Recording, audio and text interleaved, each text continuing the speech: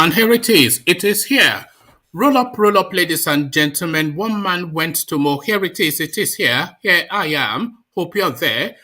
The session has commenced and your company is required. So that thing that we do round about this time is happening exactly at this time. So if you're around just about this time, then be around for the duration of the session.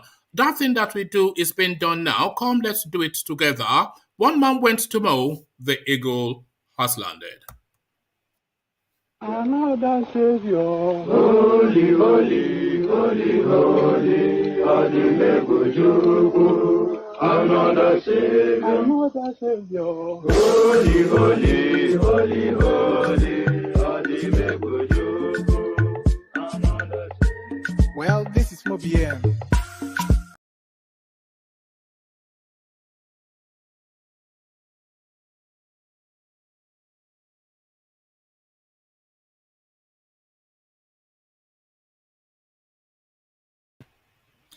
Okay, I don't know quite what happened there. It's this shitty little streaming software that I'm using. This StreamYard is not at all fit for purpose. I am paying for it, by the way. It's not free of charge. You would imagine that it was free, the way it breaks down so often. So again, one man went to mow, the eagle has landed. Another Savior, holy, holy, holy, holy, Adimebujuku. Another Savior, holy, holy, holy, holy, Adimebujuku. Well, this is Mobien. This is dedicated to the gallant heroes of the Nigerian Biafra War and IPO families all over the world. I remember the Nigerian Biafran War, in the thickness of the Biafra genocide. Hey, one man revived the vanishing hope to life. Let the great Biafran army to fight, and they were singing out, holy, holy, holy, holy, is another Savior. They were singing out, holy, holy, holy, holy, is another Savior. Holy, holy, holy, holy, is another Savior. Many years after the genocide, whoa, yet another great leader has risen up now. Oh, and he's leading the Biafrans to victory. In Yamadika, Yabika Kokwanam Noao. Hey, Anamekele Mazuche Mefo. Manemo, it's an honor having you on board. When I'm singing along, holy, holy, holy, holy, Nande Kanu is another Savior. Sing along, holy, holy, holy, holy, Nande Kanu is another Savior. When I sing along, holy, holy, holy, holy, holy, holy, holy, is another Savior. Getting it right and getting it faster now. Holy, holy, holy, holy, is another Savior. Holy, holy, getting it right, holy, faster, never freedom.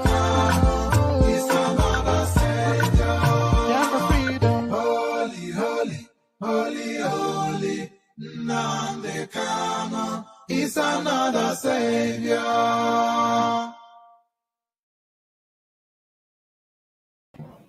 And there you heard it. Voices from the East. Holy, holy, holy, holy, Nnamdi Kanu is another savior, they sing.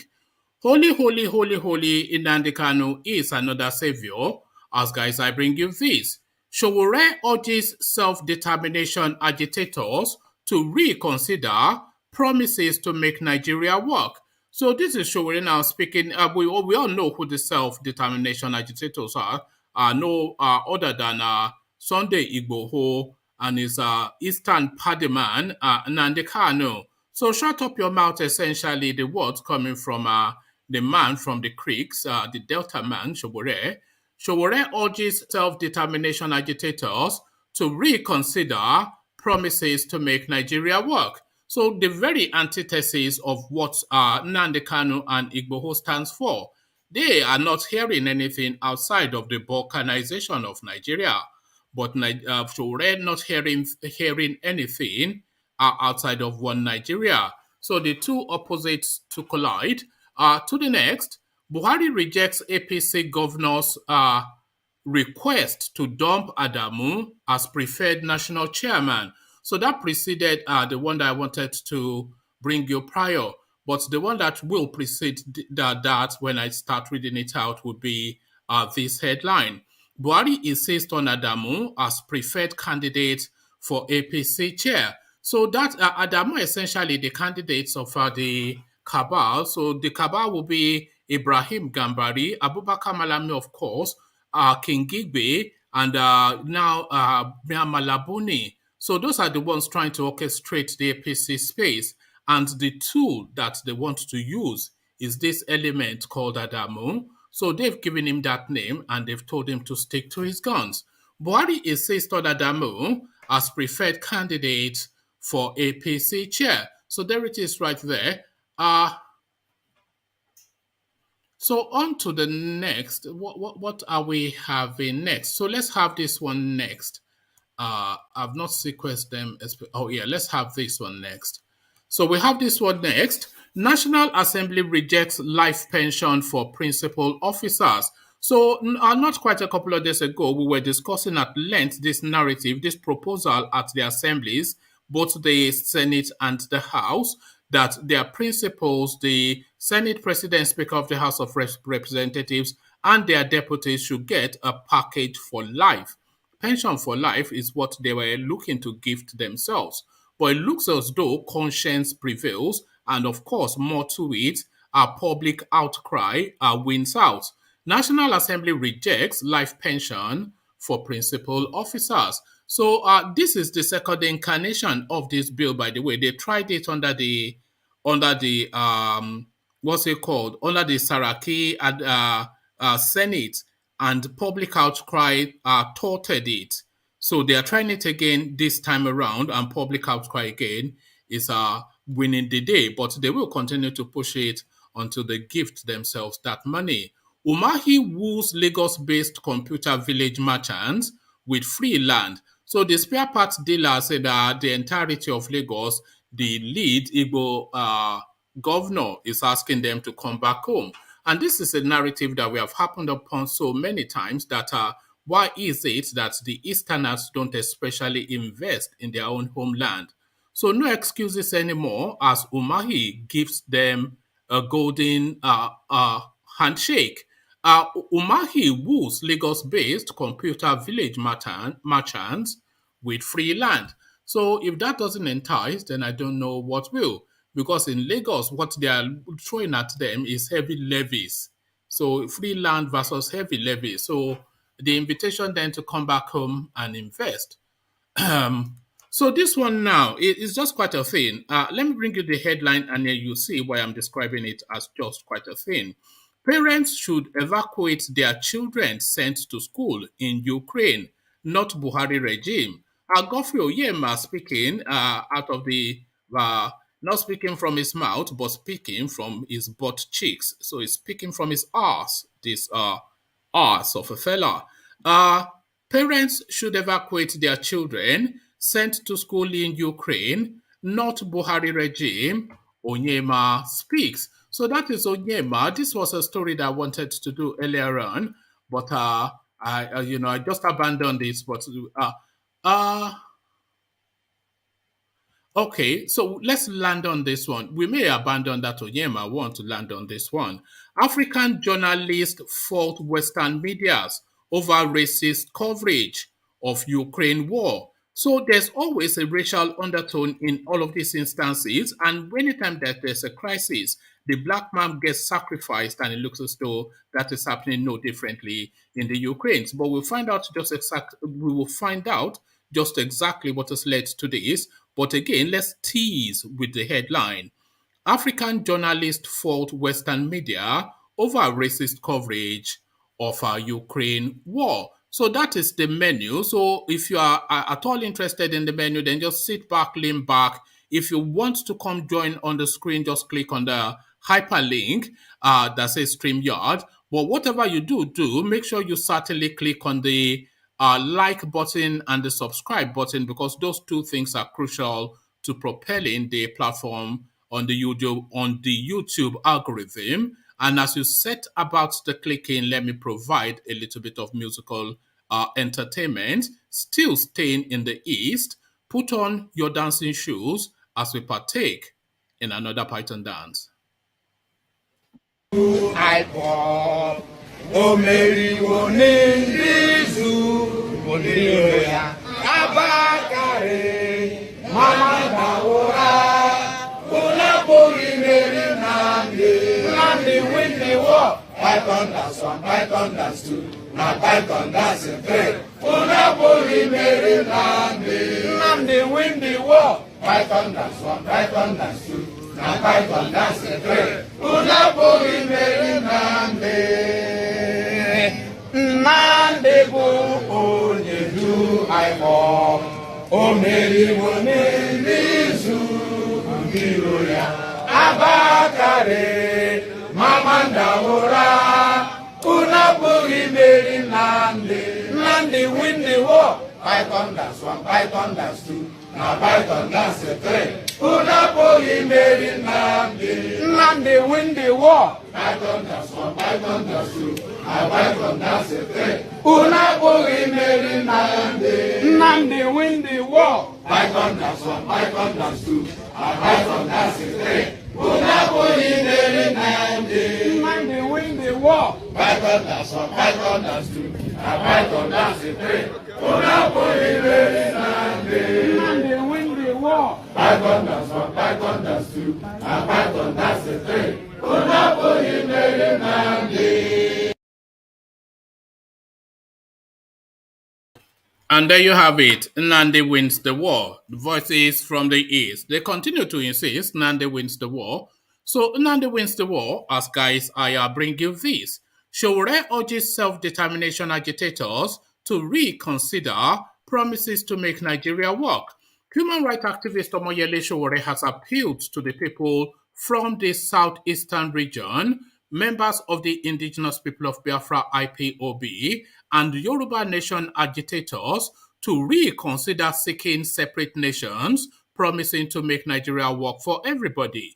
Sowore said people fighting for... Oh, pardon me, let me just shut this window. Sowore said people fighting for self-determination would be accorded the opportunity and rights with the creation of a new constitution for Nigeria that would contain the right to self-determination and the right for a referendum.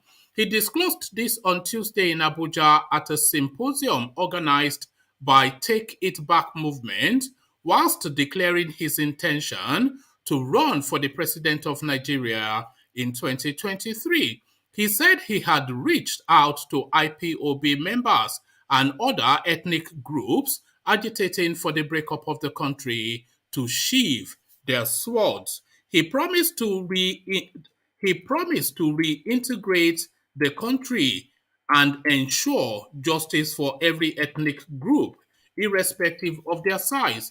Sowore lamented the monumental injustice carried out by the Nigerian government against the southeastern region, the Igbos. He said there is a need to heal the physical and emotional wounds inflicted on the people of the region. He said, "We have reached out to our brothers in the southeast who said they are tired of Nigeria. We have told them that if Nigeria does nothing for you, then you have a right to say you don't want Nigeria. But we are going to make sure that Nigeria works for everybody. We need justice, and that is what they ask for, and we are going to give them justice. As soon as I become president of Nigeria, we are going to reintegrate the country. But first and foremost, we have to apologize to Igbos for monumental injustices Nigeria carried out against them. We have reached out to our Yoruba brothers who said they want to leave, And we have told them that we should not leave this country for the people who destroyed it. It is these people that will leave the country for us. We have reached out to Shiites and told them they deserve to practice their religion in Nigeria. The activist also promised to provide free and qualitative education for Nigerian students with adequate bursaries and loans. He assured the army of unemployed youths that job opportunities will be provided for them, adding that he would turn Nigeria into a huge construction site where there would be provision of houses and an interstate highway system. He vowed to make loans accessible to market women at very low interest rates. He said, to Nigerian students, help is coming your way. We are going to give you free and qualitative education with bursaries and loans for traders and those in informal sectors. We promise a country that will let you have access and opportunities to jobs without being a slave to the wife of the governor. To our retirees, we have to apologize to those who retired after working so hard for the country. We are going to reform the pension system in such a way that before retirement, your first gratuity will be transferred to you and you don't have to leave your house. The subsequent ones will be paid before the end of the 25th of every month because you worked for it. So that is Sowore with his agenda plan telling Sunday Igboho and Nnamdi Kanu to pack well, that serious boys on serious business are now in town. So this is what I said. They will just cast aside all these agitations for Biafra Nation and Odudua. When serious politics, even somebody that you would say suggest will be sympathetic to them, you just told them to pack it in. This is pack it in essentially from Sowore, who insists that he wants to be president. Hopefully an improvement on his 33,000 votes he got in the last election. Buhari insists on Adamu as preferred candidate for APC chair.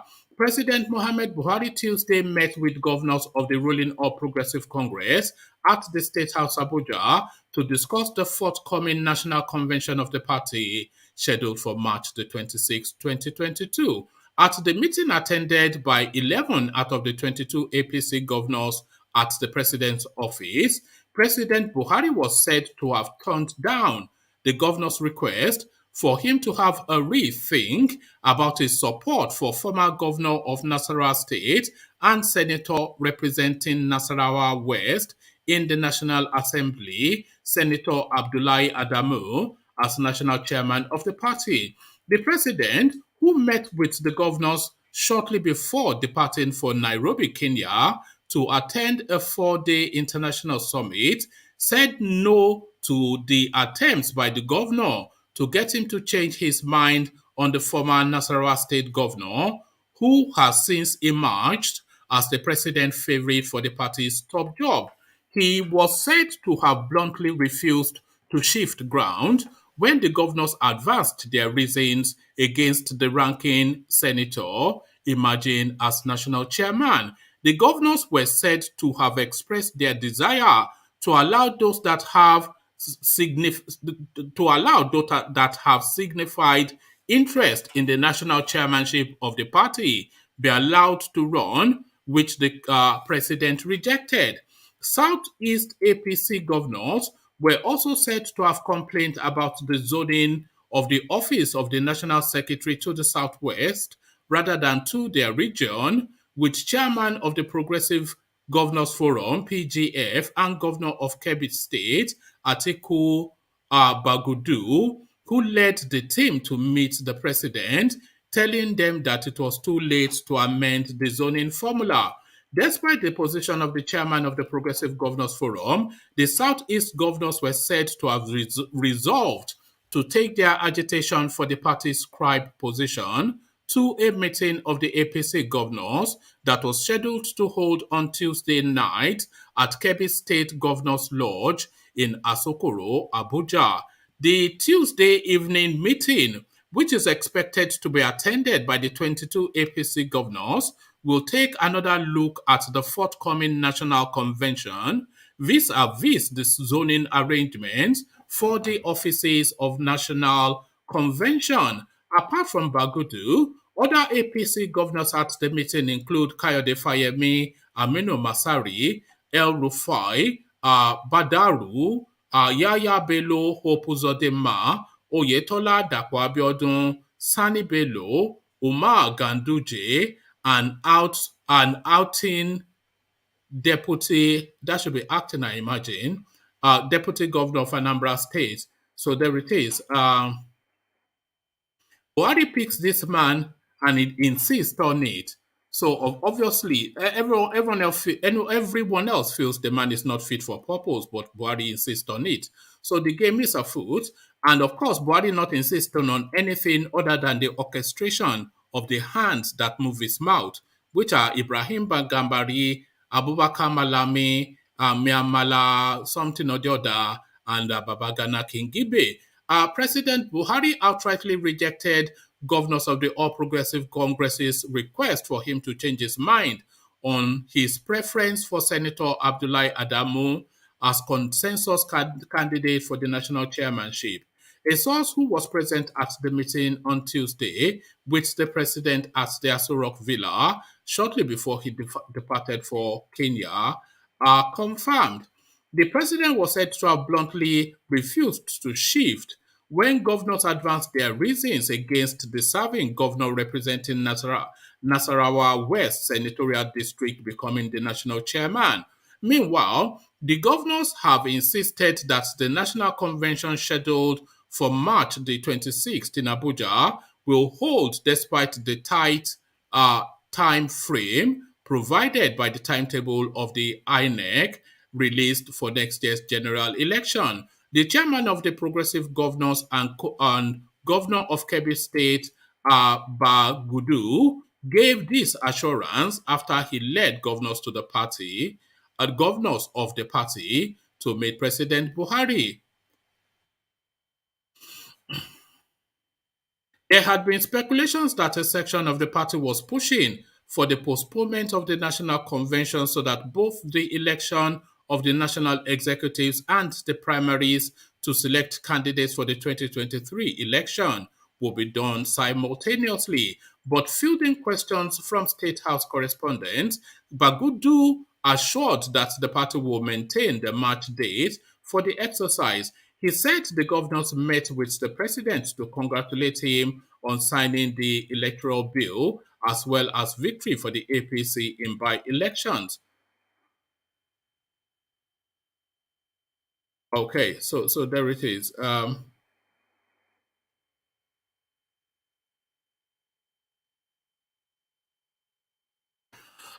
Okay. So essentially, Buhari pushing this Abdullahi Adamu against the will or against the popular will in the party. So that then speaks to pecuniary interest, which speaks to rigging, which speaks to the end of Tinubu's ambition.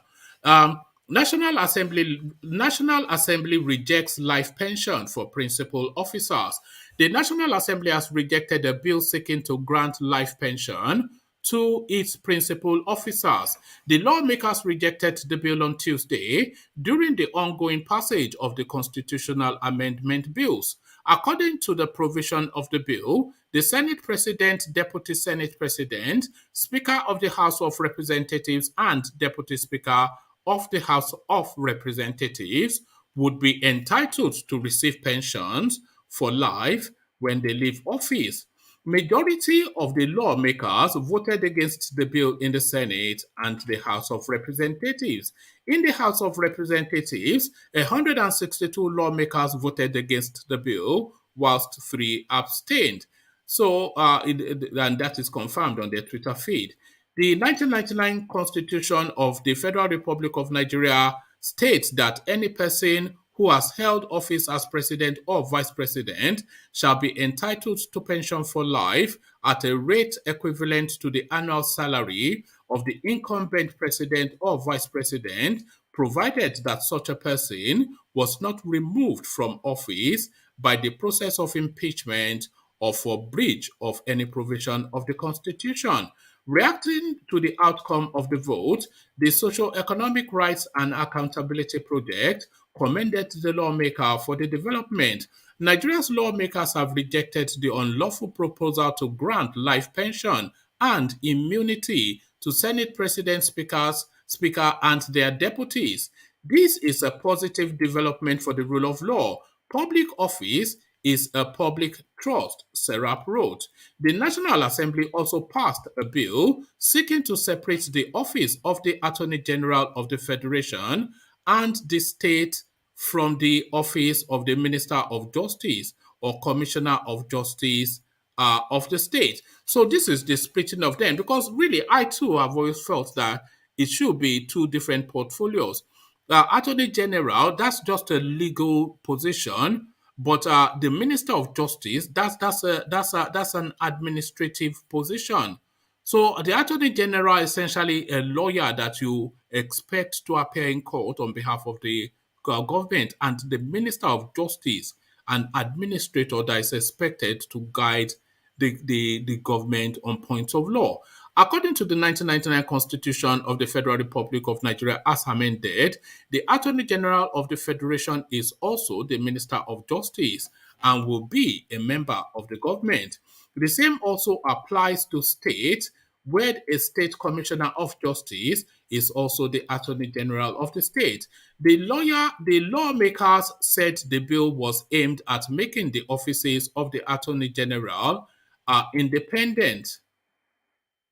So there you have it. The outtake, well, two outtakes from that really. The categorical rejection of that woof that they want to institutionalize by inserting it in the constitution. So they rejected their woof and also the excellent idea of splitting those portfolios into two: the Attorney General and Minister of Justice.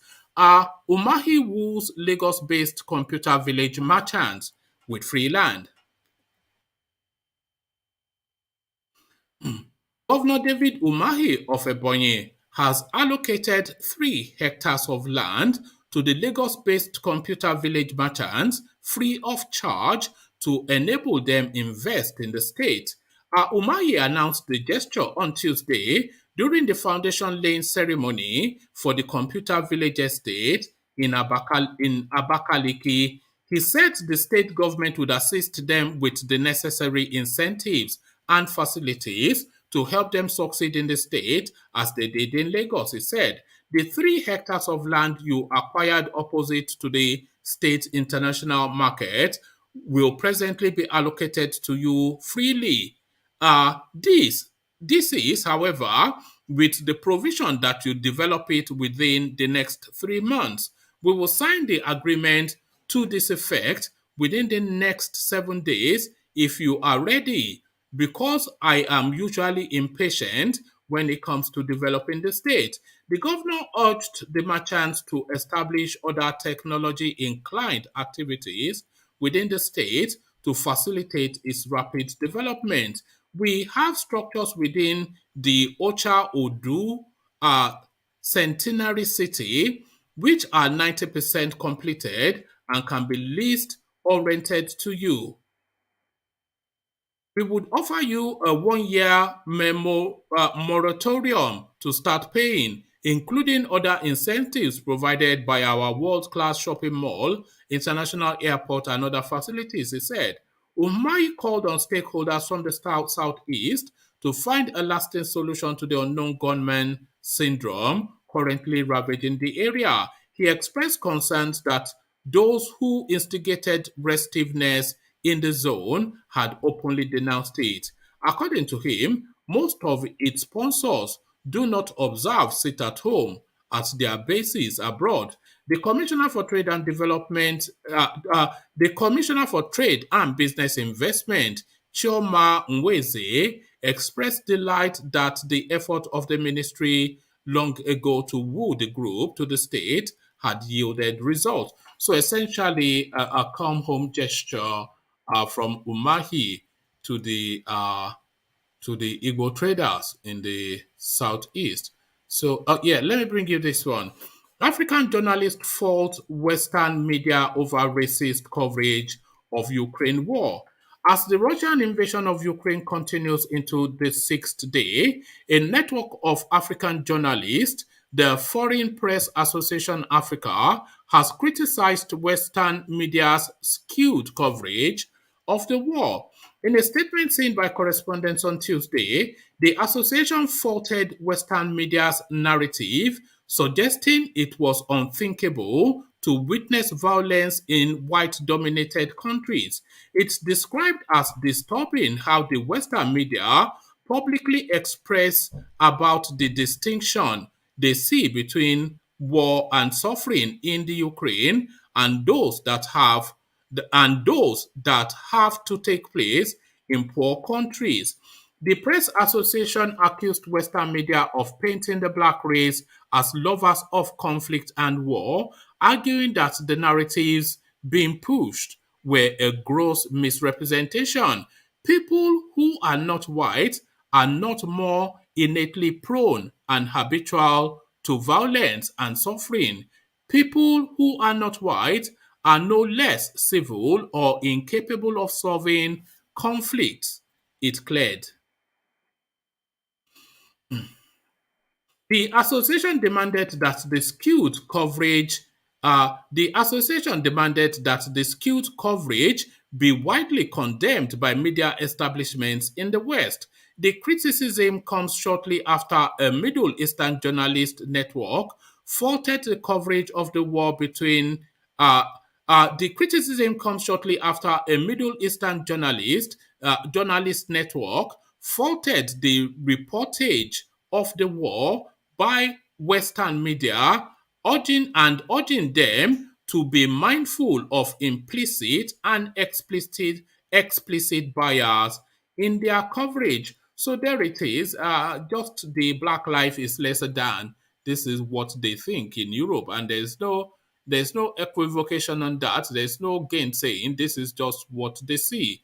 And this might be one of the reasons that they see it that way. We land on this as the final story. Parents should evacuate their children sent to school in Ukraine, not Buhari government. Godfrey Oyema. Parents who sent their children to school in Ukraine should be responsible for the safety and evacuation of their children and not President Mohamed Buhari's regime, says Foreign Affairs Minister Godfrey Oyema. He urged that he argued that Nigerians who traveled as private citizens to Ukraine should ordinarily be responsible for their evacuation, not the federal government. But you see, were it not for the conflict itself, that the military have gone in and these people, Nigerian citizens, are now going out. These are private citizens that have gone to these countries in their private capacity, Mr. Onyema said on Monday on Channels Television. He further urged that Nigerians living and working in the embattled European countries and those studying there to cater for themselves. So, ordinarily, it is not the government that would necessarily be evacuating. People would want to leave themselves and should leave themselves, or parents who sent their kids there. You bring your child out of I'm not sure. Let me take this paragraph again. So it is not the government. So it is not the government that would necessarily be evacuating. People would want to leave themselves and should leave themselves, or parents who sent their kids there. You bring your kid out if things are looking dangerous and risky, Mr. Onyema added. So it is always a difficult situation whether the government is the one that should be airlifting in any kind of crisis people out of the country. Meanwhile, Mr. Buhari's regime has declared that Nigeria is ready to sanction Russia for invading Ukraine once the United Nations adopts and imposes sanction on the country. So there you have it. There you have it. So how then are you able to fault uh, how then are you able to fault how are you able to fault and criticize these Western medias?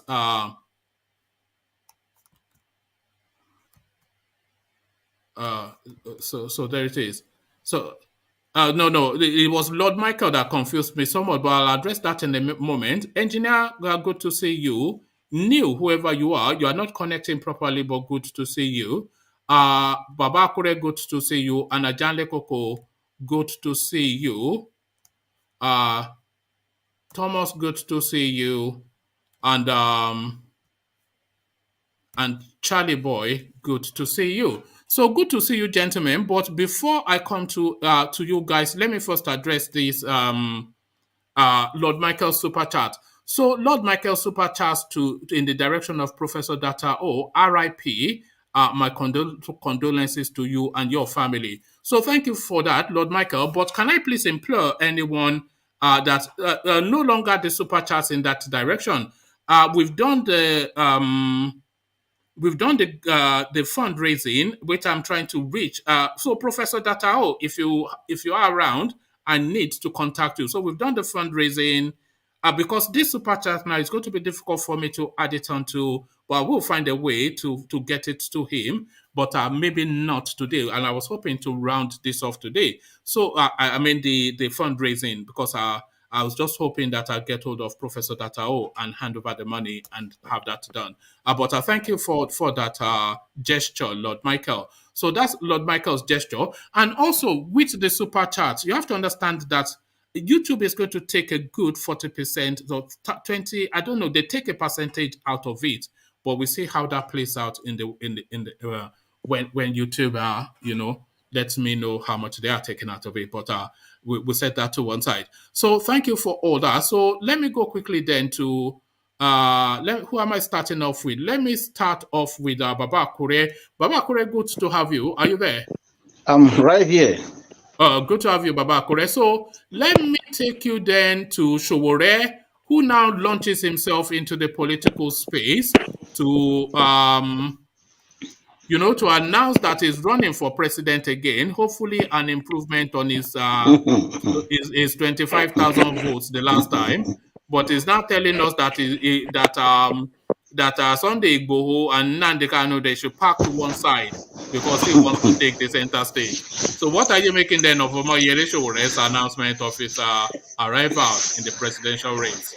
Thank you, everybody, for having me tonight. I am going to talk to I'm going to talk to one man first. You have very sharp mouth, right? Baba Kure, you never start. You don't laugh, self. You never start. You don't laugh.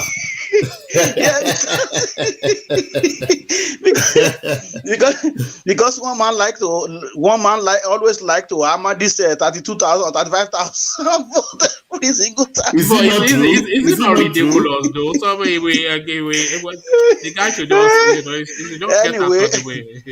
Anyway, it is very funny that he said that they should pack well, like the way you said, but I know he never said that. He just said that they should forget about that right now and let them come together, I guess, so that Nigeria can be moved forward. Well, right now, like we always say on this platform, you will see that the issue of Yoruba nation, to some extent, is already gone low. When you drive your vehicle and they say the engine is low and it's almost knocked down, that is the stage Yoruba nation is right now. Nobody's really talking much about it. So even most people, like one man said, most people that is carry banner of Odudua nation and all kind of thing, all of them running after Tinubu now. They are running after where they can get something anyway. And some people have been saying on this platform anyway, that when the time comes, most of these people will divert to join political party, and we are seeing that right now. Like that of Omoyele Sowore, where he is talking based on the fact that he believes in one Nigeria, just like Bola Ahmed Tinubu, who once did not believe in one Nigeria. but now believe in one Nigeria. And the time may come that Omoyele Sowore also will change his mindset. And we say, okay, well, I don't believe in one Nigeria anymore. Because right now, he believes in one Nigeria. I think somebody wants to say something. Go ahead. Yes, please. I want to ask you a question. Go ahead. Good evening to everybody in the platform and those that are watching us. This is Bamaxo here in Ghana. I would like to ask you a question, Baba Kure. You made mention of that the Yoruba nation agitators has gone down. No, it is no longer visible right now. Are you surprised? Will you agree with the statement of Abacha that when you see a Yoruba man drumming the sound of war or drums of war, you should go back to sleep? Thank you, sir. Well, yeah, because I'm not going to say that. Do you understand? Do you understand what Vin is saying to you? He said, yes. Do you agree that the Yoruba people are cowards? This is what he's asking you. I'm not going to say that. It's just that I'm not going to say that they are so coward. One man with your mouth. No. Did you not hear? Hold on. Did you not hear what he said? He said, when you hear the Yorubas beating war drums, you should go back to sleep. That means nothing. Is that not coward? That's what no. That is not coward. That was the words of Abacha. That is not cowardness. It's just that. Vin automatically is a cowardness, isn't it? That is the interpretation. No, I don't believe so. It is just that we have a lot of corrupt people in our midst anyway, and it's not in Yoruba land alone anyway. But the same Abacha that was yes. Sorry to interject you. Sorry. Go ahead. I don't know whether it is Abacha, but what I heard was that it was Babangida that made that statement. So he that made that statement, they did not run away from government when Yoruba people started. That was exactly what I want to say. When Yoruba started war against him, they did not run away. Did they not back down to say, okay, Yoruba people, we will give you the presidency? So, Vin, yes, sir. I don't know why you brought up that question, but I want you to know if you have it in mind, or maybe you heard about it and you don't really know that Yoruba does not run away from war, or Yoruba are never afraid of war. So these people can say whatever they like, but we should make it clear to everybody that Yoruba are not afraid of war, and Yoruba never run away from war. And Yoruba are strategic. Yoruba are like that. Yorubas are this and that. Don't you realize? Hold on, Yoruba are strategic warrior.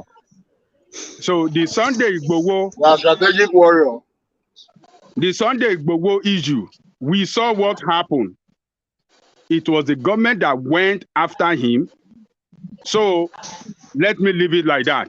Let me give Baba a chance to continue his thought. Thank you, Prof. The point that you've already mentioned some of what I want to say anyway.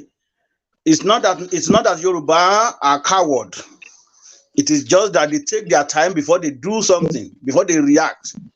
Because when they react, they are not going to back down. They are not. If you remember what happened in Ondo State in 1983, I don't know if Professor Jalego could still remember that.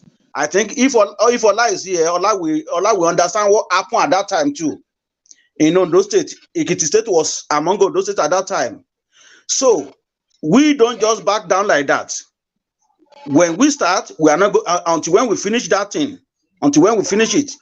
That is what is going on. It's just that Yoruba are not ready for Yoruba nation, as I can see for now. It is just that the youth, some of the youth, not all the youth, some of the youth want Yoruba nation, and some of elders also want Yoruba nation. But for now, not high percentage of Yoruba wants Yoruba nation. That is why it has not been materialized. And let's see what is going to happen in this zoning of presidency to the south and the outcome of it. Then we now see the reaction of Yoruba. So, Omoyele Sowore, in his own part, is a politician. He still want to be the president of Nigeria. And if God says it's going to be, it's going to be. But if God says no, it's going to be no. It is not something that you can do by force. But that is my take for that. And this election, I don't see any changes anyway to what he earned in the last 4 years. I mean, in terms of votes. Because the same youth that voted for him at that time, where he had 32,000, I bet you he may not even get up to that this time around. You see, Baba Kore, the problem with Sowore is that his narrative has not changed and his policies has not evolved. It's not changed in anything that he has been saying for the 4 years in between the elections and even in the years preceding that. So he gave us a list of his policy positions, and those policy positions are a repeat of his policy positions in 2019. He said he's going to turn Nigeria into a construction site, which was what he said in 2019. Which is to say that there will be development going on everywhere. He's going to pay 100,000. Yes, he said he's going to give soft loans to Yaoloja, make sure that all the youth are that they are employed. So all of these things. So you may say that those are still current thing. The only new thing that he was saying was that he was going to try and address the IPOB space, but he wasn't especially particular about how he's going to address that. So there's no policy change. There's no change in tonality. The whole thing is it's still the same aluta. This is why I say the guy is just a one-trick pony. He only knows one act, and that is that act. And I'm very sorry. And I'm very sorry to say this. If even Sunday Igboho is not in Nigeria, and I will say it, and I can put my money on top of that. You see, the same Nnamdi Kanu that is said to them they should jettison their plan and Sunday Igboho. If those people, that's why the fact that they are in custody. If their name came out of ballot paper, I am telling you they will have more vote. They will have vote more than Sowore that is talking. Okay, let's speculate to that. If Nnamdi Kanu was on the ballot and Sunday Igboho was on the ballot, just guessing at it, how much votes do you think they can garner? How much votes do you think Sunday Igboho would get if he was on the ballot? Well, I'm not going to because I cannot really say much about that. But okay, let me speculate. Let me speculate. What ballot? Is it the presidency? Yes. Let's say the president. I'm going to put it on that. Calm down now. Igboho will not have votes now. You think to fight for it to also be him as the president? To fight for I can see. It's not the same as the presidency now. No, hold on. Igboho will not have any votes. Okay, let me put some figures to it and then see if you disagree. If Nnamdi Kanu and Sunday Igboho were on the ballot, and Sowore, I can see Kanu comfortably getting at least 250,000, if not 300,000. That is true. That is true. I can see Sunday Igboho getting 60 to 70,000 votes. That is true. But Omoyele Sowore, there's just every indication that his votes will diminish.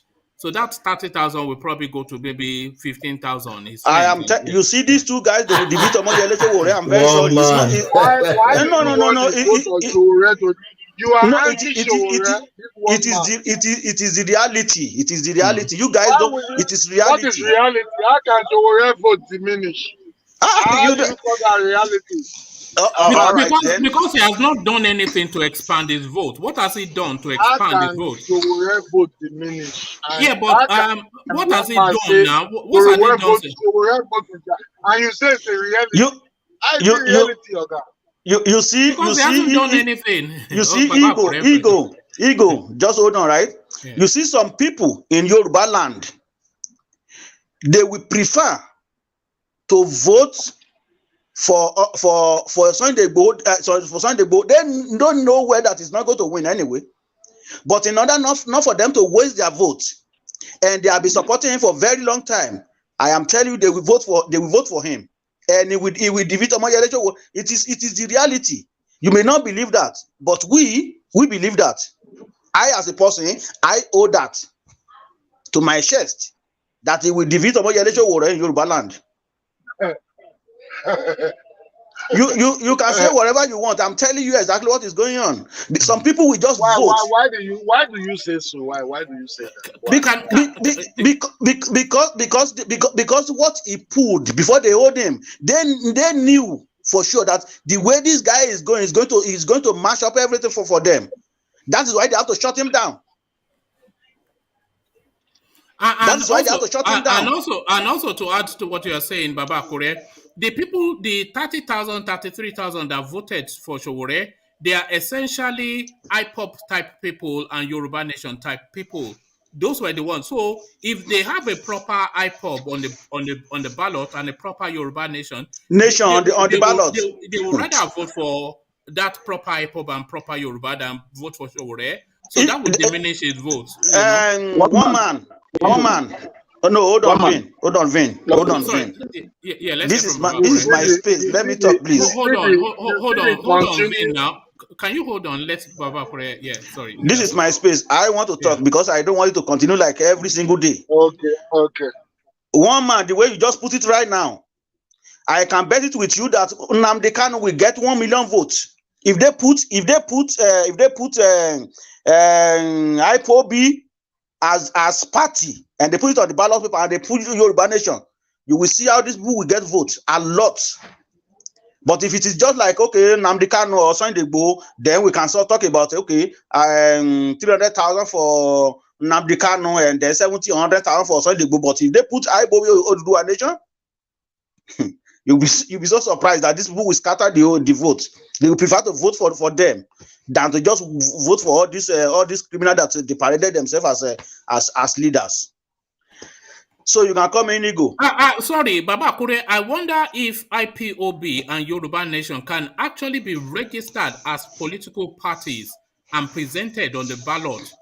There's nothing in the constitution that prevents that, and then we can have that referendum whether they like it or not. So you register it as a political party and present yourself at the polling vote. That is true anyway. Ego, you wanted to come in?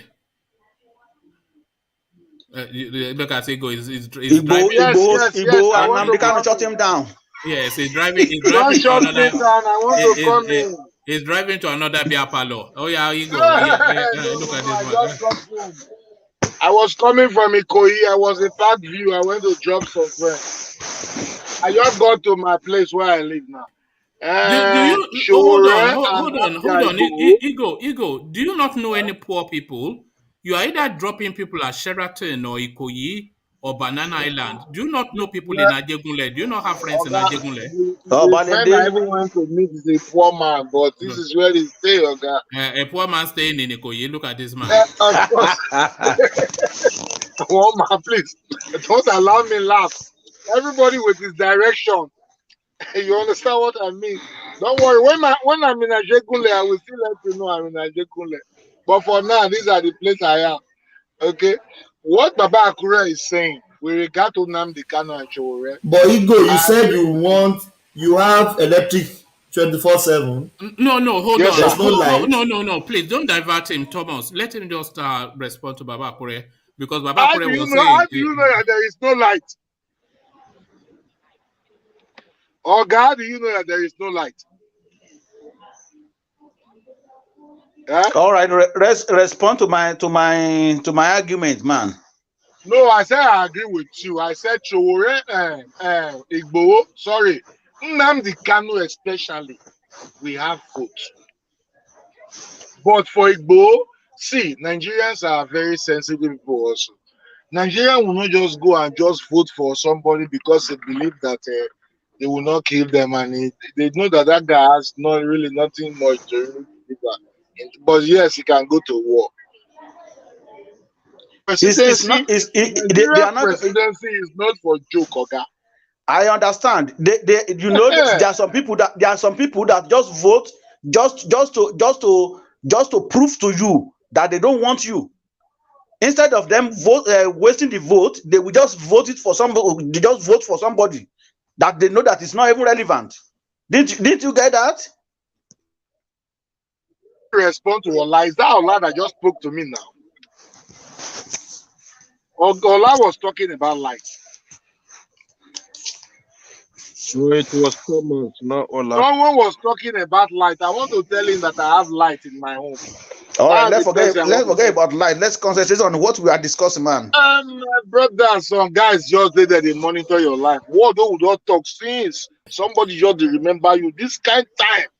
Maybe you know say people they plan you for this group. There are spies. There are spies in this group. There are spies in this place. There are government officials, all those outside spies that they normally spy Nigeria. Is it not you? Are you not the government agent? But let's get back. Let's get back to Baba Akure. Baba Akure, let's go back to the politics of it. But before we actually go back to the politics of it, just this let me give you two spaces for you to address. So African journalists fault Western media over racist coverage of the Ukrainian crisis. So there's a racial undertone to how the presentation is going. So to that, and then to the Nigerian government's position via the Minister of Foreign Affairs, Geoffrey Onyema, saying that it is the responsibility of the parents that sent their children to Ukraine to evacuate those children. So those are two positions, Baba Akure. Yeah, I get the one for Onyema. Can you give me just a brief of that of media media coverage of Ukraine? Yes, it's not really a long-winded one. So let me just give you the totality of it, so you can just give me the first two lines anyway. So then I will get it from there. Yeah, what they are saying essentially is let me give you the part that really speaks to it. It says, in a statement seen by correspondents on Tuesday, the association faulted Western media's narrative, suggesting that it was unthinkable to witness violence in white-dominated countries. It described as disturbing how Western medias publicly express about the distinction they see between war and suffering in the Ukraines and those that take place in poor countries. So what they're saying essentially is that the alarm that is showing, that they are showing with regards to the war in the Ukraine, it has a white undertone, because they said that it is unthinkable for war to happen in Europe. And the image that they show is usually some blonde, pretty girl crying, holding a child, and they are speaking to how unfathomable it is to have a refugee situation in Europe. But these things happen routinely in Africa and the Middle East. And they are saying that essentially that the Africans, they have a preponderance towards violence, which is not something that is an European trait. So that's the tonality of it, and that is what they are. Yeah. All right, thank you. Actually, as we always say, when black people, particularly Nigeria, when we get ourselves together, we are not going to they are not going to reference anything towards us like that, because what is technically saying is that everything bad is from Africa. When you're talking about poverty, when you're talking about all kind of things, it is happening in Africa. So they don't think that it can happen in bad is from Africa. so they don't think anything of such can happen in Europe, but we see it now happening. And we see people now from Ukraine moving to Poland, Hungary, and other places, Estonia, and they cannot even feed themselves. I was watching a video the other day, and I saw one guy had about 4 loaves of bread, the one that we call bougon in Nigeria. I don't know if anybody familiar with that. Bougon bread, the bread that is very hard. This guy had it in his hand. He's a white man, and he was trying to board the train. So anything can happen anywhere. It is just that black people need to get themselves together. That is why, if we get to ourselves together, all these things will not be happening. Then the same thing that we're talking about is what Oyema just confirmed by himself, that we don't get ourselves together. That is why these people are saying this. When you telling us now that, okay, student that travel to Ukraine, their family has to pay for their repatriation back to Nigeria, or they have to find themselves back in whenever they want to have themselves. If education of Nigeria is good, do you think those people will have to go to Ukraine? If the economy of Nigeria is good, do you think those kids will go to Ukraine, or even those who are working there? There is no time that we are talking like this, that we will not refer back to when Nigeria was still good. I could remember in my village, when there was a man in my village that first traveled, according to information, he traveled to United States or United Kingdom at that time, and he got his degree. When he came back, you see the whole town come and welcome him. But today, because at that time nobody was traveling safe. But today, in every street, you see people getting out of Nigeria. They just want to go and make a better life. Even in 1993, this just 1993, how many Nigerians are traveling at that time? Few. But today, you see everybody, even those people that are even living large in Lagos, they want to get out of the place, at least to have a second passport. Those who are even very rich, they just want to go somewhere, and declare asylum or whatever, so that they can get themselves organized before they can move around. The Oyema that is talking, I think he's the minister for Foreign Affairs, right?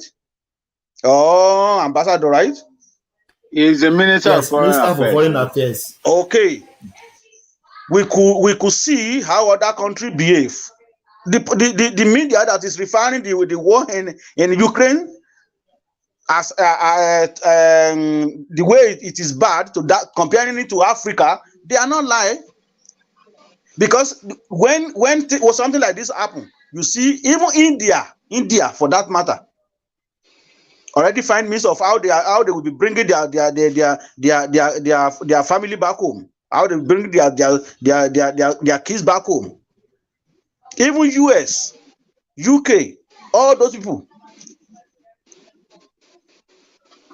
there is a money that's supposed to be earmarked for this. Anyway, any money that is going to be earmarked for foreign affairs, they will share it among themselves, because they don't care.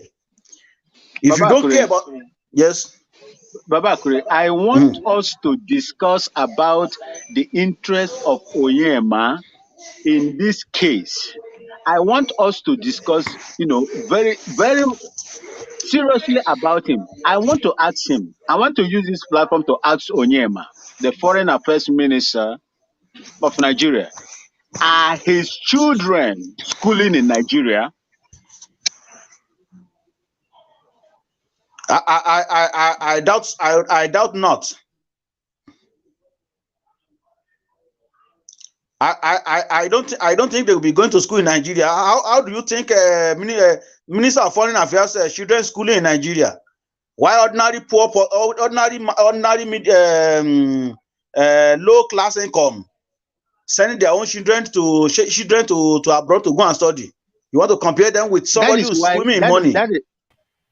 That is why I don't regard all these ministers, because most of them are contributing heavily. They are contributing heavily to the deterioration of Nigerian educational system. Exactly. This person we are talking about, he is not going to send his children to Ukraine. He send them to UK, or send them to US, or send them to Australia, or send them to Canada. It is middle class people or low income class people send their kids to Ukraine, send their kids to some low. I mean, I'm not going to say low level anyway. There are some places that they believe that okay, the tuition fee is very small. Like you send your kids to Czech Republic, you send your kids to Slovak Republic to go and study. These people will not send their own kids to those places. They will send them to UK, New Zealand, Australia, Canada, and US.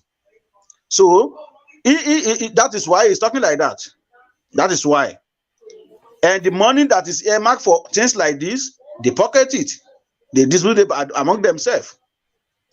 Can US can they tell their citizens that okay, well, you have to find your way back home and you have to pay? You know when you evacuate your citizens from a trouble spot, those citizens, 99% of them, they are there privately. They are not there sent by the government.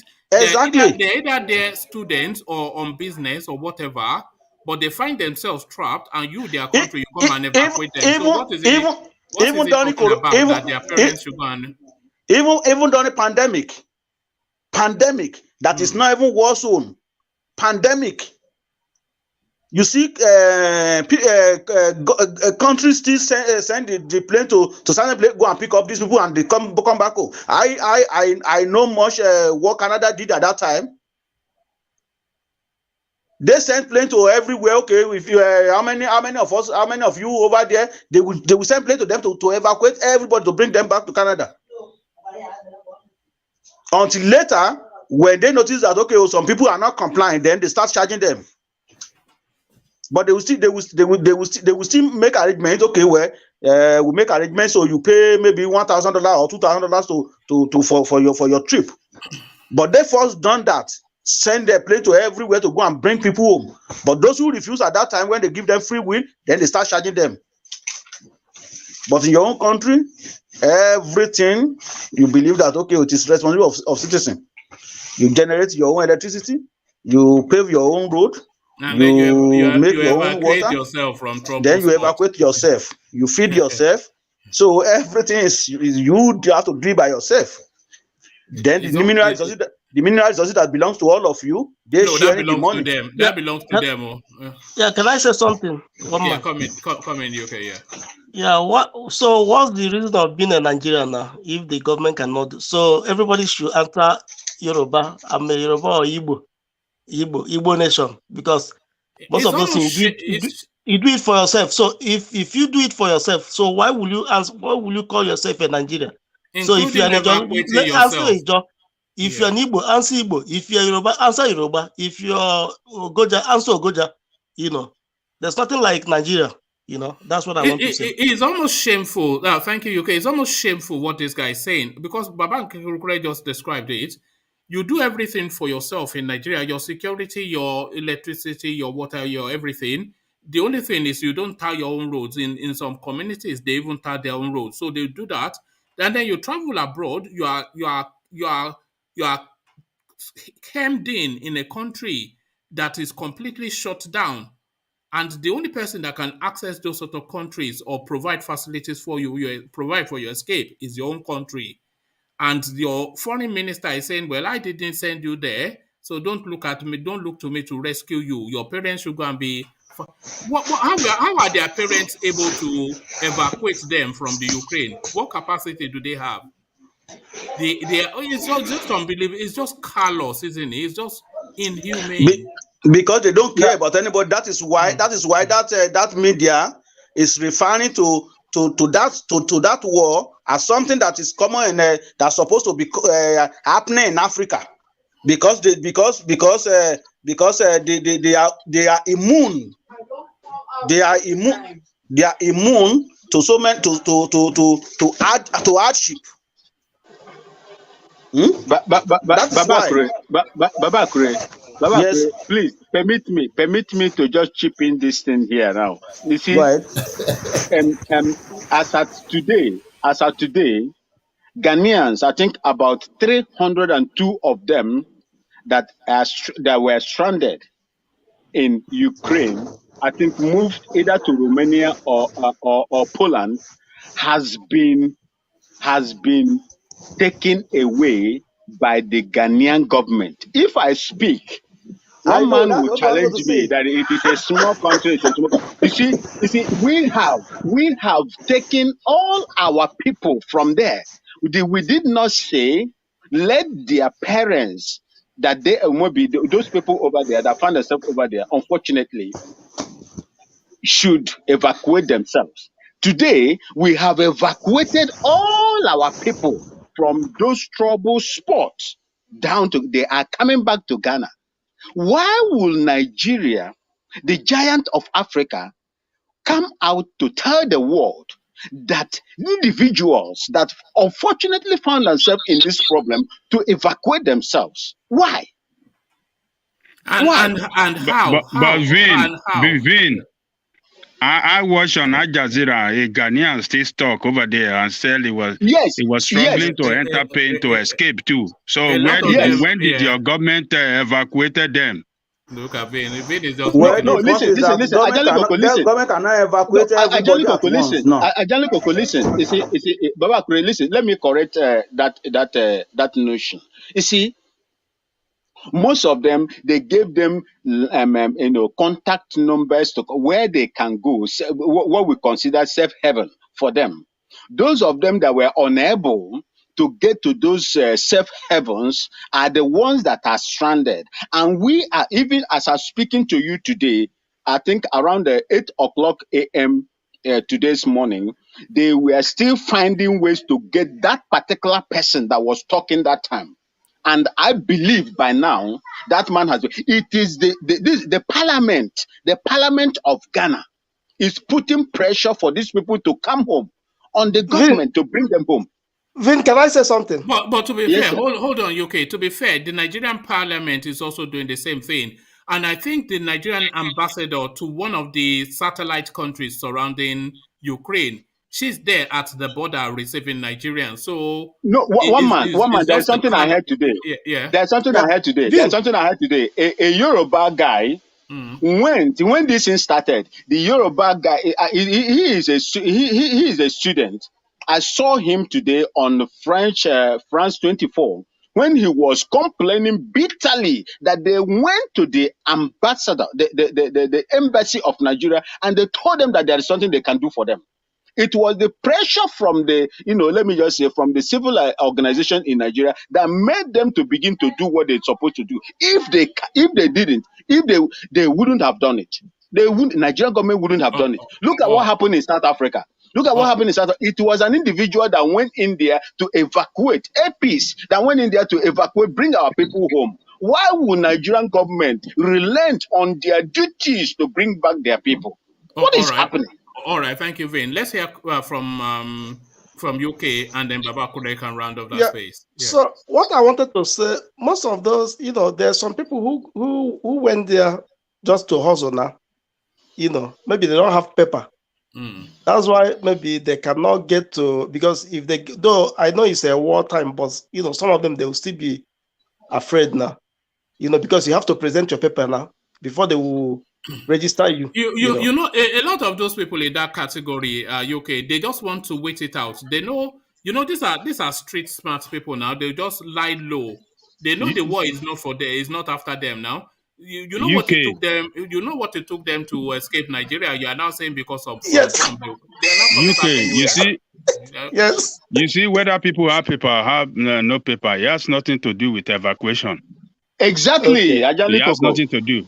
They are Nigerian citizens. Nigerian, you know, in another country without paper, when it's the time of war to run out of that country, Nigeria doesn't have to look at. Do they have to look at their paper to go back to Nigeria? No, I'm just saying, you know. No. That is not issue. They don't look at that. I mean, you want to go to look in America here. If you overstay your visa, let's say, okay, they are giving 2 years visa, and you are here for 5 years. After 5 years, you decided, oh, let me leave, let me go. At the point of leaving, they're not going to ask you question because they know you are leaving. It is when you want to come in that is a problem, when you don't have your right paper. But when you are leaving, oh, they will say thank you to you to leave. So for Nigerians living foreign land without even the right document to stay in that land, I mean, it shouldn't be a problem to Nigeria now. It's not. I mean, it's a Nigerian, so he carry Nigerian passport. That is what really matters. Exactly. Once you want to present your passport, even expire or old one, I believe that they will carry you. So, Ajali Koko, the reason why I brought this thing up, don't you know that some Nigerians, when they travel there, when they reach, they will tear their passport. Yeah, that's where the problem comes. That's where the problem comes, because Nigeria is not going to accept them without having proper documentation. And no country is going to accept that. If you have your birth certificate and they can confirm that it's genuine, then they can take you in. But if you don't have any document, you tear your passport, you do this. How are we going to know that you are not from Ghana? I'm trying to whine Vin now. How are we going to show that you are not from Ghana?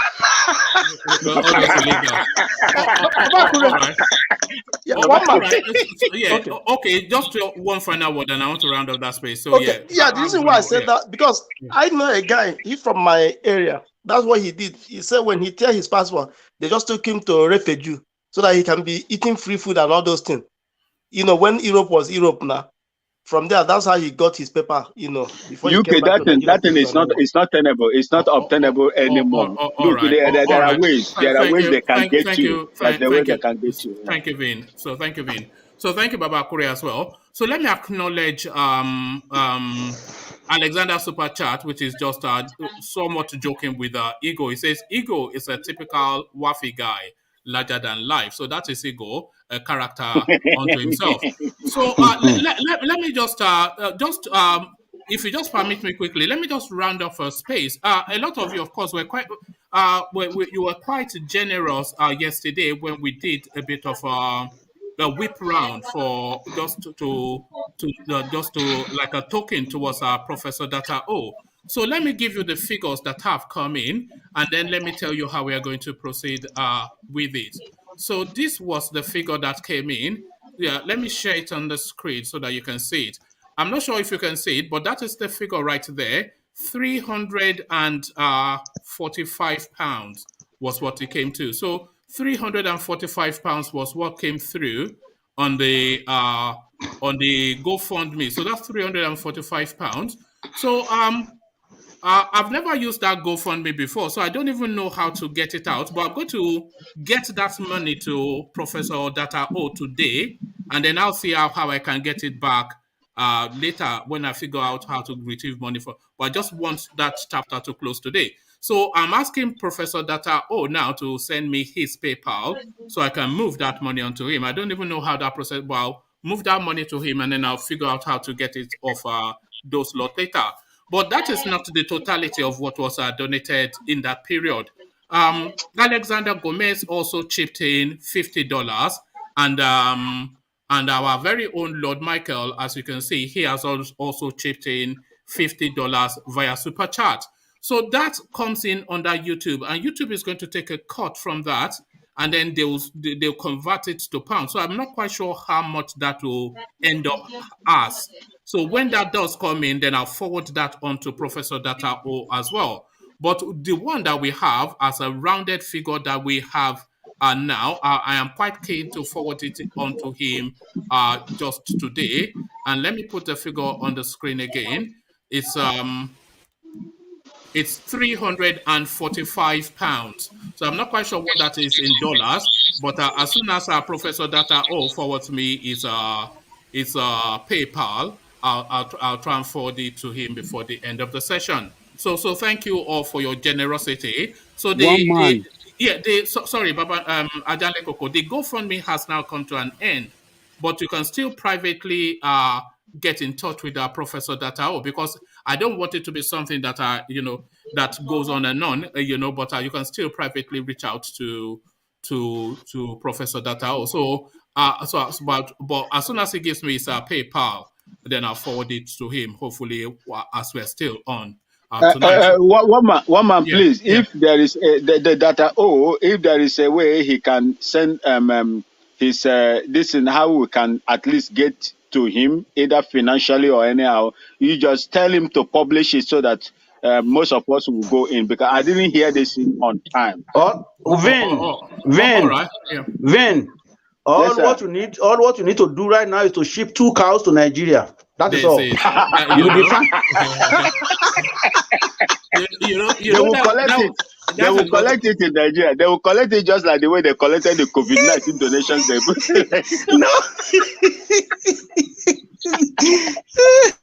All right. Yeah, go on. So you said the GoFundMe, you said you close it. It's no more open. Yeah, it's no more open, but you just hold on. Let me see if I can. Yeah, no, I got it, and I you were asking for the details, and I responded that did you not get my response that okay. That's no that it's been shut down. But one man, GoFundMe is gonna charge. Hold on. Oh, sorry. What are they going to charge? They will charge you. They will charge you out of that money. Yes, so, you see, yes, that's why I don't know. Commission, I don't know. I don't know quite how these things work. They will charge commission. So okay, if you can send me, I think you have the information, maybe the email how to reach Datao. You can send since the yes. What I will do is I will put Professor Datao's PayPal notice up, so anybody that wants to reach him can just reach him directly rather than via anybody. So if you want to send anything, that's this is Prof. It's a good thing, man. It's a good thing that we help our people. It's a good thing that we help our people. As I'm helping out, it's a good thing. It's a good thing. No, it's fine. So this is Prof's PayPal. So I'll put it in the room, and then I'll pin it on the chart so that it's easily accessible. So then it doesn't have to go through a third party like myself. It can just go directly to him. So let me just make sure that it's pinned up. Okay, so let me pin that. Okay, so that's how to reach Prof directly. But yeah, I wasn't sure if PayPal were going to charge me, but well, I don't know. But anyway, let me just okay, we'll carry on. I'll figure it out from here.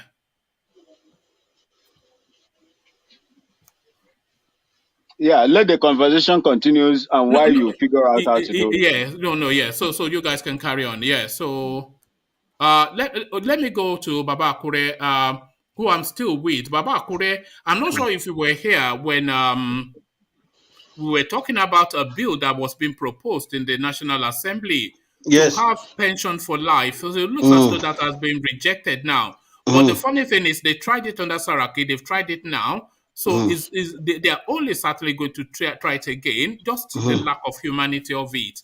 These people, pension for life for looting us. What is the meaning of that? Well, that is a very good point that I really want to chip in, right? Let me tell you something.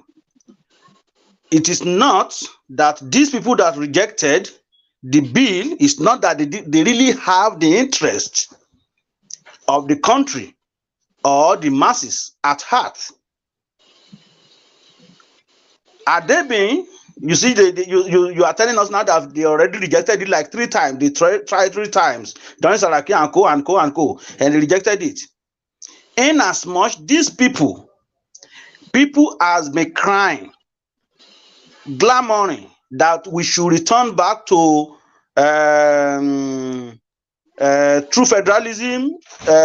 We should go back to the 1953 or 1963 or 1966 or whatever constitution, and up to now they could not do anything about it, just because they are benefiting from this corrupt constitution. Now you want to tell me now that they so have interest of we in their mind? No. You know the reason why they didn't pass that bill? Because it is only meant for the Senate president and the deputy and chief whip. Are they being this thing is going to go down to the bottom? I am telling you, 90% of them we voted to support it. Exactly. It is just because it is only for president, whatever nonsense they call themselves, president, deputy, and the chief whip. That is the reason. That is the reason why they kick against it. So it is very fun. Don't believe all these people that because they do something, they do this. It is just because their own interest is not in that. That is why they didn't pass it. Otherwise, it would have gone long time. So Yeah, that is even my take for that. Babakure, it was, you see, this thing was, I think it started from Akwa Ibom State. When Akpabio left office, he wanted to give himself life pension. If you look at what that man proposed to the state assembly in Akwa Ibom that time, it was outrageous. It was outrageous. Yeah, actually, some people still getting life pension, but the one that one man is talking about now is the Senate president. And that's the immunity. The immunity. And the House of Rep. Now, according to him, the House rejected the bill because the pension they are talking about is only meant for the president and deputy and the chief whip. So what happened to the rest? So the rest is not good. They are not going to get a life pension. That is why they didn't support it. Are they being okay? They have their own court too. Okay, well, the bill will have gone through reading 3 times and they passed it already. So that's my take for that. Oh, all right, thank you, Babakure. Babakure, let me just tidy up what I was talking about just earlier on. So I have now sent the totality of that 345 pounds to that Professor Data O via PayPal. So that's the receipt for it. It should be showing on your screen the receipt for it there. So thank you all again. So as Thomas said, there might well be charges that I'm not aware of yet, but there's still another tranche of money that is coming to Professor Data O that I'm not knowing how much is going to, because there's still 2 lots of $50, one from Alexander Gomez and one from Lord Michael, both via super chat. So that's not come through yet. So whatever charges are incurred whatever charges are incurred on the GoFundMe, that will be deducted from that, and then the difference forwarded on when that comes through via YouTube. So again, thank you one and all. I was at the amount that we set was £250, just a token, a gesture from the platform to Prof, who is one of our dear friend and loved friend on this platform. But you guys completely exceeded what I just within that session, the target was met and exceeded, and it still continues to come in. So thank you one and all. And Prof, I'm not sure if you want to say a few words to the guys, Prof. Prof, you know the system now. Mute yourself. Look at this man. Is this the yellow Gary too much? Oh yeah, Prof. Yellow Gary. Where is Prof?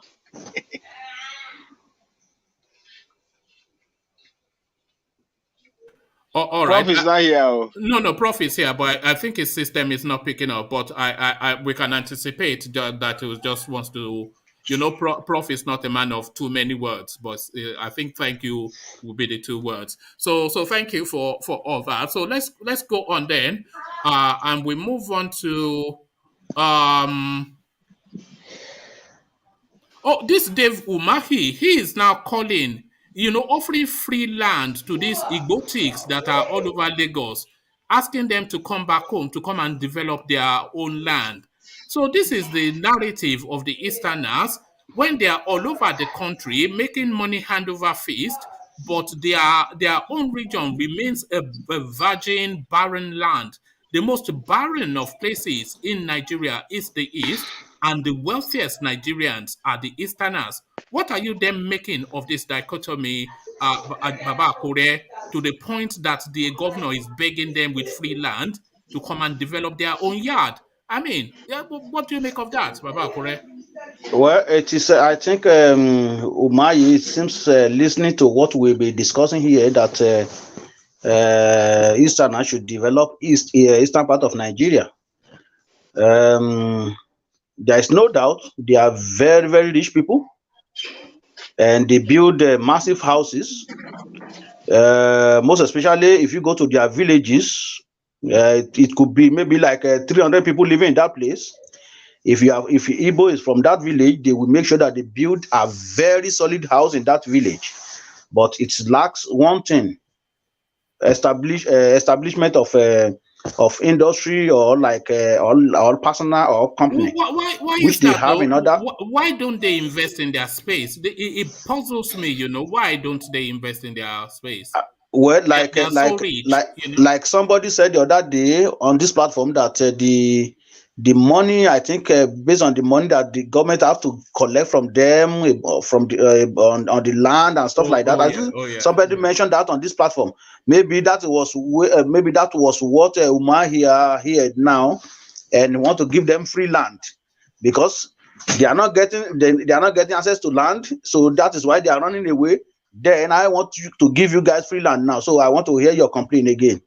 I think that is what he's trying to do there anyway. But the earlier Baba Kureno, you see, yes, sir. When you are doing business, there is what we call, conveniency and feasibility studies that is being carried out. When you look at the system Nigeria operates, everything in all imports and the port entry of all goods are channeled to Lagos. It is channeled to Lagos. So to bring those goods in Lagos, bring them back to the east will cost you huge amount of money. Commerce is taking place in Kanu, in Kaduna. That is exactly what I want to say. One man. Who are the people that are doing the commerce in Kanu and in Lagos? We are not going to put this issue. We are not going to put this issue to be Hausa, Fulani, or whatever now. See, when you look at the port, you see what I expected the federal government to do is to at least decongest Lagos. If you look at Lagos today, there is so much congestion in Lagos. The Tinkan Island, the Tinkan port, and the port itself in Lagos. You see, decongest Lagos. Calabar Wharf is there. Port Harcourt Wharf is there. Let most of these, businesses that are going on, importation that are going on, move away from Lagos and transcend down to Calabar Wharf and the Port Harcourt Wharf. You will see things will be okay. And the congestion you see today in Lagos will not happen. Well, Vin, I agree with your I agree with your narrative. I agree with your narrative, but it is good if they open a wharf in Port Harcourt and Calabar, as you said. But the only thing that I didn't agree with is that having port in Lagos, I don't see how it affects Igbo people being develop their own area. Because like one man said, that was exactly what I want to say. we have Igbo that have business in Kanu, have business in Port Harcourt. I mean, have business in Abuja, have business in Sokoto, have business all over the northern part of Nigeria. How do they move their goods from Lagos to that place? Is it not through transportation? So they can still move it, but there's nothing wrong if government establish or open up Calabar port and Port Harcourt port. That is my take. All right, thank you, Baba Kure, and I agree with you. You know, I mean, it's just a ridiculousness, you know. But the real, because like you said, remember we did a session, and I think you referenced it. We did a session here when somebody was talking about the ease of doing business in that space. So when you want to create an industry in the East, they will take all the money from you up front, and that is the government. They will take the taxes, they will take, you know, they won't give you the incentive to stagger payments. They will take everything up front, and they will start to tax you based on your modeled plan, the model of your development, rather than that is still virgin land. So they just tax incentive out of doing business in that space. I think we covered this. And this was some Easterner that wanted to go and set up a huge estate business. And so, yes, yeah. that's right. That's true. Yeah. Yeah. All right. Thank you, Baba Kure. So, Baba Kure, let me take you finally to Buhari now nominating his own preferred choice as the chairman of the APC. Much to the chagrin of the state governors who feel that this man is not fit for purpose, but who Buhari insists is going to be the chairman of that party. What do you think is at play here? Abdullahi Adamu from Nasarawa West. That's the name then that is likely to be the next APC chairman. Well, like I said before I started my commentary, I know you know I mentioned that you have a sharp mouth, right? Because you already mentioned it in your statement that they are trying to to see how they can put the person that they really wanted. Like me, I have to go with that your theory too. The reason is that if you, I think they are trying all means to make sure that they just push aside my friend from Lagos. I think that is all what they are trying to do. So you want to put somebody who's who can maybe convince their people from the north, so that they can most likely vote for somebody that he really wanted to replace him. It could be Oshibanjo, it could be somebody, but based on what our theory, I don't think these people really want a guy from Lagos to get the ticket, and that is why he's trying every possible means. Because if most of the party leaders said, okay, this is the person that they want, and you insisted that, okay, this is the person you want, and you force that person on them, I think he has his agenda. And I do hope that this also will not cause division between the party, because you might see that if this thing happen, I mean, if there's some disagreement between them, we see some people even vote for PDP when the election comes. But that is my reading. Do you know, Baba Kure, I believe that it is treachery that is going to mark the downfall of the APC administration. APC will come and rule Nigeria for 8 years, and we will never see them again. This is my anticipation, because I think they will want to force an agenda. They feel they own the party now, and they are turning the party into CPC, which was what Buhari brought into the APC umbrella. So they're turning it into CPC. So they have been forced now to cede the power to the South, but they are going to determine who that Southerner is going to be. And this is what Buhari is signaling by picking his own man to be chairman of the party. So they'll pick some weak person, because what they are saying is they don't want Tinubu because it's too strong a personality for them to control. So they want somebody that is malleable, like either Goodluck Jonathan or Yemi Oshibanjo. Those are their two preferred names. Of Kayode Fayemi at a distance, but those are their two preferred names. or Rotimi Amechi. So they want somebody Yes. like that. But the South is not going to allow that. Firstly, the Southwest is not going to allow a non-Yoruba to take that space, because the power transiting to the South is a Yoruba movement and a Yoruba entitlement. We brought Buhari in, the Yorubas did. We nursed him through the administration in spite of his brutality and incompetence. We nursed him through. Remember all the insults that Tinubu gets all the time when he will back the Fulanis and say they are not the only kidnappers, they are not criminals. It's not, Yes. all the Yes. abuse that. Remember, Baba Korea, when we were stream after stream of people will come on this platform and tell us Yoruba are cowards, that we took a lot to nurse this administration through for the power to and when people started to insist that the power should transit to the south, it was the Yoruba narrative that was pushing that as well, Akeredolu. So we planted this yam and nobody else can harvest it apart from a Yoruba person. So if they don't put a Yoruba person on that APC ticket, there will be trouble. And Then the Yoruba Yorubas, nation. yes, the Yorubas will determine who they put there and nobody else. And the Yorubas are saying they want Tinubu. So quite how they are going to navigate that, it'll be interesting. And that will mark the implosion of that party if they don't put Tinubu on that ticket. We are watching from here. We are watching from our plasma TV. This is it. So that's it, Baba Kure. Thank you, Baba Kure. Stay with us. Let me go from you, Baba Kure, let me go to Ajanle Koko. So Ajanle Koko, are you with us and are you ready? No, I don't think we have Ajanle Koko quite. Hello, one man. Can I go because I want to step out, please? Okay. Let UK go. Let UK go. Okay. To you then, UK. So to Buhari insisting that he's going to choose the man that will be the chairman of the party.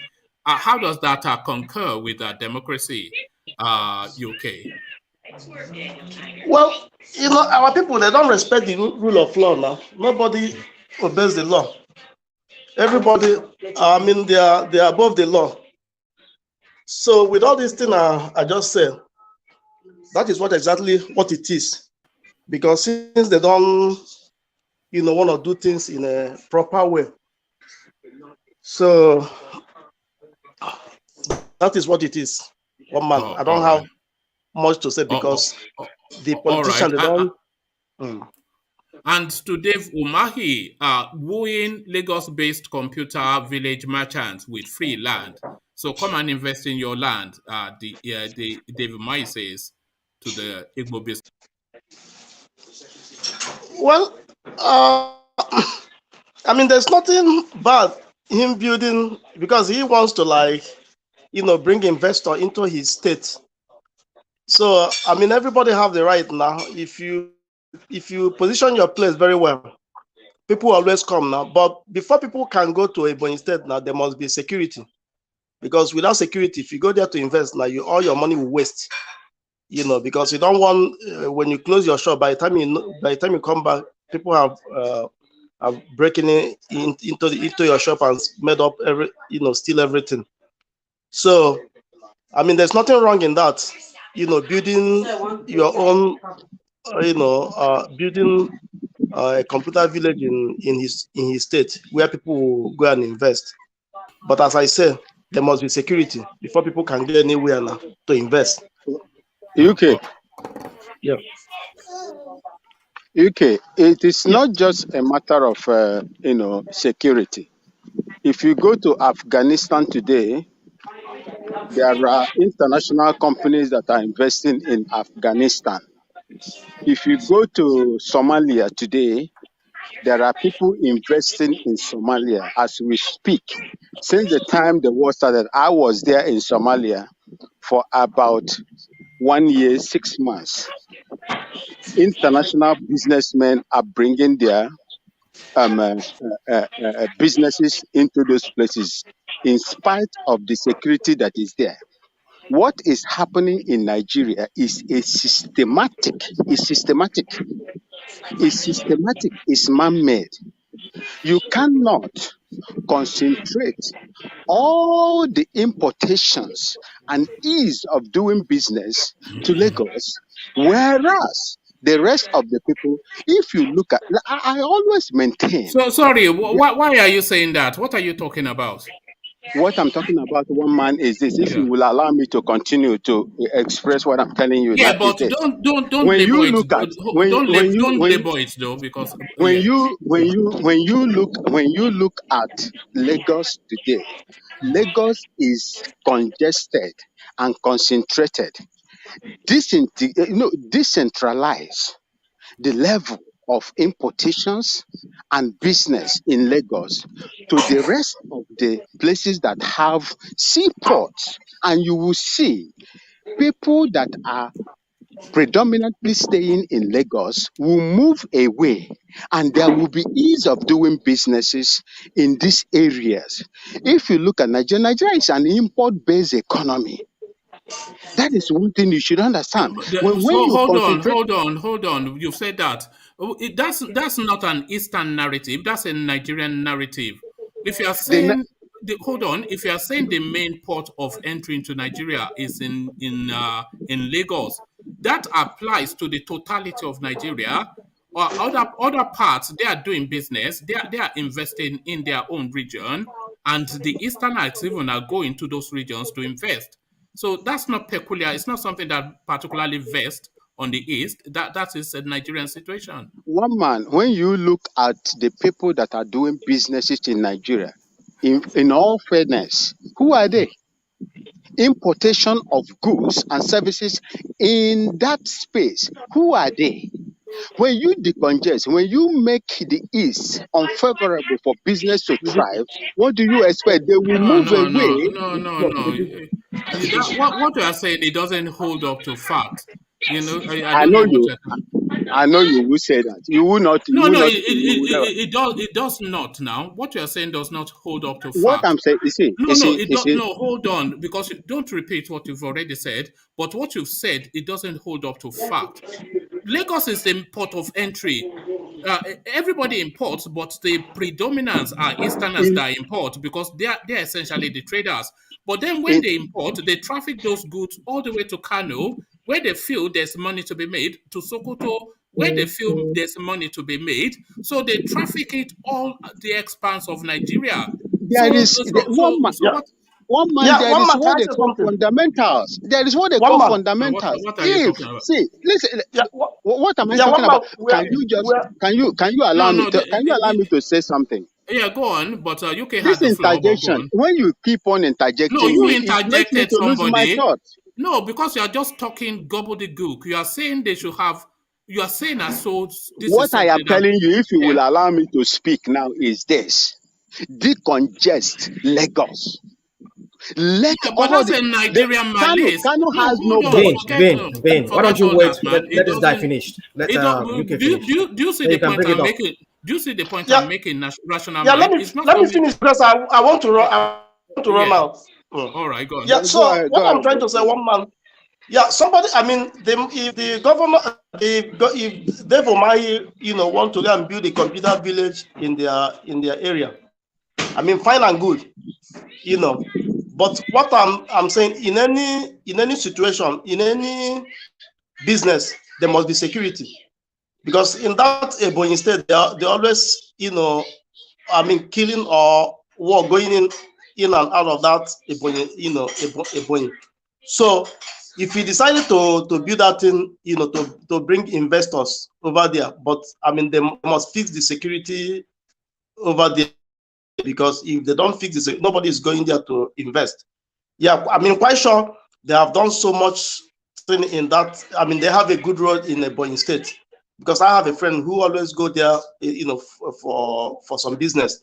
They have a good road, which I'm aware of, because there's a place we have a border with them. That area, they tarred it, while when you look at it on the other side of Abiat, you can tell the difference. They really do their road. So if he wants to bring an investment there, I mean, fine and good, but there must be security. Yeah, what Vin was trying to say about the importation or something.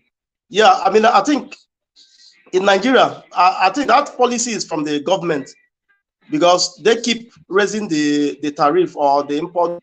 So that's why a lot of people are suffering it. But you know, majority of Igbo people are into importation now. So it will bite a whole lot of Igbo people. I think even right now, I think there's a strike going on in that port because there's a thing we ship over there. Even for us to bail it, they say they can't bail it until the strike is over. You know, that's what I want to say. One man.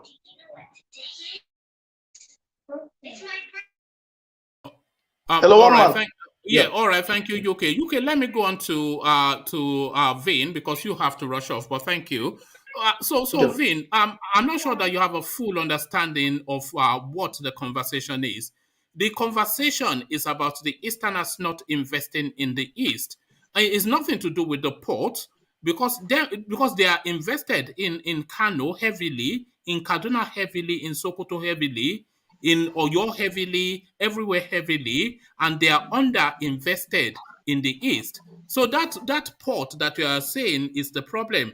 They get goods through those ports and ferry it all the way into Kano where they feel they can maximize their profit, and Kaduna and Abuja. So it is this same port that they used to ferry goods all over the country. So what are you then saying that the port is the problem of the East not developing in terms of business? I'm telling you, one man, if you will allow me to flow a little, is this. The systematic, decision of the federal government to make Lagos, give Lagos a state, what do they call it? I've forgotten the name they call it. Special status that will see all the imports and the entrance of goods into that space made people to rush over there.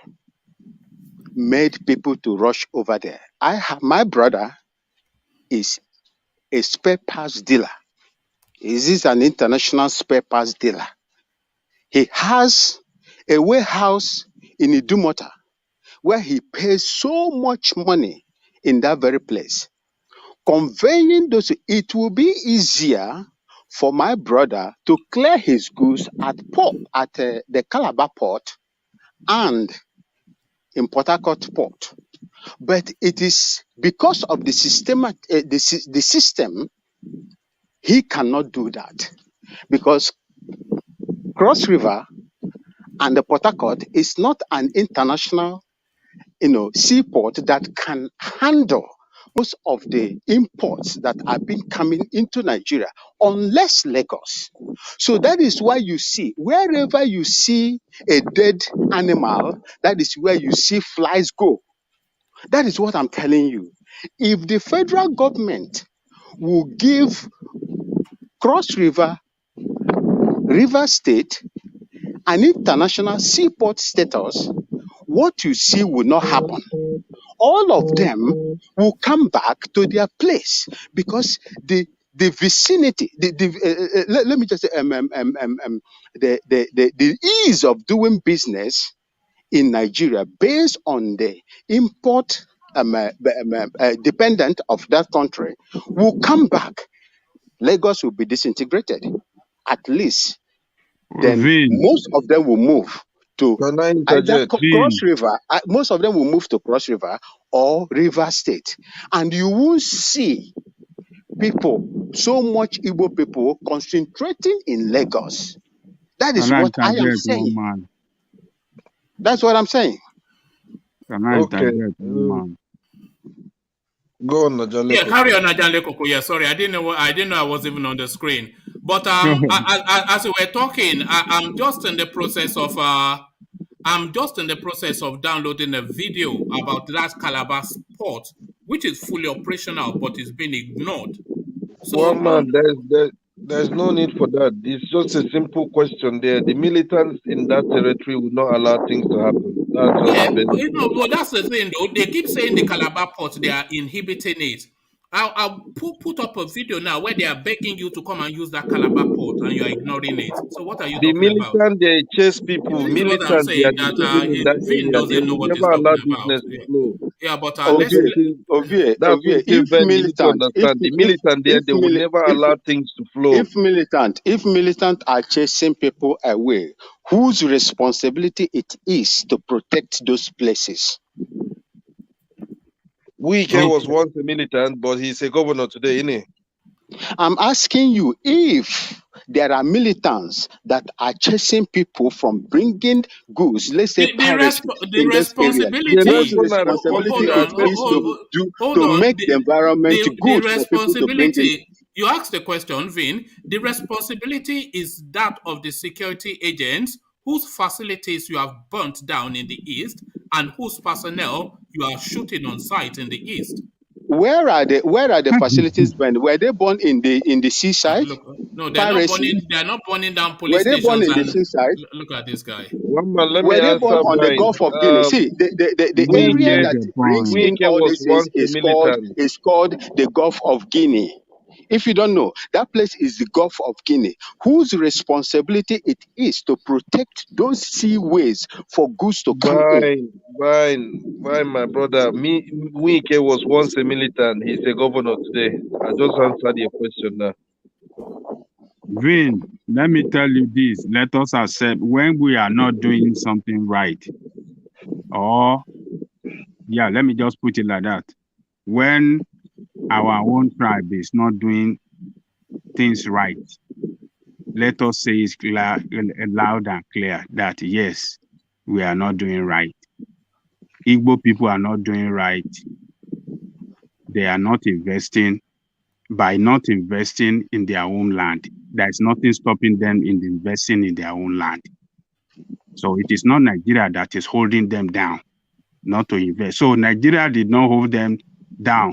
I mean, Nigeria, what you are saying now is Nigeria that did not allow them to invest in their own land, but they can go to other people's land to go and invest. They can go to Sokoto. They can go to Abuja, go every part of Nigeria to go and, but in their own land, they don't want to invest there. You don't think that something is wrong with Igbo people? Okay, so I would like to, I will tell you right now that this is, since all of us have agreed that it is Igbo people's fault, and I would like to use this opportunity to tell Igbo people to go back to their places and develop, instead of putting up Alaba International Market that is yielding worth over $7 billion in Lagos, contributing to the tax, of the IGR, the Internal General Revenue of that Lagos state. They should bring it to the east. That will be good. That is what Let me tell you this. That will be good if they can do it. If it is possible to do it, it's not going to happen. So we shouldn't say something that is not going to happen. Yeah. Look, as they invest in other places, they should as well in their homeland. That is what I am saying. I'm not saying that we have to kick them out of other part of Nigeria and send them back to Igbo land. No, that is not my position. But there are some fundamental problem there in Igbo land, why that is driving them away. That you people are not saying out. You are not saying it out and fight it out against those people that are making it impossible for you to invest in your own land. Maybe bad governance. Yes, bad governance.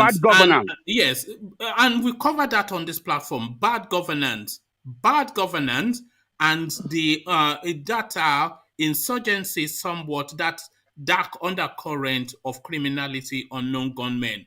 Hold on. Can you hold on? When I say hold on, please hold on. Can you hold on, please? Ajanle Koko, I can play you a video now of the government begging people to come and use that Port Harcourt seaport. No, it's operational. It's operational. I can play the video to you now. So all these things that they do, these talking points. It's operational. You know that recently. You know that recently when they started this, what do you call it? Monday stay at home. Yes. Because in the East, in Aba and Onisha, they always open their container on Monday. Mm. That is the day they mark to open their container and start selling something new. Anything new that that comes in, they open the container and bring it to the market. But since that stay at home, I mean, what do you call it? Stay at home Monday protest started. They moved to, what do you call it? Calabar. They don't open container there in the East anymore on Monday. They open You it. are very wrong. You are very wrong. They You are open very, containers every day. There is no set date for listen, opening containers. Let me just correct that one. okay. Continue. I think if one man will allow me, I'll have I to am come in talking. Let me here. just speak now. Let me finish. Okay. Vin, you have been saying your own. Let me Yes, finish and something. it's been making up stories all the way through.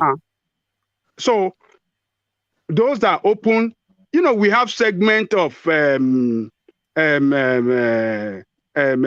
type of businesses and all the rest. There are some particularly that is Monday, because people come from other part of Nigeria to come and get things there.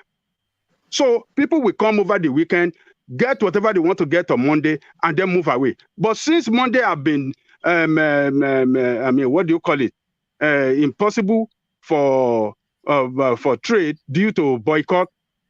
Those people move to Calabar and start opening the container there. That's not true. What happened to other days? You don't, hold on, man. You said that's not true. Is it everything that you know? What I know is what I'm talking about. One man. Is it everything that you know? Is it everything that you know? Do you know everything that is going on in that place? Everybody, I know what I'm talking about. So let me finish now. I am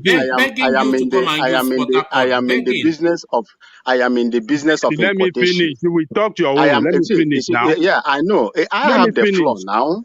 You know, interjected. I've not run through. I have not run through. I am in the business of importation. Oh, okay. Any vehicle, any ship that is carrying vehicles that is coming to Africa, first of all, the first point of call is Lagos. They will pass Cross River Wharf. They will pass River Wharf. The point of call, first point of call from the US is Lagos. From Lagos to Cotonou. From Cotonou to Lomé. From Lomé to Ghana. There is nothing like Nigeria. Let's say Cross River and rivers. I am into car importation, and we import in Ghana here. We import over 5,000 to 6,000 cars in a day in Ghana here. You can imagine what Nigeria is importing. But all the merchant, all the vessels come. If I will send you, okay, it's a transit port. So that is not what I'm saying. What we are saying is that this guy doesn't know what he's talking about. Listen, I'm telling you that we are saying there's a clarion call. There's a clarion call of this on Igbo people embarkment to go and invest at home. See, listen, Ajanli Koko. If you will all get what I'm saying, is this: I import vehicles. No, you said that. Don't say it again. What you are saying is Lagos is a transit port. What I'm telling you, Lagos is not a transit. Is that not what you said? They come to Lagos directly. What you don't know, don't say it here. I am telling you on my own field that I operate. I tell you on my own field that I operate. Right. Any vessel that is coming from the United States, it first comes to Lagos. Loaded. Yes. Oh man! No! Don't repeat what you've just said. I am telling you that. Hold on. Can you hold on? Don't let me mute you. Just hold on. You said vehicles that are coming from the United States, they first come to Lagos and then they go to Lomé, they go to Ghana, etc., etc. So that tells you that Lagos is a transit port. So it's the first port of destination to Lagos is not a transit port. If you know what is a transit port, Lagos is not a transit port in terms of business. Let me tell you. What point are you making? That is my own area of responsibility. Let me tell you, one man. Any vehicle, any ship that is carrying vehicle, and these ships are coming with over hundreds of thousands of vehicles, and majority of them are in Lagos, in Nigeria. That is where they deposit them. Now, Ghana doesn't even have half of what is being, offloaded in Nigeria. What I'm telling you is this: why would they? Why is this preferential status to move away from Cross River Wharf to Port Harcourt to Lagos instead of dropping them in Lagos? This is in these areas. This is what I'm telling you. People look at where it is easier for them to do business. No, you don't understand. So now you've had your say. Lagos is not a transit. This vehicle that you are talking about is coming through. These vessels are coming through. They're supposed to stop at Calabar Port first, discharge what they have there for those people that are within that region. Go to Can you hold on, please, because you've said enough. Hold on and listen. You don't know. Just say you don't know. Lagos. What do you mean that I don't know? Okay. If I say hold on, then please hold on. You do not know because you don't tell me that I don't know. No, you don't. Because you are not into importation. No, off the back of your narration, you don't know. You don't. You don't know what is importation. Do you know what is importation? All right. Are you into importation? Let him talk now. He thinks it's a battle. You are interjecting me. I am telling you and you are telling me that I don't know. The same thing 3-4 times. What is the difference? You refuse to understand. That is why I'm telling you. No, I do understand. You are not into importation. You are in London. You are organizing things. You don't know what is importation. Look at this guy. How do you know? Do you know what is importation? How many goods have been imported into Africa? How would you know that? No, I'm telling you what is up. I will send you. Ajali Koko and one man. I will give you the tracking. He doesn't know. What are you guys arguing about? I don't know what he is arguing about, but I will give you the tracking. I will give you the tracking system of vessels that are coming from the US that are carrying cars. I will give you the tracking device. I will give you the tracking system so that you will track them. That they never stop at Calabar Wharf and Rivers Port. Why is that? Why is that? I do not know. That is the system I'm talking about. So you don't know. So then let me explain. I know. Can I tell you guys now? No, please. No, I have to tell you. Can you hold on? Can you please hold on? Because he doesn't know, but he thinks he and can I know. Yeah, but I know as well. It's a very simple thing. Lagos has the capacity to take.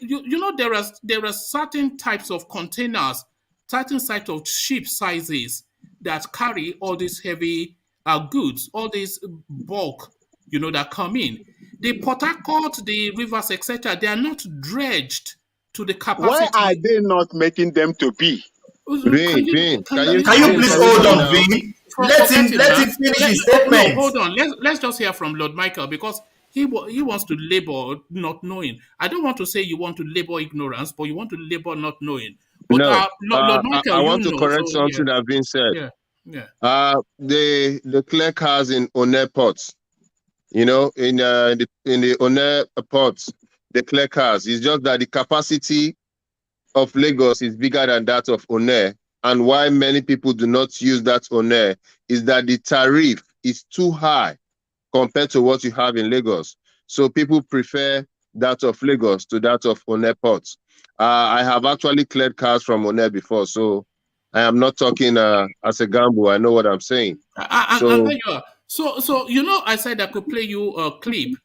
When I'm saying you don't know, it's only because I've listened to that clip when they were saying that the Port Harcourt port is fully functional, but it doesn't have. It needs to be dredged to take a bigger capacity of vessels.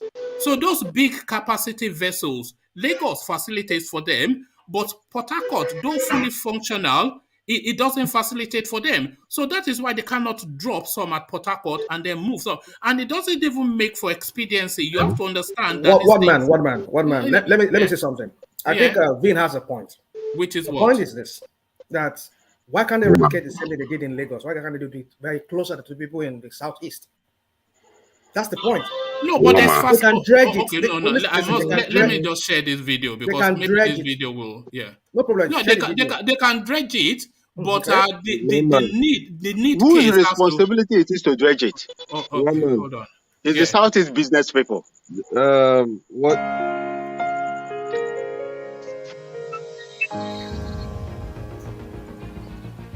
Calabar Port, a natural harbor for the 16 northern states. We are in close proximity to Aba.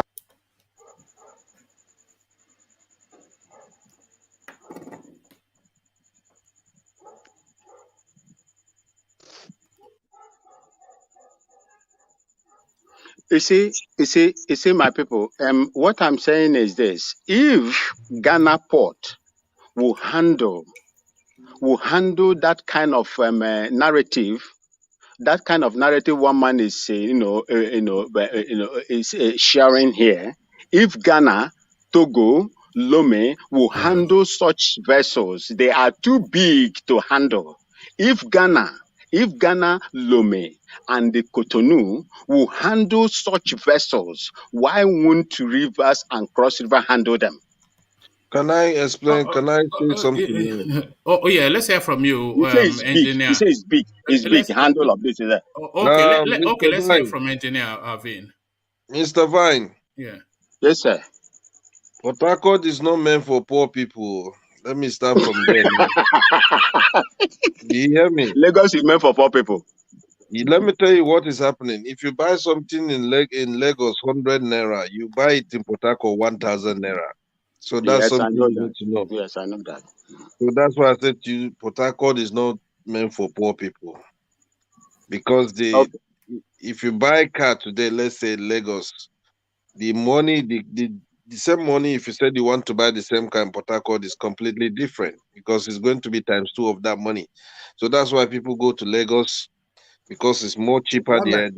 The tariff is cheap, and that's why people go there to buy the stuff. You understand? You see my problem. Moving everything down to Port Harcourt is It's not down to me, way it's too down much. to Vin. If Vin will allow you to speak, then you can speak, rational mind. It's just So, too much. I think was it Lord Michael? Yeah. Lord Yes, Michael please. asked a question. I mean, said something that it cost much more to clear like cars. He said he cleared in One, is it in Delta State or is it the River State? Now, is it not the same excise duty that the same Nigerian custom? Yeah. So what is the The same big home deal? delivery I mean, I don't value. understand why you're Vin, you must let other people speak. Rational mind. I want is it Lord Michael or whoever said that? I want him to explain if he has that knowledge as to why is there that variation in how much it costs to clear in the Lagos ports. Is it an official variation, by the way, or is it? Yes, Yeah. And it's just an act of mischief to discourage people. That is the only thing, because it's the same documentation, the same process, but the amount is different. Is it the official amount that is different?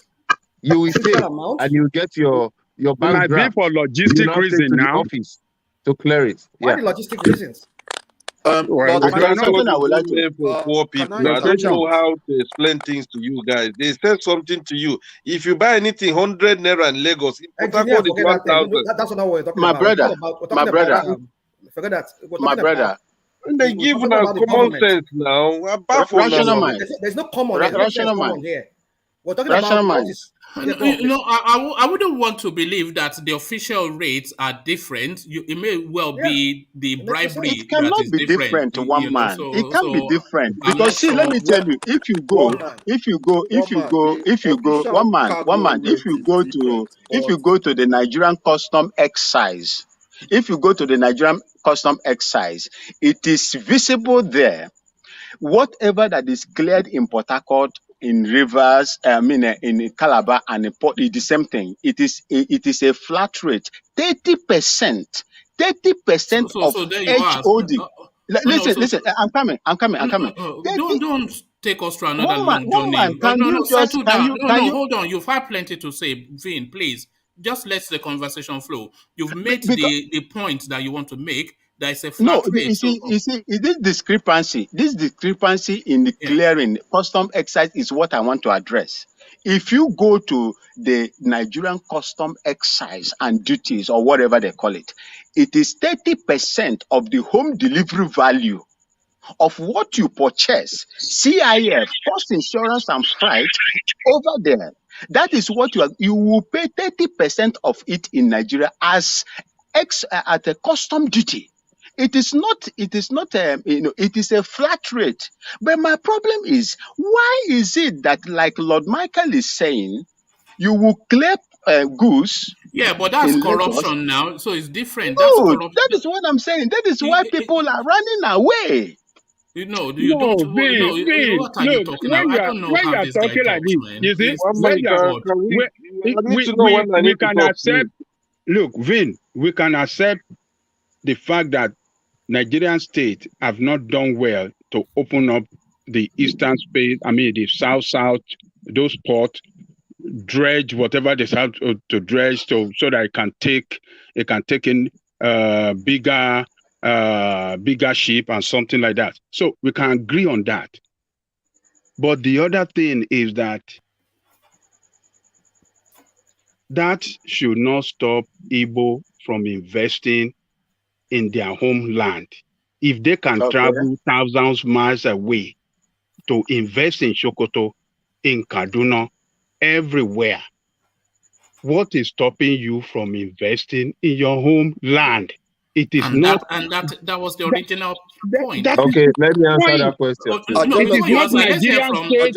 It is not Nigerian state that deny you from investing in your own land. It's not Nigerian state. Don't blame Nigerian state for that. It's something wrong. Hold on, Vin. We must hear a different voice apart from yours. Hold on. There's something after John wrong. Lekoko, I want to hear from engineer. Yeah, there's something wrong in that part of Nigeria. There's something wrong that the people there are doing. The governance might not be, the government, misgovernance, I believe, could be one of the problems.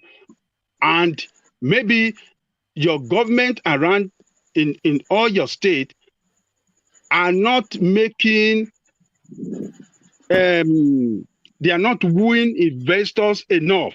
They are not, they don't open up that space well and the for investors. And the unknown gunmen as well. We cannot discount them. Yeah. And insecurity, we can rule that out too. I mean, it wasn't like that. It wasn't like that before. When I was in Nigeria in the 80s. Let me just give you some brief description so you understand. Let Ajan Lekoko land and let's hear from engineer. In the 80s, when I used to travel to the east to buy stuff and bring it to very cheap stuff, I bring it to Lagos and sell and make money. So if they have continued like that, it would have been better. So, but something forced them out of that place. It might be too much taxes by the government, local government, state government. Something is not right. Something is going on wrongly there that is making them run away from there. So and that is what we need to address. They are not investing in infrastructures. It's not the federal space that will, because it's the trunk roads that essentially link states together that is the federal space, but the intra roads within your own home state is essentially your responsibility. But engineer, you wanted to come in. Yeah, something we need to understand here, one man.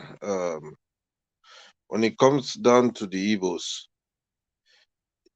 Igbo man, if he loves his business and he will love to make gain, and it applies to every businessman on earth.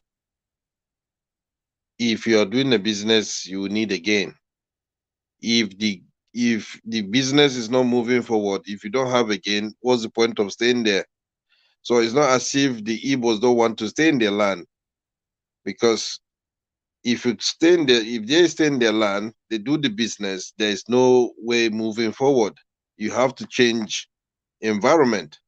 And since they decide to change environment and it works for them, that's how they keep expanding their businesses. Well, that's one of the reasons people may be thinking, oh, they don't want to stay at home, or they don't want to stay in their land and invest. So those are the things that very, very easy and basic, something that they look at it, they weigh it as a businessman. How much money will I invest in my land? And how much will I gain? So those are the things. If I'm not getting that much, Engineer, don't you see that there's a slight issue there, because there's no one wealthier than the Easterners in Nigeria, and there's nobody that knows how to transact business better than the Easterners in Nigeria. So they are exactly. wealthy, they are business people. So why is that wealth and business acumen not showing? I'm sure there are businesses in Igbo land that are thriving, we know, but not sufficient enough to reflect the capacity of that space. And their businesses thrive more in Lagos. You can understand that. In Kanu, that one you start to query. In Sokoto, you think, how did they even get there? You remember the story we were doing about some Igbo man that was so successful in Yola that he bought a house cash down next to a police commission. Remember that? So they are they are bringing in the goods through Lagos as we are being told now. So if they can get it to Yola, then they can certainly get it to Enugu now. If they can get it to Sokoto, they can certainly get it to Enugu. And also, the governments are building infrastructures. A lot of the infrastructures that are being, they built a market there that is derelict. It's just a new vast estate more than that. So why? What is going on is the issue. Then let me tell you what is going on. That is what Ajan Lekoko was trying to tease out. This thing to you very well. Can I, Vin, calm down? Can I say what is going on? Oh, sorry, Titan, go ahead. Explain it to you. Okay, go on. Okay, yes. Engineer, have you lived outside Port Harcourt? Have you lived in any of the eastern states? Yes. Born and bred. So if you've been to any of the eastern states, any business you see Igbos doing outside of the east doesn't mean they are not doing it in the east. If there are 5 Igbo men doing a business outside the east, that means they are up to like 100 of them doing it in the east. And that's why they like moving out, because the market is already saturated in the east. So when they move out to virgin land where their people hardly do that business, they become like the sole proprietor of that business in that virgin land. That's why Igbos like moving out. All right, thank you. So let me use this window to quickly acknowledge some of the super chats that have been coming in. So the first one was from Lord Michael, which was a nod in the direction of Professor Datao. So thank you very much. And then Titan, this last speaker, he super chatted. It says, one man, Igbos are invested in the East. For every business outside the Southeast, there are hundreds doing it in the Southeast, which is essentially what he has now come on stream to articulate verbally. So thank you for that super chat, Titan. So Alexander Gomez, as usual, it says, one man, Igbos invest outside their region because the disposable income of the average Igbo is extremely low. To maximize profit, other regions are exploited to the fullest. That is the hard truth. And thank you for the super chat, Alexander, but that's closer to the truth. There's no, there are wealthy Igbos, but there is no wealth in Igbo land. We have to say that. I think maybe the core north is probably the only region that is poorer than Igbo land, essentially what Alexander Gomez is saying. And Chris Nwago comes in to agree with the engineer. He says, I hail engineer for speaking the truth on the matter. So thank you for the super chat. Lord Michael, you want to add? Yeah. One man. Okay. I was going to say, Igbos are invested in Igbo land. It's just that the core areas where those greedy people in government are saturated, they do not have the enabling environment to cover those areas. But if you look at the nook and crannies, the villages of these guys, you need to see the kind of mansions they have in their villages. Yes, but that money is from Malaysia, though. It's from India. It's from Dubai. It's from Lagos. You'll be let me educate you. How many mansions was built? No, hold on. How many mansions was built? How many mansions was built off money earned in Igbo land? Good, okay, how many mansions was built off money earned in Igbo land? Do you want to hear or not?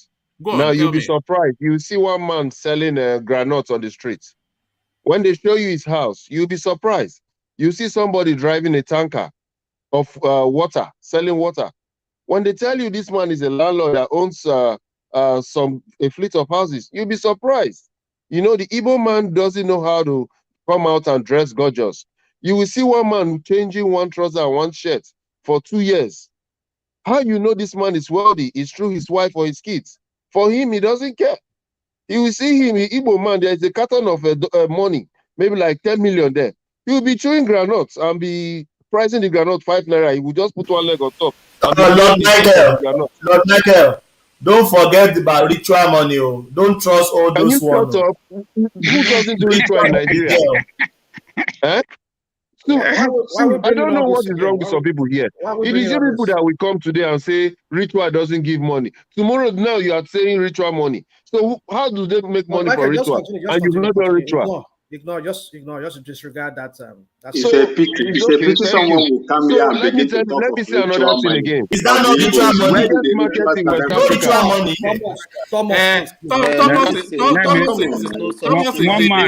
Let me disagree with Titan. One at a time. Thomas is the new Tony of this platform. Thomas is the new Tony. Okay, I agree. So you see, the biggest market in the whole of West Africa is still in Igbo land. It's in Onitsha. That's what they call the Onitsha main market. Tomorrow is still the biggest. Everybody from the people come there from West Africa to buy products. So you see, even when these people ship their things through to Lagos, they still ferry this thing down to Onitsha, to Aba, no matter the cost, even to Asaba. So it is not like the Igbo people are not doing, but you see, because that place is not wide enough to contain and they want to expand, that is why they go out. And another thing is, again, the enabling environment by the so-called people, which the Igbo people are always fighting about, who happen to be their enemies in power, because I don't call them their leaders in power. That is the main issue. They force people out. For example, war is going on in Imo State as I speak to you. They are still attacking people till today for no reason. So they frustrate some people, they burn down their properties, they get broke, and they will have to go somewhere else, maybe the North or Lagos State, to go and patch with one of their brother. And by the time these people start finding their feet, you want them to come back there. This is a new development now. Part of it is enabling environment. There is no light like you have in Lagos, or like you have in Kaduna or Sokoto. There is no water. You will see every time there's always a tanker that will come and just fill up. Who did not provide the water is the state government responsibility. Have I not said that those are the enemies in power who are not doing anything to make the environment enabled for people to do that? So it's not like Igbo people do not want to invest in their homes or they are not investing. They are doing and they are trying. So it is a problem that has eaten up deeply, and the people are trying to solve it. That is why I always cry on this channel that we have to support ourselves. If you see your brother down, help him up. I'm not the people that talk me over let the rational mind say his mind. So I'm very confused why rational mind go on. Sorry. About development in the East. So one voice at a time. Yeah. Let Titan talk. Yeah, Titan, carry on. But start all over. Okay, start what all I'm over saying again. is Yeah, that yeah. I've lived in the Southwest, I've lived in the East, and the East is not quite different from the Southwest when it comes to development. It's just that the population in the Southwest is kind of more than the population in the Southeast. I give them that. They have the population in the Southwest. So maybe that's why it's do they have electricity in the southeast? Yeah, there's electricity. There's all right, okay. And there's doing business in the Southeast.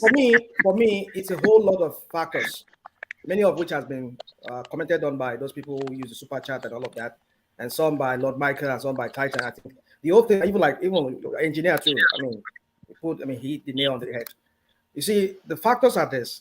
It can be traced back to after the Civil War. That place became economically unviable. They had to spread out of that area, and then a lot of them had to go somewhere and start all over again. And some people say because of the smallness of that part of Nigeria, which is the southeast, they don't have enough land mass Yeah, dot in a circle. Yeah, dot. Onye dot. Well, that's up to you, man. No, that's not up to me. That's up to Buhari. Yes, dot in And a then circle. an average Igbo man is an entrepreneur. Imagine me being an Igbo man, you being an Igbo man, we're doing the same business. And who's going to get it? Rational mind, let me ask you a question that Lord Michael somewhat avoided. So he was talking about if you go around every Igbo village, there's just mansions that that you will marvel at, and that is true. But how much of those mansions was built of money earned in Igbo land? Because that's usually money earned in mainly Malaysia and South Africa and Dubai, and we're not going to talk about how they earn money in those places. Money earned in Lagos, Abuja, etc. But I'm positing that But one man. Hold on Why now. will Let you be you asking hold on. rational mind this question? Rational Because mind is an Igbo man. because he has the voice, then you can But he's answer it not an after him. Igbo man. He can't He's a answer that kind Nigerian. of He's a question. Nigerian, and it's a Nigerian question. He has It's a not Nigerian. lived in the southeast How do you before. know? So How do you know that? answer How that would you question? how do you live? Do you know him personally? Let him express himself. Yeah, Let him let me express land the himself, Baba. question now. Let me land the question, and then you can answer after him. But I'm positing that 8 out of 10 of those mansions were not built of money earned in the East, which speaks to the subject matter that they don't do business in their own land. So would you How do you agree know with that? that? No. Hold on. Yeah. Let him land. Would you agree with that assertion that Okay. 7 out? You Yeah, see, yeah. I would say 80% of the buildings in the East. The mansions, yes. Well, okay, let me look at the mansions. You're super rich among the Igbos who build those mansions. Most of the money were made outside the Igbo land. Okay, so that's 80% it. of it. Yes. So, but then they do business even within the Igbo. Talk of Onitsha market, Aba market.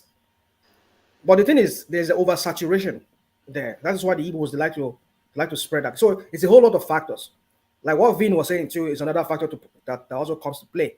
Like if an Igbo man could clear his goods easily from One or from Calabar port, and without having to pay extra compared to what he can pay or afford to pay in Lagos. So why would you have to go to Lagos and do that?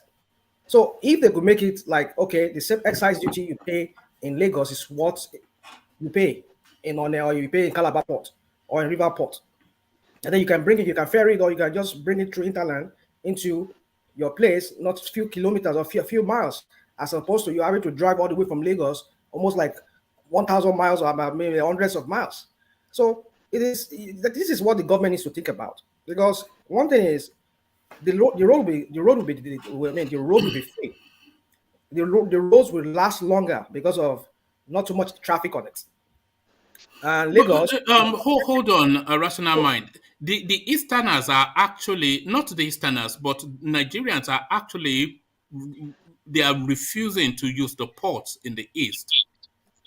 Well, you will say that because somebody just said to us here now that it costs more to I don't know. That might well be his own unique experience because Vin has so told us. Why are people not bringing in from That's the question. It's either a matter of habit or whatever. But certainly, of course, there is the market. Let me play you this. I tried to play it earlier. Listen to this. Listen to this. Hopefully, I don't get kicked off again.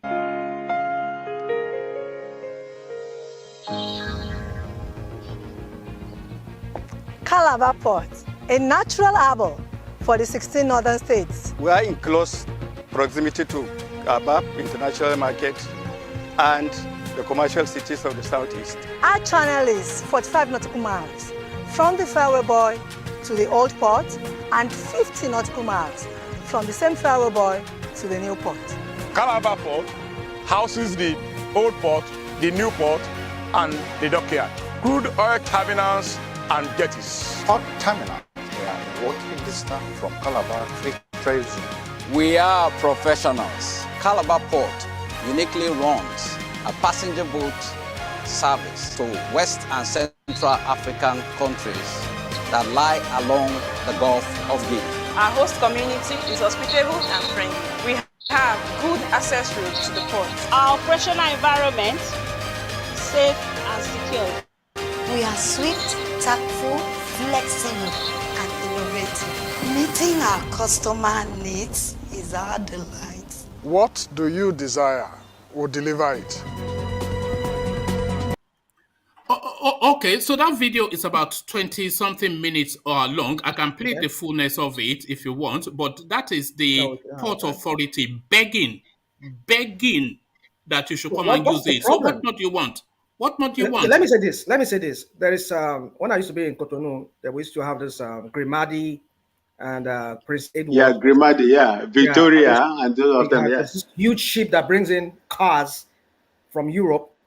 I used to sell car in Cotonou back then. So they will bring this huge, because they have this ship is so huge. Rational mind. You were bringing cars. You were bringing cars in Cotonou, right? Yeah. So they use this huge massive. Did you check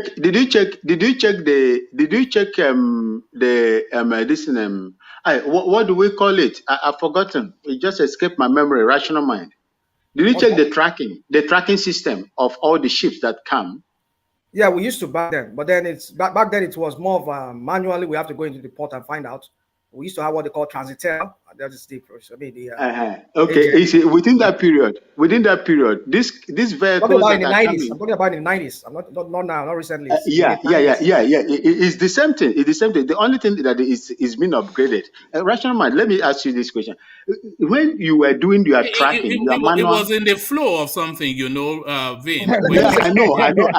He will add it up. He will add it up. He knows what I'm talking about. He will add it up. When you look at either the manual or the digital tracking system of these vehicles, did you see Port Harcourt and Cross River? Mohammed, are you checking your temperature? Well, I don't know what Vin is doing. I'm talking about during about that time. What? Sorry, can you remember what you were trying to say, Rational Mind? What I'm trying to say is, can you go there and just Vin allow him? Yes, massive ships. They cannot bat in shallow waters. They need deep waters. So I don't know if Calabar Port is dredged enough to allow that kind of Prince Edward or the Grimadi huge machine. Those are huge ship that carries thousands of cars. Or the Point Lisas. So I don't know if that's, but I know Tinker Port is designed for that. It can allow that. So, but then can Calabar Port, because if they can, because you can't expect just such huge ships. Not all ships not all ships are of that size. And I said that video is 22 minutes long, but they captured that in that narration too. They said the waterways needs dredging for bigger ships, but they needed a test case. They needed some justification for that. So they need to see some commercial act, because there are a good 70% of ships will go through that. It's only the mega ships that might not be, so, and it's not everything. The majority of imports are not on mega ships. So there's sufficient enough to use that. So they want to see a use case for that. That's why they were pushing. So you see, everybody was out in that video now, from the Air Force to the Navy. From the Navy, everybody was there just begging people to come and use it. Use the old port, the new port. They've built it up. They've spruced it up. They are asking you to come and use it so that they can justify dredging it.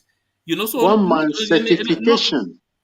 Here we go. Certification. What I'm saying is, what do you mean certification? What certification? What is certification? Sabu. There are smaller ships that are bringing stuff. I don't know. But then you see, there's a lot of things we need to understand about that Calabar port and that One or whatever port they say they have around there. But the thing is, it still baffles me. Why can't they put it up to standard? They have what it takes. Or bring in, let investors come. They will make their money. Let them take over that port, sign a contract agreement with them. So number X, a number of years, you're going to have it, and then you transfer it back to us. But have it for this. I mean, let investors come. Let them open that space out.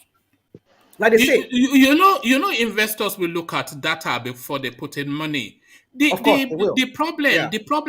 problem is You saw just the little snippets that I showed. You saw they've built it up. You saw that they were ready and pleading, but there's no traffic there. So the investors will look at the traffic numbers now before nobody is going to. They want to risk their money on you. So they need that traffic first before anything can. Well, that is why they might increase the number of years.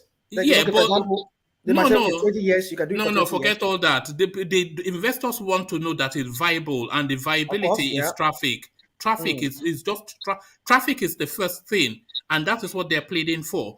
But I think it's just from force of habit of always importing in Lagos, and that is what they know. They have a system. Because there is market in Lagos. Yeah, there is market in Lagos. So 90% of the market is in Lagos. So that's why they all prepare Lagos than any other place. Do you know how strategic Calabar Port is to those northern states?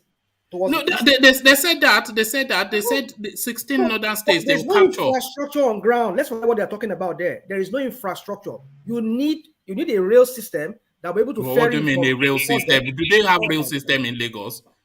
What rail system? They have to build a rail system before they start to use. Are they not using Lagos? Is there a rail system? It's not working now. It's only the passenger one that's working. They don't have anyone that carries they have an oil depot there now. Did you not hear the guy say? You don't understand. I don't know how it runs over there in the UK. Right. Here in America, we have rail system that can ferry things from the seaports. So they're not going to use the port until they have a rail system and American standard roads and what not. Hold on. If you can't do that, then make a super highway that can allow super highway. Okay, if you can't make a super highway, okay, make you go wait tire for super highway. Maybe I should play that video in full. Forget the road now. Maybe I should play. There's road now. It's just not the roads are bad, and they are in Lagos as well. To get out of Tinkan Island, it's a 24-hour job. So there's no road in Lagos. As there is no road, they probably even have a better road there. But what they are saying is that start coming, and that to justify additional. In fact, that will even generate the funds for additional. If you start to come and there's pressure, they will dredge it. And then they will. Thank you, Vin. We've heard plenty. Sorry, Ajanleko, I want to hear from Mike, who has been with us and he has not yet said the word. So, Mike, you are following the conversation. What are you making of it, Mike? Good to see you. Well, my first contribution will be to say that there are a lot of lies people just dish out and then expect people to come and debate it with them. Number one, Igbos don't like to invest in their place. That's the lie from a pit of hell. Igbo man invest is safer. Igbo man's investment, the one that is anywhere in the East, is safer than the one in Lagos. I give you an example. There's a place called Abulado in Lagos. Igbos developed it, even built schools. A Catholic school is there. Sometime last year or thereabout, it was, I don't know, bomb exploded there. Everything went to naught. Not even a cup of compensation. All Fashola, Sowore did was to come there and then circulate. Lagos state government has taken over the land. In the East, it will never happen. Till today, the people that lost okay. Igbo people like to invest in the East. Listen, so that because I don't want. Hold on. There's no point. If you don't want, I get out. It's your program. I'm not interested. Go on. I want to correct. I want to. Listen, I want to correct this Edo that Igbo man like to invest. They don't like. Who will invest in Lagos and lose everything and tell me that he doesn't prefer? If 50 naira you invested in the East is safer than 1 million naira you left in Lagos. Let me give you another example. You know this is a popular one. There's a man called Koscharis. Koscharis, there's a place called Awuyaya in Lagos. The man came down to Anambra. He's now building a rice something. He said he regretted sinking 1.7 billion naira at Awoyaya, near all these Pan-African university around that side. He said because he is the African representative for one of the most expensive cars in the world, from American Bugatti Rolls Royce. Listen, because these are Igbo. You look at Igbo businessmen and people that buy land in Ijesha Tedo in Lagos and build houses, all those things. That is not. That is not. I'm giving you cost charges. Listen, Mike, because when people paint Lagos as El Dorado, you think that is the thing. Between toll gate in Lagos and Head Bridge in Onitsha, there are 64 checkpoints for a container leaving Lagos to the east.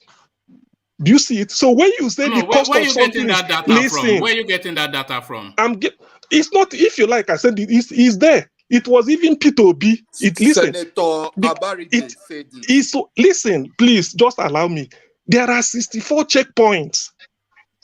There's a place called all those that Yegbade one between Ijebu Ode to the everywhere. They keep taking toll. But you can travel it maybe from Lagos to Ilori. I don't know how many you are going to meet. So the fact that things are expensive, for somebody saying things are expensive in Port Harcourt, there should be. Because as a businessman, if you pay all those toll and get to Onitsha, army checkpoint, police, custom, everything, SSS, everything. By the time you get there, it becomes expensive. That's another one. Then all these things. Hold on, Mike. Hold on. Oh God. You have to hold on now. Hold on. This is don't hold her. This is a dialogue, not a monologue. It's a dialogue, not a monologue. Because I'm debunking all these lies.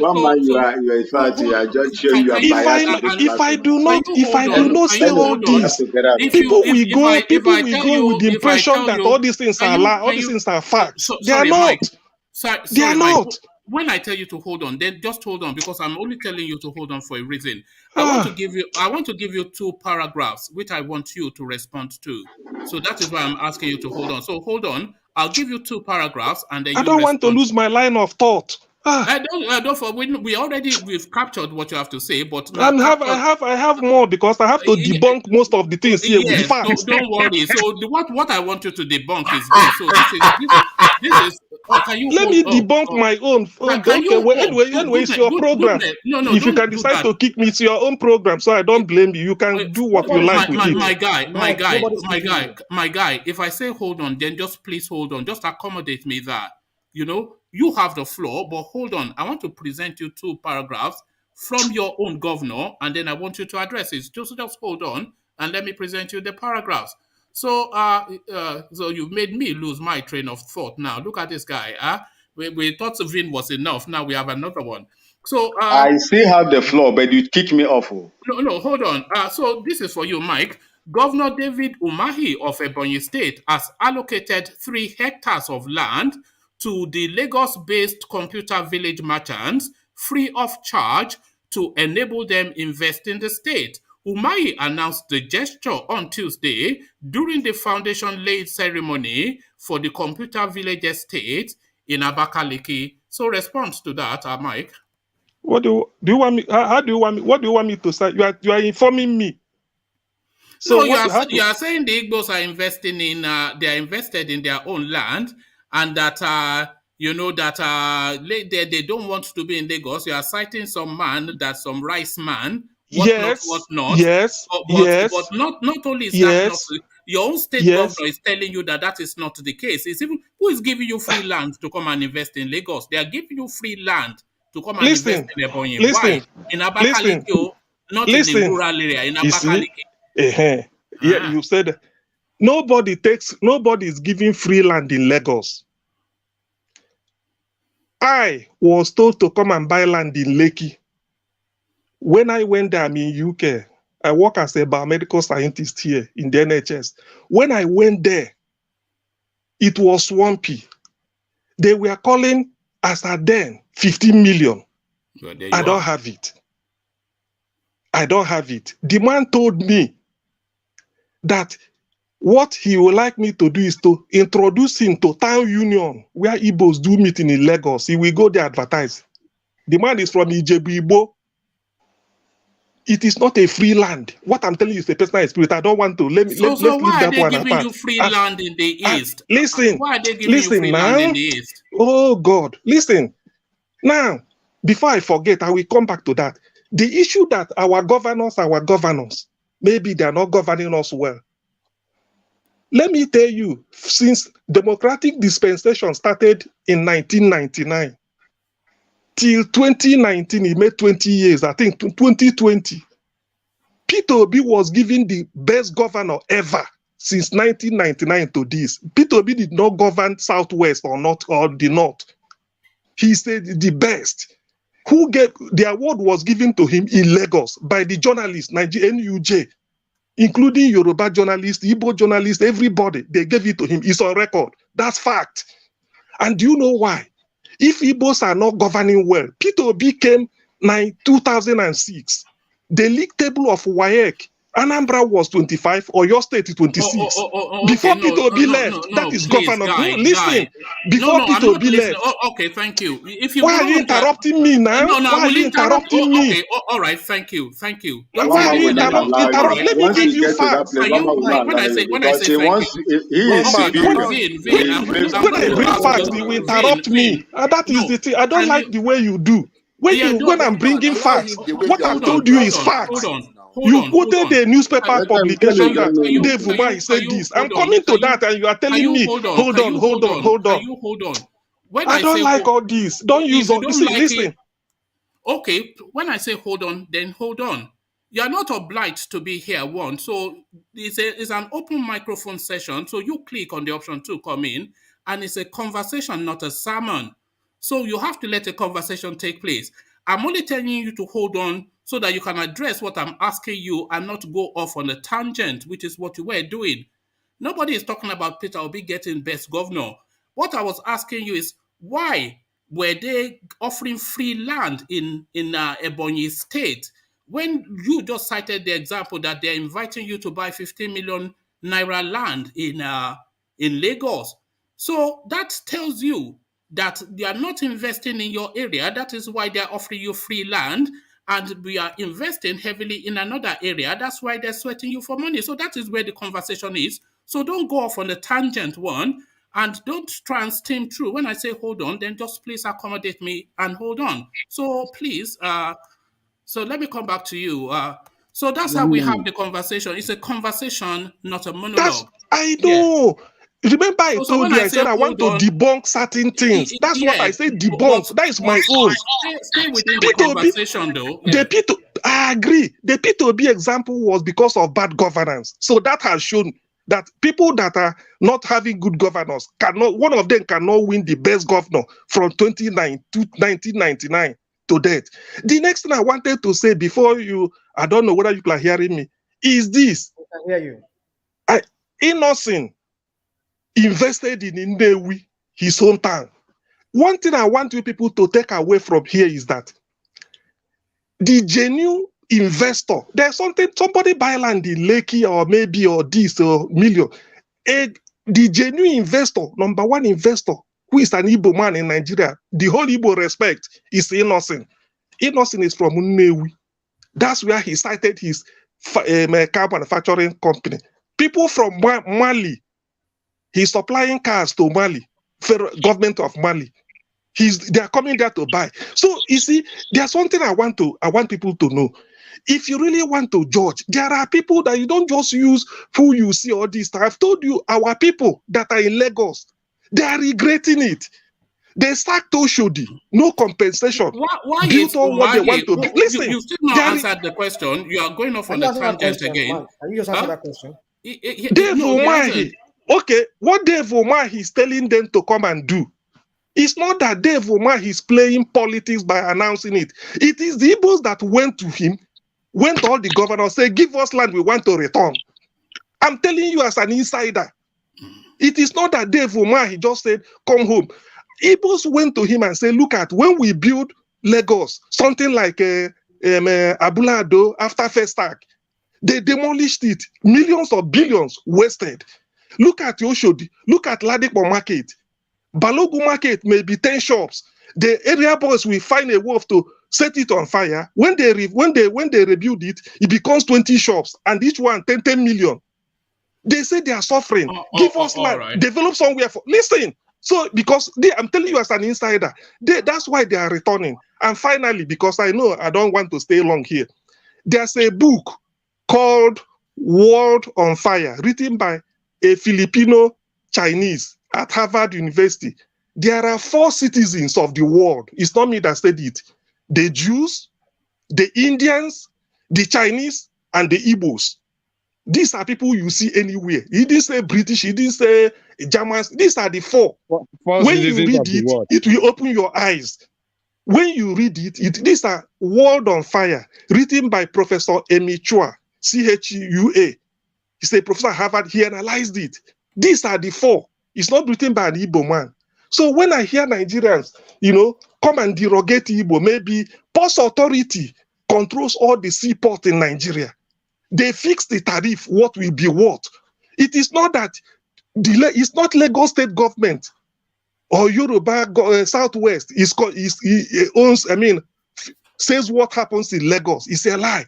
It's the federal government. Can I ask you a question? It's the federal government. If he will let you. Can I ask you a question, Mr. Okay, Mike? ask me a question.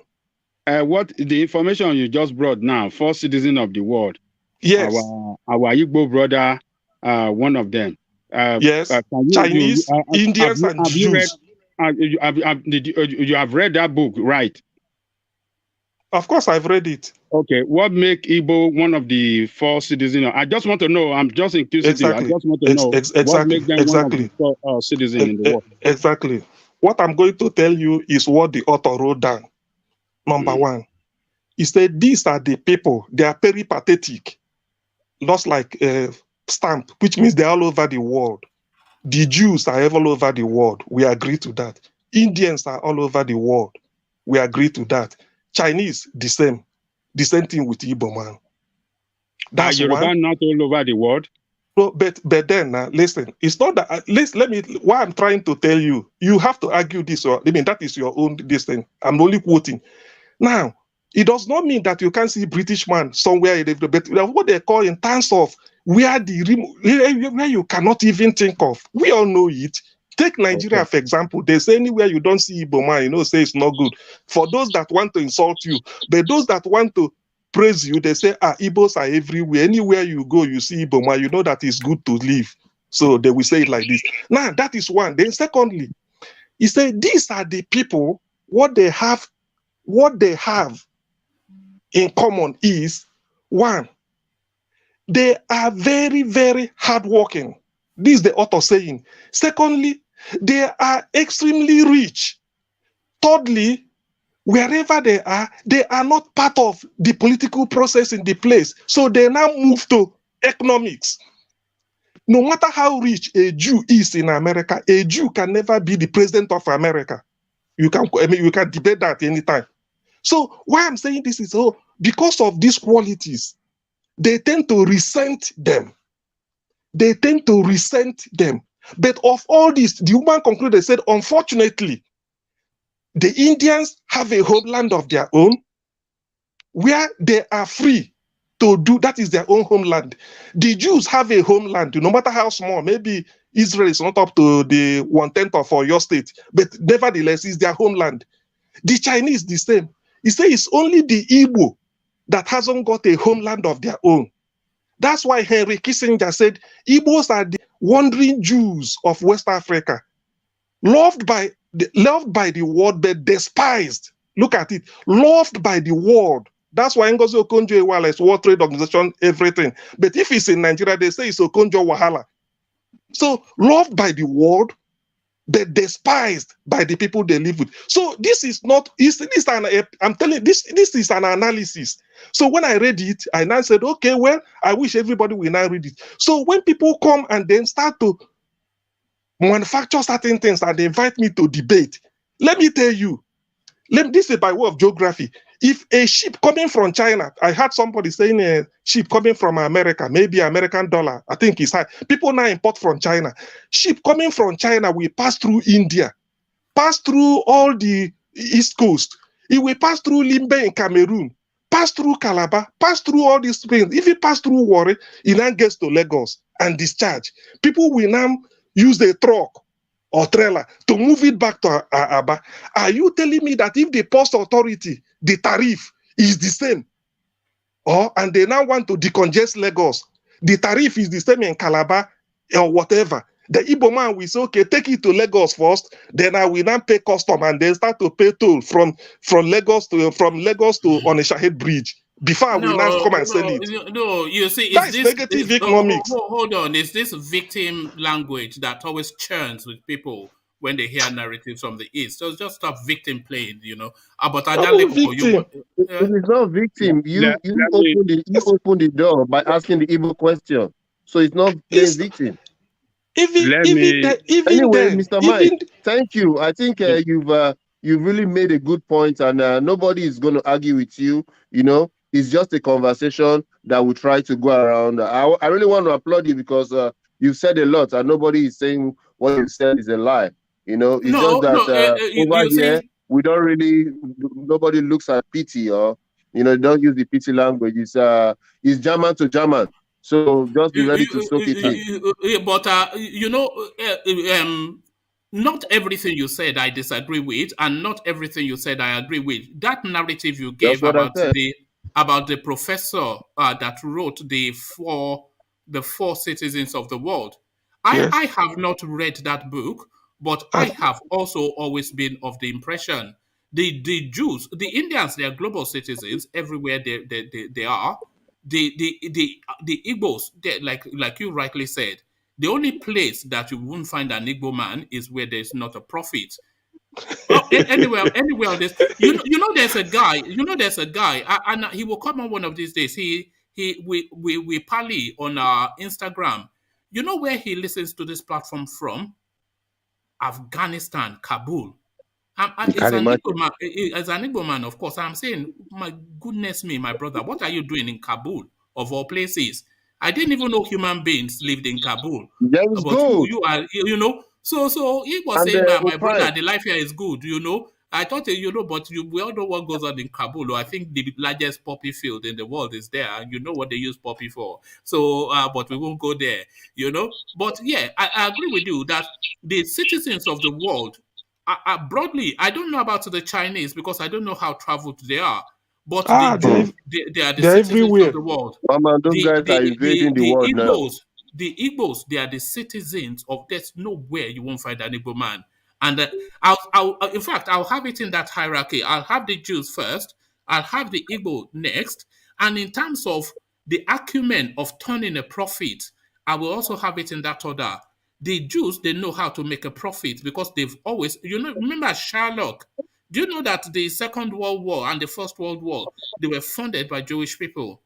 All the American banks were borrowing money from them. The European banks were borrowing money from them. Even the American bank, I think, was actually formed by the Jews, the Bank of America. So they know how to turn a profit, but they only beat the Igbo slightly because there's nobody on this planet that knows how to turn a naira to 10 naira than the Igbo man.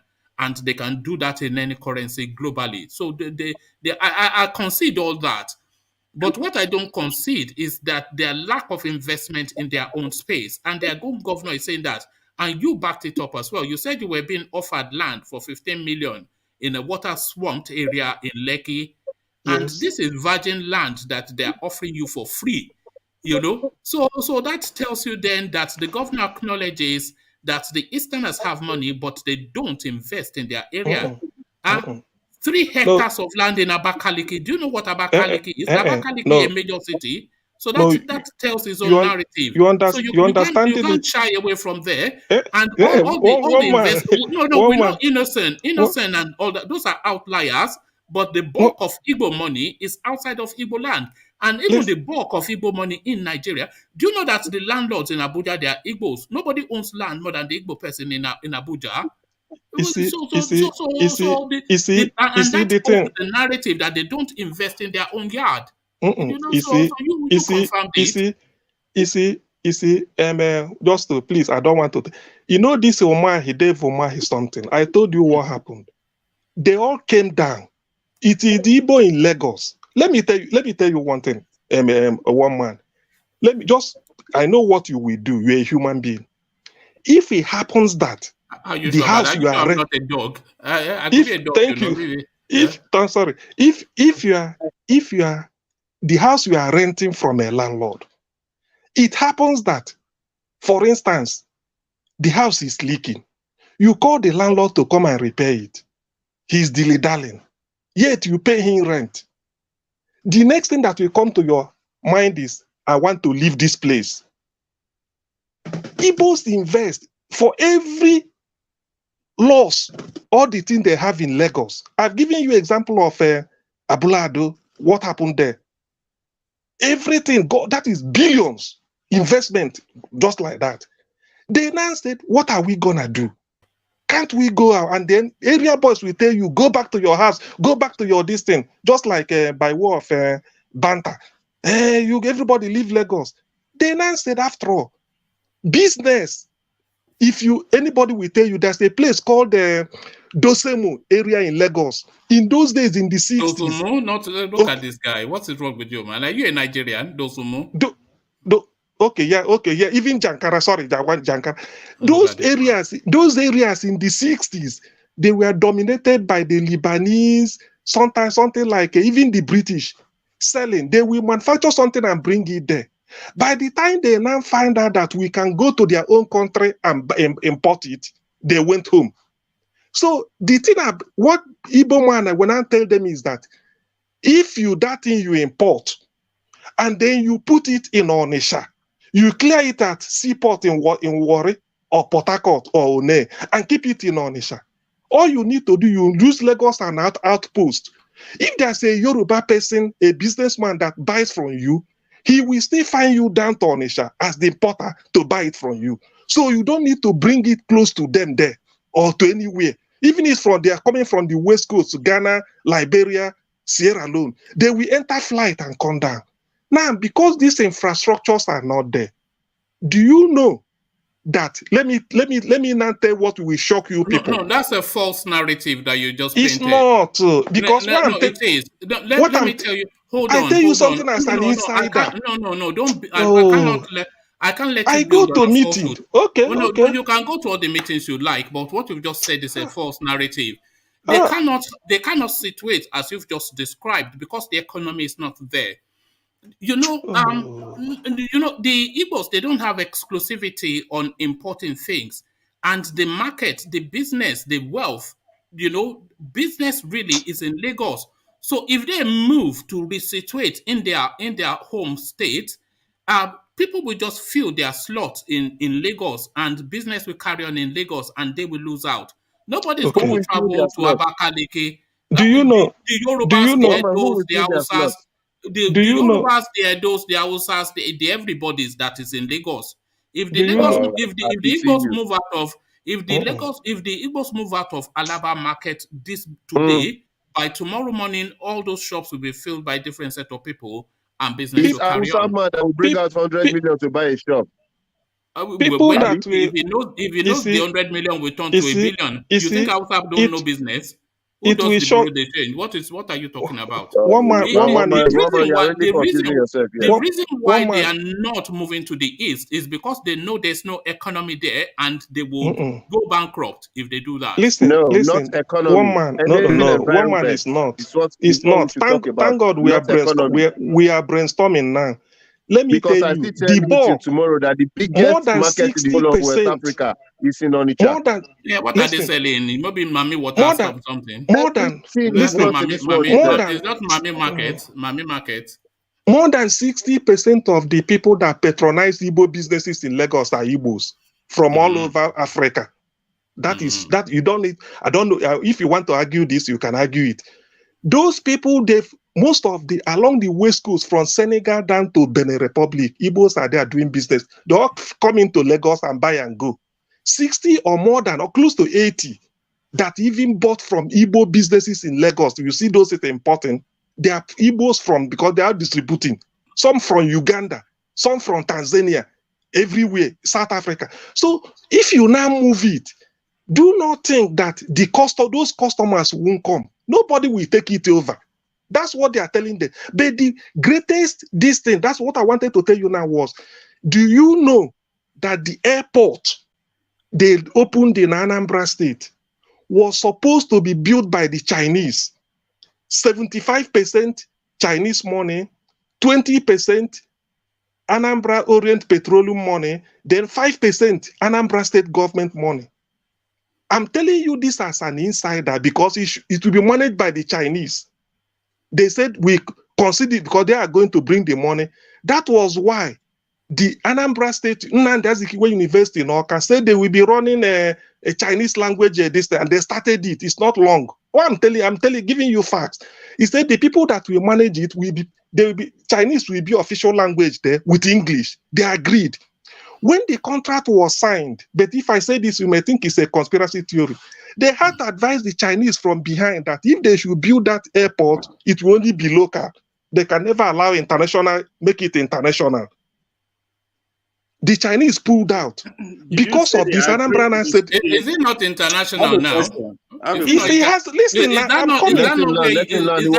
Listen, because he's telling long tales and tall tales. Listen, look, let me tell you. Mike, you should realize that this is a fast-paced platform.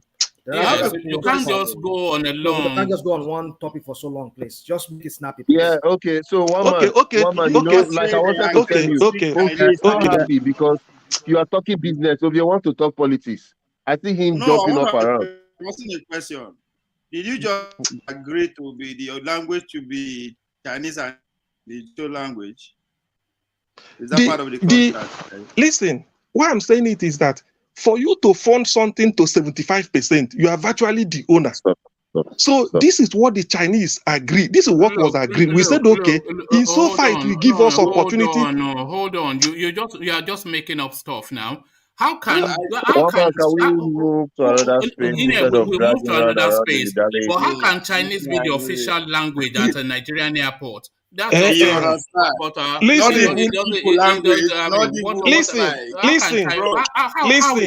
How will business function? Oh, how will business function? Thank you, the Mike. Chinese.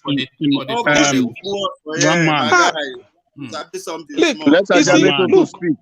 All right, thank you, Mike. Let's hear from Ajale Koko because you are starting to tell tall tales. Yes, sorry. Ajale Koko, come in, please. Well, it's your program. You can always stop me when you like. It doesn't. No, you have you not had a good go? We've listened to you for. Am I having a good go? You can't put. You can't. If debate means if you say something, I dispute it with facts. I'm trying to. This is what was agreed on. Agreed on that Nigerian airport will be run in Chinese language. One man, just chill. Mike, look, we are 10 people on this channel discussing now. So we actually take it turn by turn. So if you talk, we don't even let people talk for up to 2 minutes. And one man intercept or somebody else to speak. But they've given you a good go. I've watched it. Only you have been on this session for almost 20 minutes now. So please, let other people talk. How many times was I interrupted? How many times was I interrupted? Don't be offended. Don't be offended. That is how we do it. Don't be offended, okay? You will soon adapt. One man is always interrupting people. No, it's you Easterners now, but Ajale Koko, please come and rest yours. Our Igbo brother, it's not that when we are saying that Igbo does not invest in their homeland, it doesn't mean that we are talking out of fact. That's a fact to that effect. And we shouldn't take it as if we are mocking Igbos. But that's the truth. Igbo must invest in their own land. We have to commend those people, like the guy that got innocent vehicle. That guy is a great investor. It's one of the best that you can talk about in that country. that invested in his own village or in his own local government. If we have other Igbos like that are investing in their own local area in Igbo land, Igbo will have transformed Igbo land to an economy to reckon with in Nigeria. GDP Nigeria revealed that Igbo land contribute only 1%. So where is the investment you are talking about, that you have investment in Igbo land, that is you contributed greatly in Igbo land, Igbo people invested heavily in Igbo land. And Ajale Koko, you think that data is correct? Why won't it be correct? It is released by Nigerian state. Do you think they're lying? You think they're lying with the figure? I will reply him in maybe with 2 sentences. People who make GDP. You cannot say Igbo land produce 1%. Does land make any benefits? Look. Are you saying mention any other business that is headquartered in the East? That is a nationwide business headquartered in the East. Owned by the Igbo. We cannot hear you here. No. What Ovie is saying is mention any other business apart from Innocent that is headquartered. Yeah. But I want to move from this topic quickly, but I'll respond to that and then I'll move from I will be mentioning, if you have a pen, write it down so that you can cross-check. Chikasin Industries Limited is at Nnewi. Which one is that? What are you talking about? What is Chikasin? Is it a chicken shop? What is it? You see now. I'm asking, is it a chicken shop? Listen, anyway, let me say this. When somebody said Chikasin, somebody's name is Chika, means Chukwuka in Igbo language. You now said Chikasin, put S-O-N. That is, listen now. If you look, the name sounds like whatever you call it. That is derogatory on demand. I'm just asking now, is the chicken shop not a business? That is for you. That is you and him. What are they producing? What are they into? What kind of business? Exactly. That's a good question. Chikasin produces all sorts of household products, 24-hour shift industry, something like, for instance, one, vegetable oil, Indomie, consumables, soap, and quite a host of them. But these are household products. It's at Nnewi. You can also Google it. It's on Google so that you can know. That is number 2. Number 3, there's a man called the Cento Group of Industries. He produces eBay produces eBay battery. That is for cars. It's there that is car batteries, eBay battery. It has it. Then there's one man they call John White Nigeria Limited. It's at Nnewi Industries. He produces what is it called? Electric cable, which you use in wiring. It's at Nnewi. That's what we use. Don't worry about all that. Hold on. Those are dog and dog. Those are dog and dog. Every coastal community has a dog and dog. Let me now end with this, please. Let me just cite this. If all those one doesn't work, there's a man, the former governor of Western Region, called Adeyinka Adebayo. The man is late. Adeyinka Adebayo wrote an open letter to Tinubu. Listen, he wrote open letter to Tinubu. He told Tinubu in the letter. I didn't know. I read it. The man died in 2019. Hold on, Ovie. Let me just land. I want to move on here. Listen now. We are talking on facts. I like reference so that you check. Listen, the man told Tinubu that despite the fact that Igbos came back from the civil war with 20 pounds given to them, that the number of industry you see in Nnewi, Aba, and Onitsha is more than what you have in the whole of Western region. Really? I mean, is it me that is? Am I making it up? Well, I don't know about that, but that is your fact. Okay. I need you to name just 3 people from Oyo State that have industries. Your own. The whole their laughing is an industry in himself, so that is sufficient enough. When I say this, I didn't know that this is a type of discussion. If I cite it, go on. I think you've made your point. One man. One man. We have treated this thing. We have treated this issue here before, and the person that went that reported that Igbos are not investing enough. They have no investment in their own land. It's like, let's say, they poorly invested in their own land. It's an Igbo person himself. And it was an Igbo woman. The first time Okay, we tackled it was an Igbo woman. I like what you said now because I noticed you are now shifting grounds. He brought that report in I want to detail. applaud Ajale Koko. You know why? He has just shifted grounds from no investment to poorly investment. So I think that is a better way to leave it. Then we'll move to the next topic. It's a better way to end it. Yes, thank you. I don't take them now. National. No, now. It's a woman that brought this thing, that wrote this report. And the second person so to what bring are we it talking up, about? an Igbo governor. So it's not even. What man? Should I tell you why? Should I tell you why they are doing this? There is a group called AGM. Okay, no worry, we'll not argue. So you don't lie. See, there is a group called AGM who is going into consumables and farming. It's called Igbo Development Foundation. You know, there is what they call Akuluno. That is what they are trying to drive. What it means is bring your wealth home. So they know if they don't come and criticize these people openly, if they don't come and chastise these people, more people will not be provoked to really come home and do it. You understand? So this is a strategy. It's not like they're not invested back home, but they need more. All right. Thank you. I think we are only going to make him start quoting another Chinese doctor from maybe Yale this time. But let's go to Alexander Gomez. He says, granted, Igbo are proven business people. With due respect, less than one. Oh, thank you. I think this is the point that Ajale Koko just made, but Alexander had already made it in the super chat. He said, granted, Igbos are proven business people. With due respect, less than 1% of the wealth of Igbo is generated within the region. I say with authority. And anybody that knows Igbo, any non-Igbo that knows the Igbo space, Alexander Gomez. So that was Alexander's super chat.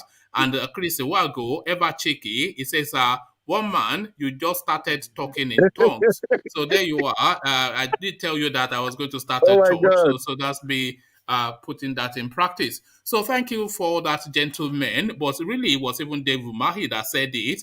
But we are the ones getting the beating. If it's giving you Finland, leave that devil UMAHI.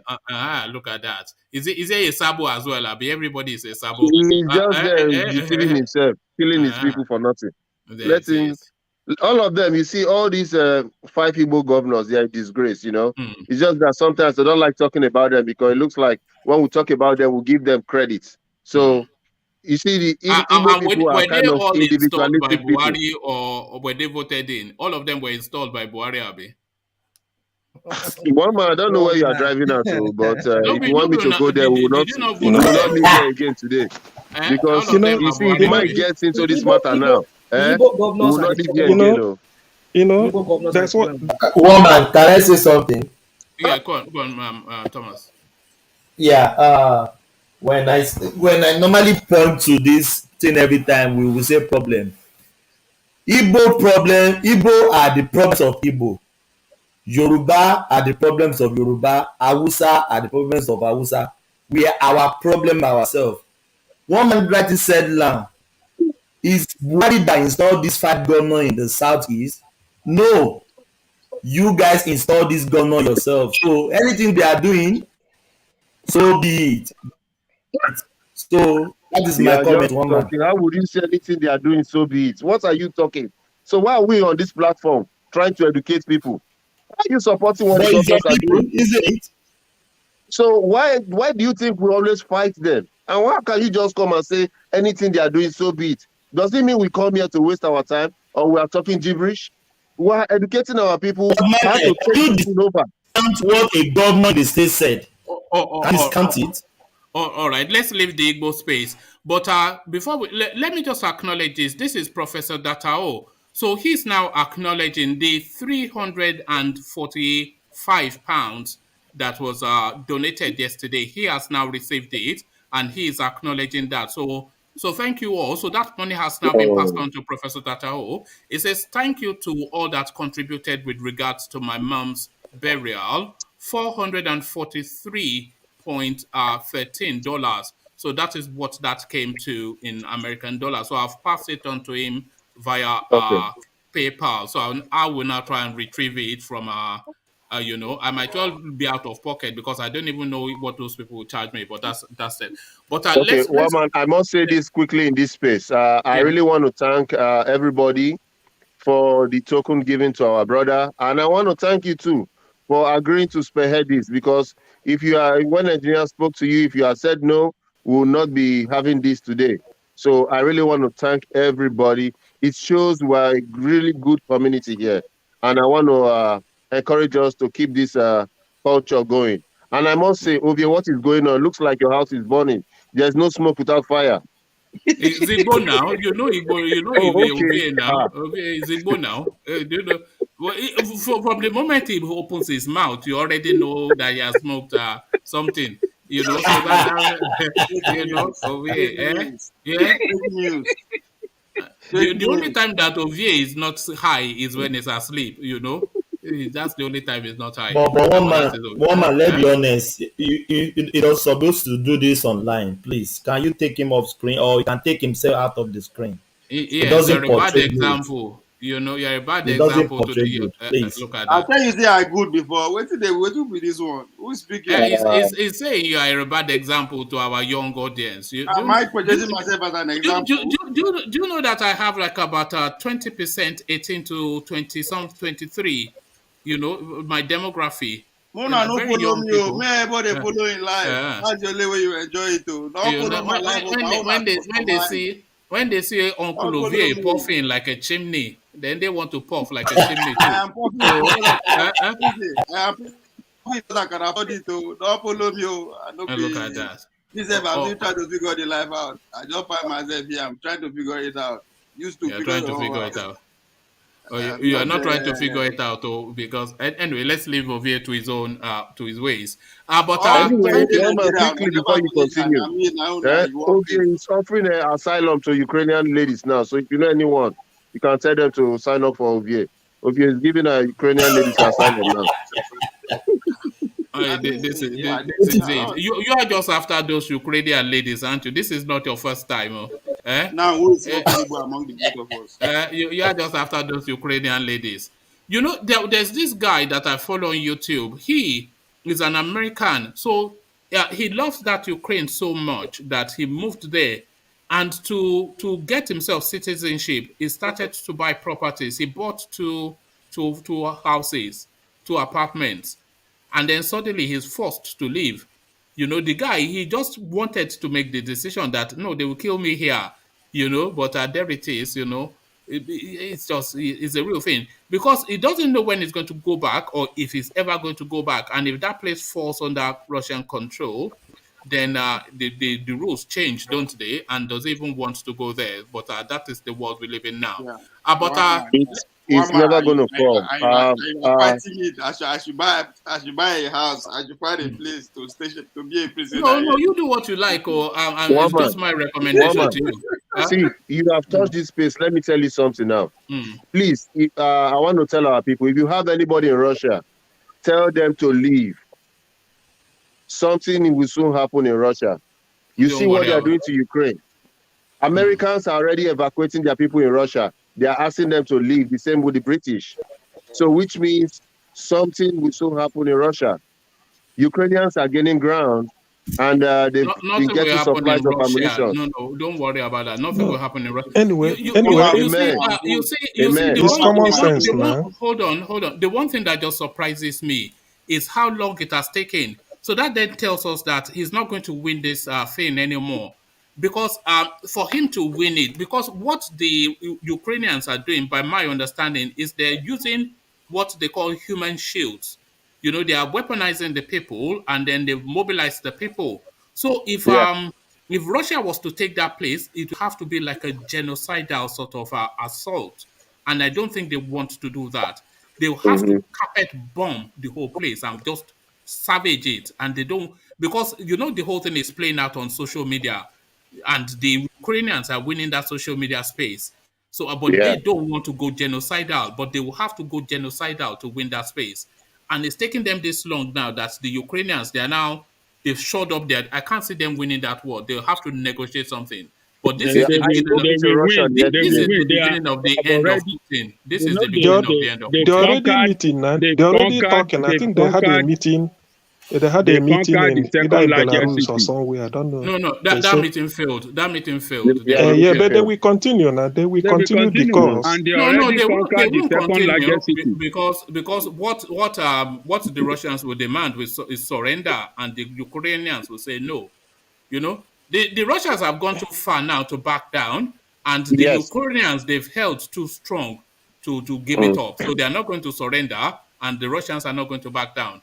So there is this Russian guy I spoke with yesterday. He told me the Russian is trying to abolish their own media because their people have risen up against Putin.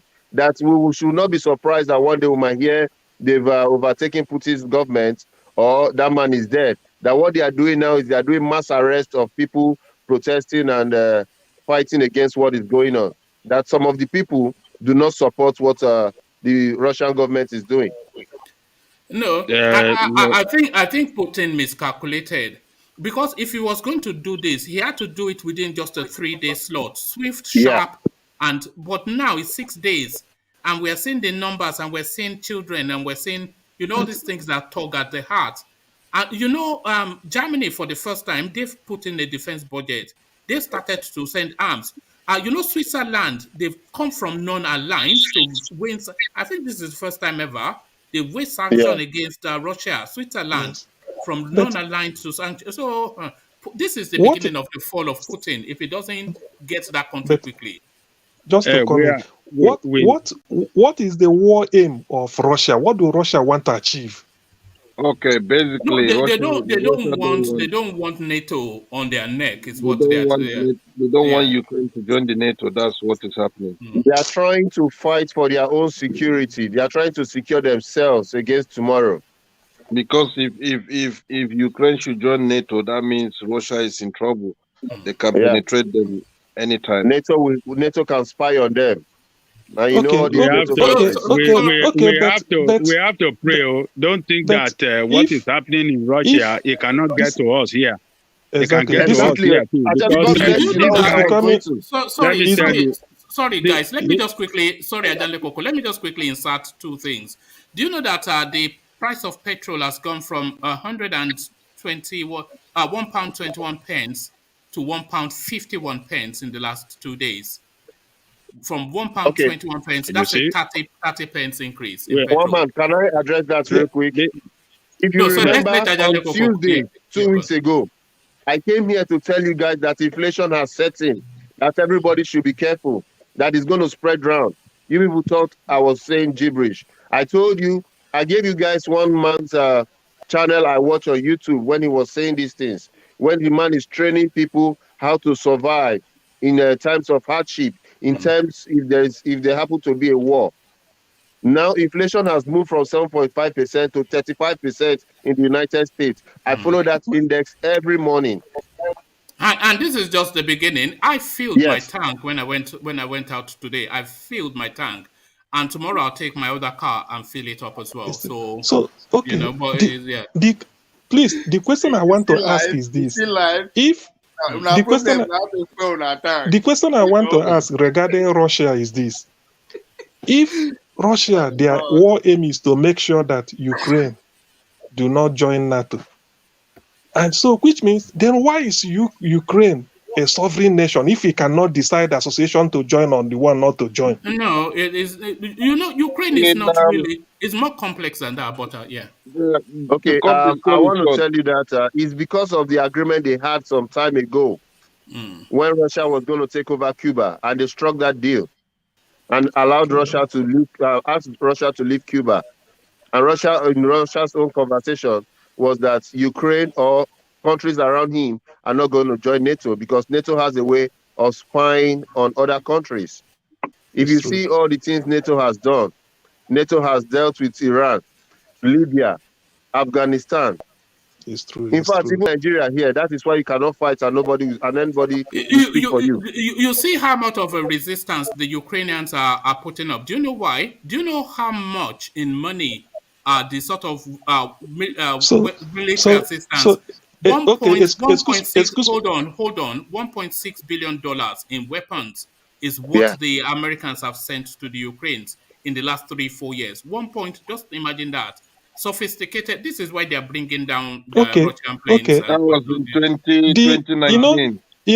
if like somebody, I don't know, person who spoke before you, if the agreement was that because America stopped Russia from getting to Cuba on the understanding that maybe you hold your side, I hold my side, why then is America or the West contravening, sort of breaching the law? Is that Because how? not their Okay, way? That's their the way reason now. is That's that their they way now. feel they are Because big boys, they can do whatever they like. Yes. you see, because Just you like see what we are that. facing here with our governors. We have Excuse a me. constitution, we have law. But, Can you see the beating you they gave guys, to that lawyer you in guys know that Lagos? Ukraine In Yes, has customs joined the office? European Union now. yes, I think this angle, I can agree. At least I'm now getting, I'm quite happy with that. Because I know that they used to have the opposite of NATO is Warsaw Pact. Warsaw Pact means Eastern Bloc that bear allegiance to Russia, while the Western Europe also goes to with NATO. So gradually, NATO has taken all those Poland and all those Eastern blocs one after the other. They're now left with this. So I can understand why Russia, if that is the case, I can understand why Russia. Shall I tell you why Russia had no choice but to act in the way they are? You see, That's what that we're saying the same thing. Yes. The Ukraine is right. Is a bit like Togo to Nigeria or Niger Republic to Nigeria. It's just right. They lock borders Yes. with Russia. So It's if true. NATO, if Ukraine become part of NATO, the NATO traditionally they have a base in a NATO country, so they would then have all these sophisticated It's true. Western It's weapons true. It's in true. Ukraine. Just that means they essentially they are holding Russia at So gunpoint. which means NATO Yeah, or the West are the aggressor. They are breaching the agreement now. I mean, yeah. Russia is fighting for its survival. But then why did they invade Norway, Can I come in? Latvia, and Estonia? Because these No, people that's that step too far. But okay, who wanted to come in? Yeah, Middleman. Can I come in? I don't yeah. know. Let's hear from Middleman and then yeah, Yeah, thank you, one man. yeah. I've enjoyed your discussion this evening. Well, he asked a No, you question. always enjoy the He made comment. discussions. When have you never not Yeah. enjoyed the discussion?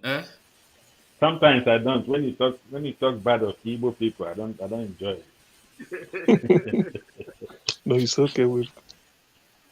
Yeah, but you know this this Russian Ukrainian situation. It has come a long way. You know when during the First World War, when Napoleon Bonaparte led the war, they invaded Russia through Ukraine. When Adolf Hitler started the Second World War, he invaded Russia through Ukraine. So that is a portal of the Western Europe aggression towards Russia. So during the Second World War, even the Ukrainians tried to resist that invasion of the Nazi Germany, and that is why in 1973, one guy, former Soviet leader Nikita Khrushchev, he gifted Ukraine with Crimea. He gifted Crimea to Ukraine as a sign of friendship and relationship for over 300 years. Yeah. And we have to understand that Russians are actually originated from Ukraine. Ukraine is their motherland, is their ancient motherland. They originated from there. So these people have had good relationship. So after the fall of the Soviet Union, there was a non-written agreement that these countries will have their independence, but the protection of the Russian interests, especially towards the West, has to be maintained. So now NATO came And you remember what went on when Poland joined NATO and European Union, and they kept encroaching and kept encroaching. This I think it's Vladimir Zelensky, the present leader of Ukraine. He is pro-West, and he was brought to power by the U.S. essentially, by Western powers. But he made a mistake, because your first alliance should be with your neighbor, especially if your neighbor is a nuclear power. They get their gas from Ukraine. They get their internet, their what do you call it? Their optic fiber internet from Russia. They get they actually depend on Russia in some aspects. Now, Russia can't have you building military alliance with somebody they see as an enemy, and you say, oh, because I'm a sovereign nation. Of course, you're a sovereign nation, but there are other geopolitical interests there. And the West really thinks that it can, limit Russia's influence by putting a NATO outpost in Ukraine. So that is why somehow, because the Western media is telling us that Vladimir Putin is the devil, is all this, he's a bad guy. Is he not? Is he not an animal? How is he an animal? This is it. It's the diets that you feed on. Hold on. One man, this guy watch too much of CNN. CNN, BBC, BBC. Look at that. Sky News. You remember what happened? What happened? You said two things now. Yeah. Two things you said that I can dispute with you. Is that you said that Volodymyr Zelensky is of course he's pro, but you said he was put in there by the West. You have a fact with that. Yes, his election was. And then that's number one. Hold on. The number two, I want you to take the two together. You said you can't have a military alliance with a nation, a sovereign nation, and then they also tilted towards other parts. What do you see about Turkey? Turkey that has, when Trump was there, they had military alliance with the US, and they also had military alliance with, for example, they bought missile defense system from America, and then they have a military pact with Russia. They even bought some other from Russia. What are you talking about? No. Can I tell you what the president, Middleman Chief, just chill for a moment. Do you know what the president of Russia did yesterday? He has blocked Russia from, the president of Turkey. He has blocked Russia the passage of Black Sea. Okay. Even though they have that alliance. So you see the gang up is almost complete. So you see, the thing is this, we keep just throwing this in out there. Every nation, every sovereign nation has the right to determine what alliance they want to form. Can I tell you something about sovereign nations? No sovereign nation is sovereign. You still have a godfather. It's just like when you say all these Christians, pastor, they'll tell you they still have a papa. We agree. We know all of this. There's a politics to all of this. There's a politics and some issues that we don't want to get into. But what I'm trying to say is this, that if a country, okay, we're talking about, Meduman said about Ukraine. Volodymyr Zelensky, we all know how we got there, except some of us don't know how we got there. They had him, Poroshenko, whatever his name was, that was there before, who was a puppet of Putin. And he was allying more, was tilted towards the Russians. And the dream of the Ukrainians of joining the European Union, which just materialized today, a few hours ago, was not ever debated. And so, but the Ukrainians want to join the EU. They want to be part of the EU. They are tired and sick and tired of how people are being treated in the European Union. So many Ukrainians are walking all over Europe, but they are considered as not even part of Europe, Europeans. So you see, these are the politics you need to consider. I don't know what are you talking about. I don't know when they have not considered the white man a white man. Oh. No. But the thing is, What you know the politics of Europeans when it comes to Ukrainians before now? how they go all that European country, even like your country there in the UK, they go there and you don't see how they treat them. They're not very into prostitutions. Yes. And as the Bulgarians, the Slovakians, as the Romanians, and the Romanians, the Russians, As the Polish. What I'm saying is And the that Polish, what the I'm saying Polish is are that Europeans. They are prostitutes, yeah. They don't count in the equation of the European Union. I don't know what you're talking So about. they won't Do be you part of know the Turkey European Sorry, is Union. thank even you. in You're Europe, taking us but they are not to in some EU? funny places, yeah. No, but Woman, you know Turkey is in Europe, but they are not allowed to join the I EU. don't think no, they are not. They don't have full membership yet, as far as my understanding No, is. But because I wanted they to are not part highlight of the big this. boys. No, because they are somewhat tilted towards the Middle East and Yeah. somewhat so they don't quite know. And their economy also, because you have to have an economy It's because threshold of the that aligns. economy. Of Yes, course, yeah. yes, they have to It's have. because of the You economy, know, nothing more. their economy has fallen about 2-3 times, and you have to reach a certain threshold. You know, Germany is essentially sustaining Turkey's economy. They bought up their debts just to help them get into Europe, and they continue Yeah. to accumulate more debts. But I wanted to speak on this Vince. This is Vin Oh my now. When God. I say he's a prickly fella, this is him now. Because if he doesn't get his way, this is what he does. He says, Ovie is one of the people in this platform that are preventing others from liking this platform through his derogatory comments and tribalistic beliefs. I don't even know that Ovie has said a word, but this is what Vin does. But then Jafar claps back at him. He says, at Vin, this remark on Ovie coming from you is a badge of honor to Ovie, especially when we review the hateful and derogatory remarks that you have been making about Northerners on the platform. So everybody gets it on the platform, but woe betide when you mention an Igbo person. Immediately, Vin is just poking, and there's just I not so tell much you before. venom in his Me voice as when, well. yeah, but Me as well, but there it is. Me as I don't well, know. I don't. now.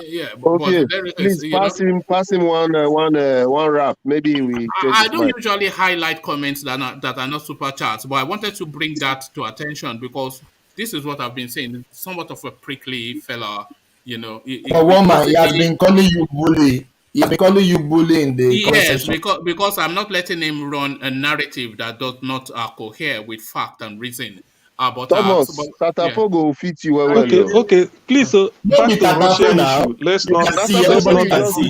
let's not digress so much. Please, All back to right. because it's getting interesting. This Russia issue. Now, what I want to bring up is this: Let's move on from Nigeria, Russia. Nigerians. Hold on, Thomas. Now, please. It's important. Nigerians in Ukraine that are stranded. I saw one comment when somebody said Nigerian embassy told them you on your own. I don't know whether people have seen it or what do people think about it. No, we discussed that That's their yesterday, language. and it's Oh, part of the. sorry. Sorry. We Okay. discussed that yesterday, and that is part of the topic of discussion for today. This is Okay. what the Nigerian Foreign Minister, Minister of Foreign Affairs, Godfrey Oyema, is saying.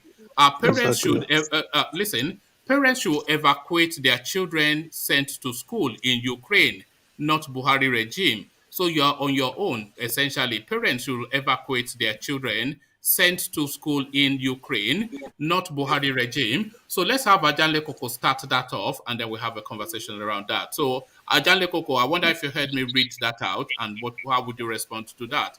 It is up to you to go and evacuate your own son or daughter from a war zone, not your government. Well, that tells us that how irresponsible they are in government. This administration is telling us once again that they are not responsible to the people of Nigeria. The interest of Nigerian people does not matter to them, either you are in Nigeria or outside Nigeria. So it's surprising that Onyema, who is an international, a foreign affairs man, a man that knows better, can speak like that. It's just shameful. It's just shameful. This is a well-educated man.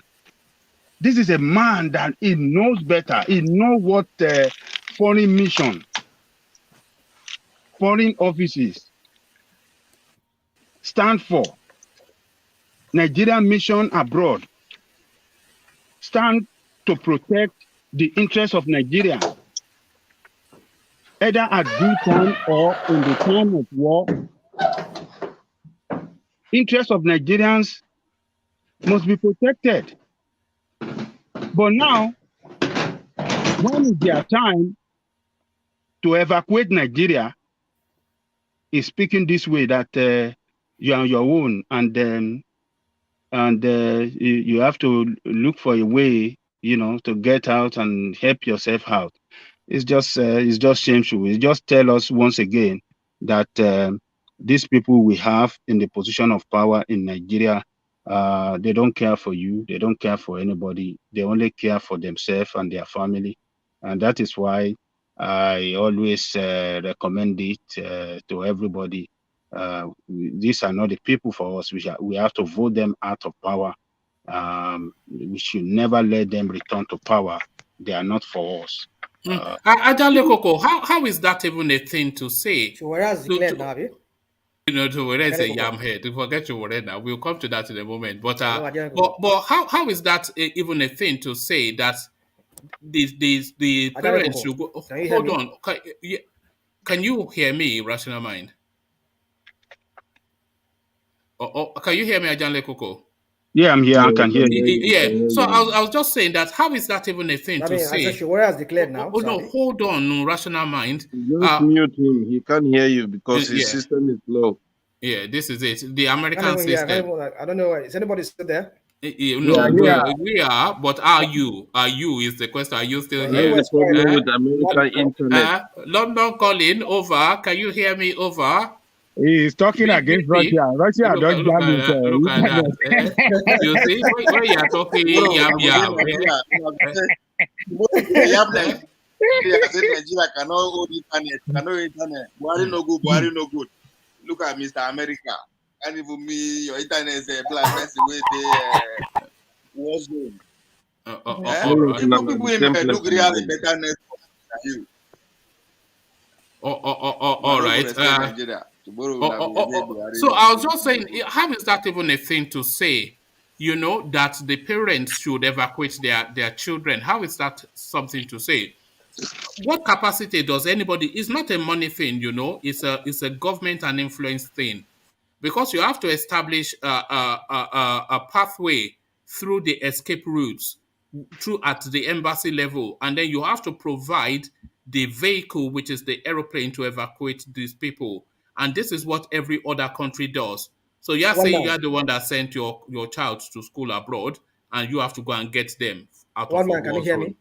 We can hear you, but can you hear us? I can hear you because my screen can't just see you guys on the screen. I can hear all right, thank you. So I was putting the question to Ajale Koko. So Ajale Koko has the floor.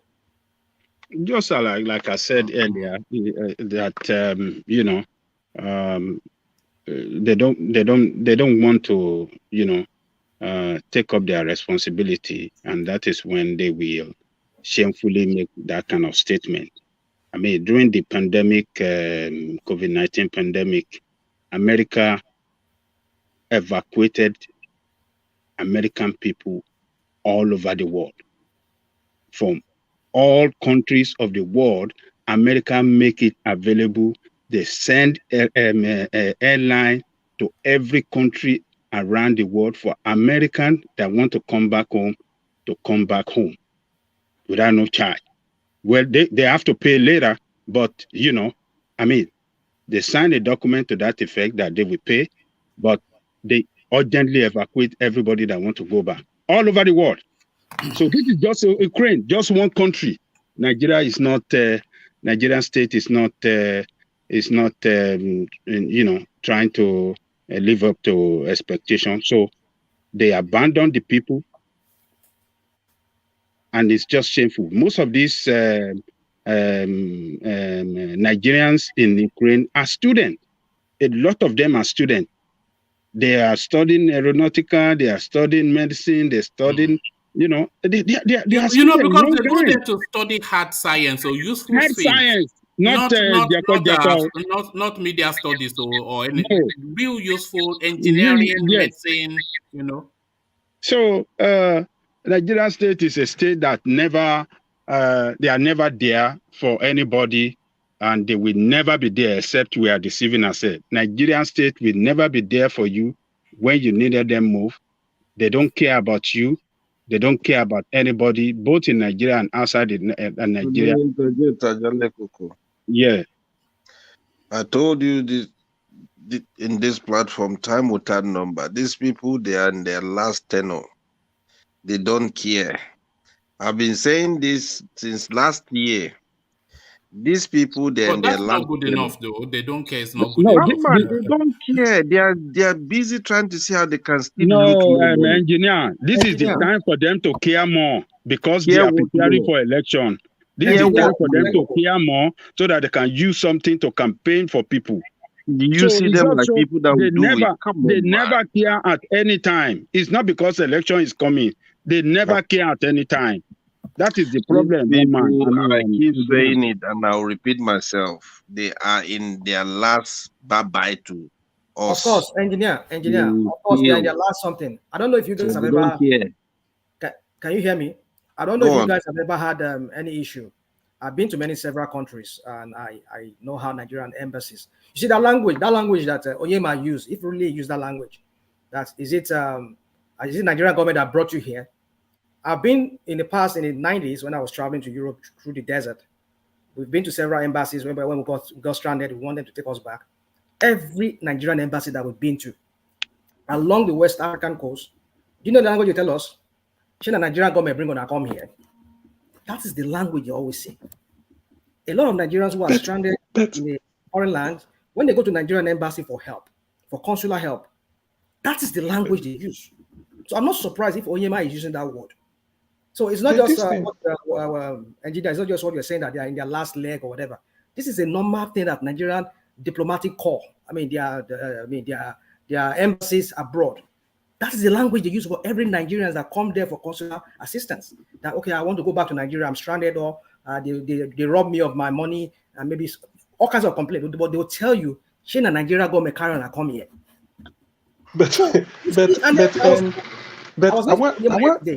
Oyema was saying something like, he says we should do diplomatic, citizen. Can you hear me?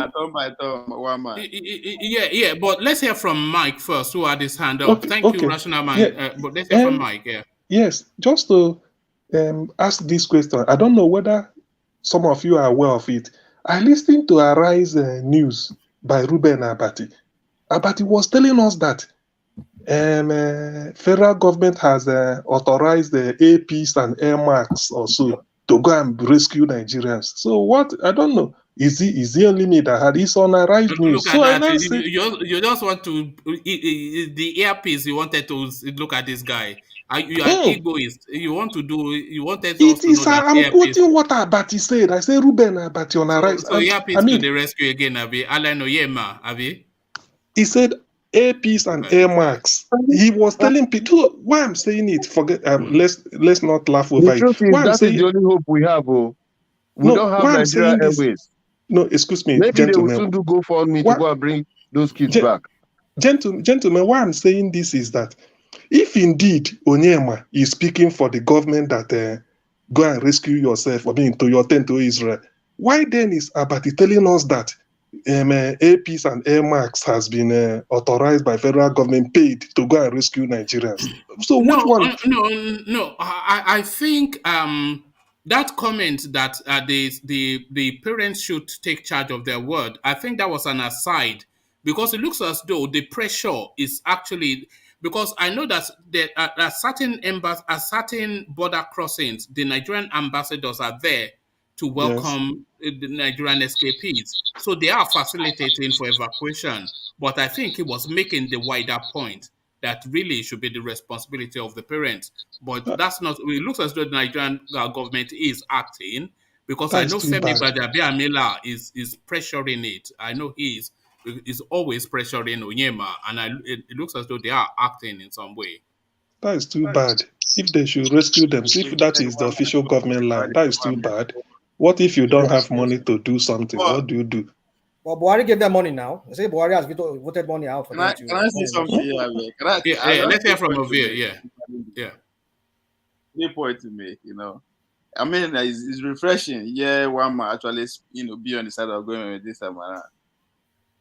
But I mean, let's apply common sense here. Even all of us enter flight before. And if you follow the rules, when I say turbulence they happen, that even if you are sitting with your own picking, save yourself first. That's not common sense. When pastors they give us option, second option, if you know what, jackpot, they never put situation like this into consideration. Your picking, if you get picking for any of those war zone now, change the American embassy you go to call first. Yeah, man. Yeah, man. So at times, even though the minister knows that balance, let's apply a common sense. It's very easy to blame government because you are not in the situation. It's very easy. Yeah, man. But when pastors they give us option, maybe you jack run. These are the things when they tell you. Come on, my brother. Yeah, but Ovie, common sense, you forget government at this point. Whether our government be effective or not be effective. Yeah, man. Yeah. Ovie, but I don't think the minister should come out and say something like you understood what he was saying, Meadow Man? Did you understand what he was saying? Okay. What Ovie was saying? My conclusion. My conclusion on let's this just get back to Ajale Koko. Ovie is on another planet, but Ajale Koko, My conclusion is this. Oyema, as the minister, as the foreign affairs minister, failed woefully. He didn't give directive before this time, before the war started. They saw everything, the way it was going. They saw America calling on their citizens. Other Western countries around the world, other Western countries calling on their citizens to leave. They didn't give no directive to Nigeria on what to do. They even they contacted them. They didn't respond. A lot of our Nigerian people, our students, called the embassy, no response. So they failed the people. And it's just a complete useless administration, and they just abandoned their people to just die for nothing. You know that 2 people died just from frostbite from the cold, you know? 2 Nigerians? 2 Nigerians have died so far from the weather, from the cold. The weather. Yeah. You see? You know, it's peak winter there, you know? Yes.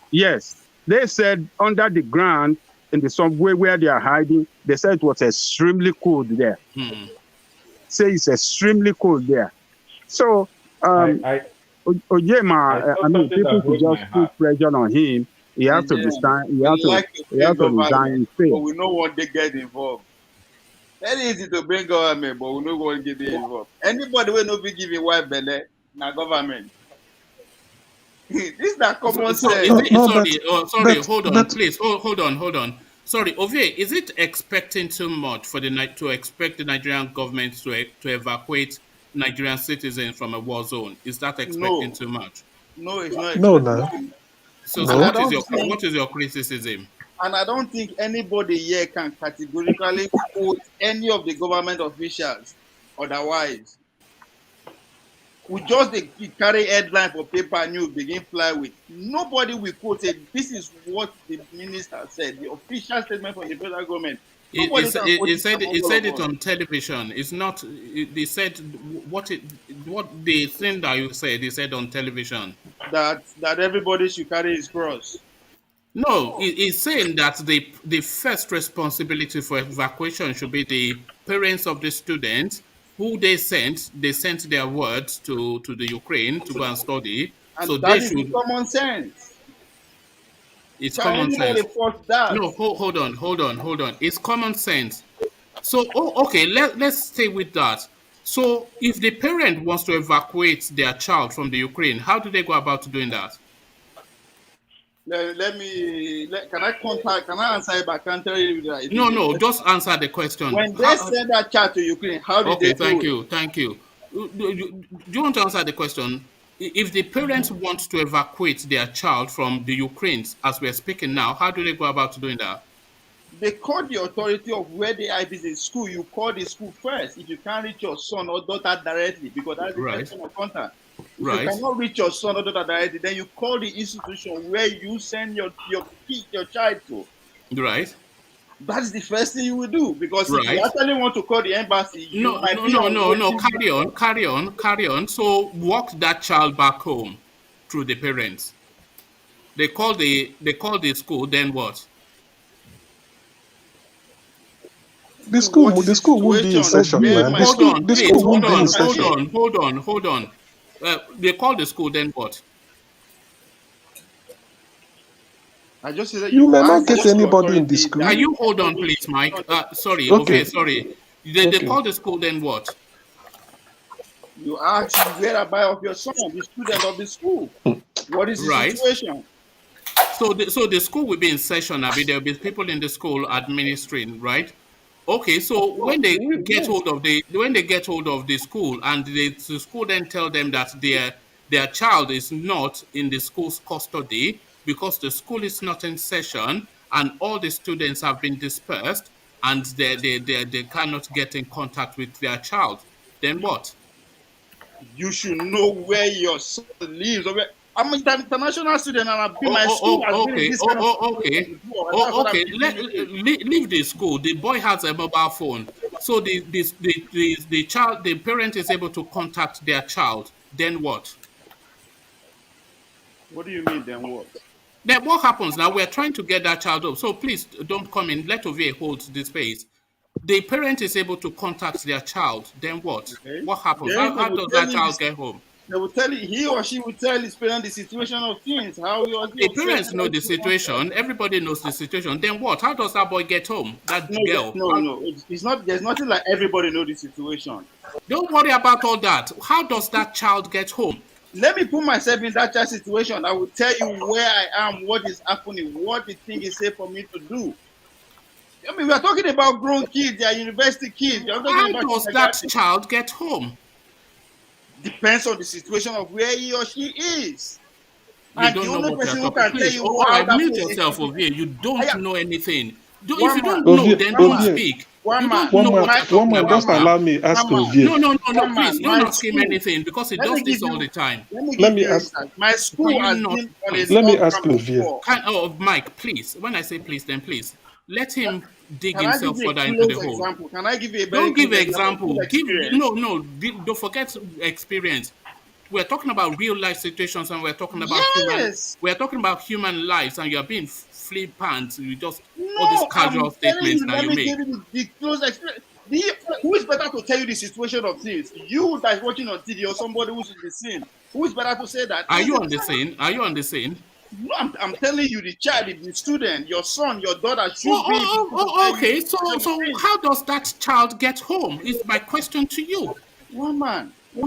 And I just explained that from there, it depends on the feedback of the situation. That's where you now take action. Where to stay part of. What are you talking about? How to head to the airport. What am I talking about? I've asked you a question. How does that child get home? One man. I just said it depends on what that child tells. So you don't know. You don't say I don't know. Do you know? None of us know because we are not on the scene. That's why I say it depends. How English are they speak? Please, if you don't, you can't be doing this, especially when we're talking about human lives. You have to be just mindful and show some empathy in some instances. What have I said? You just make all these flippant. You say, if they give a lead, you can send a parent. No. Okay, let me answer the question that you cannot answer. Let me answer that question.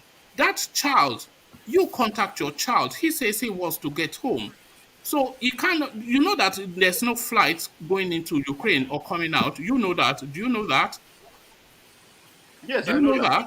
Yes, okay. So that child has to then make his way to the border of whichever country. Do you know that the reports that we're getting is that they're not letting them into places like Poland, etc.? So how do you then facilitate your child getting into Poland? You, as the parents that sent that child abroad, how do you facilitate that? One man, you just said the report that we are getting. From the people on the ground, I can go and dig out the videos now. This is what the students are saying, the Nigerians they are saying they are encountering. They are saying they are not letting them into Poland. They are not letting them in through the borders. So how do you, as a parent, how do you handle that?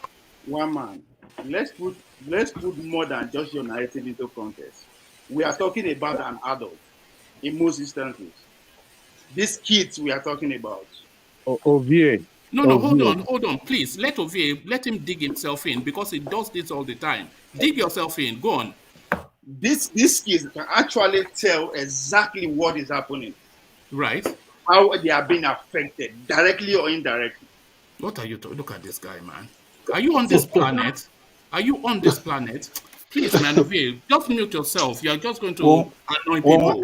We are talking about human life, so don't talk wrong. Don't do this. There's nothing fresh Ovie is going to say again. I mean, this is what I said that is out of place. What are you saying? They are adults. They know their situation. We are talking about the situation better than the we that are watching on TV. That is a fact. Are you?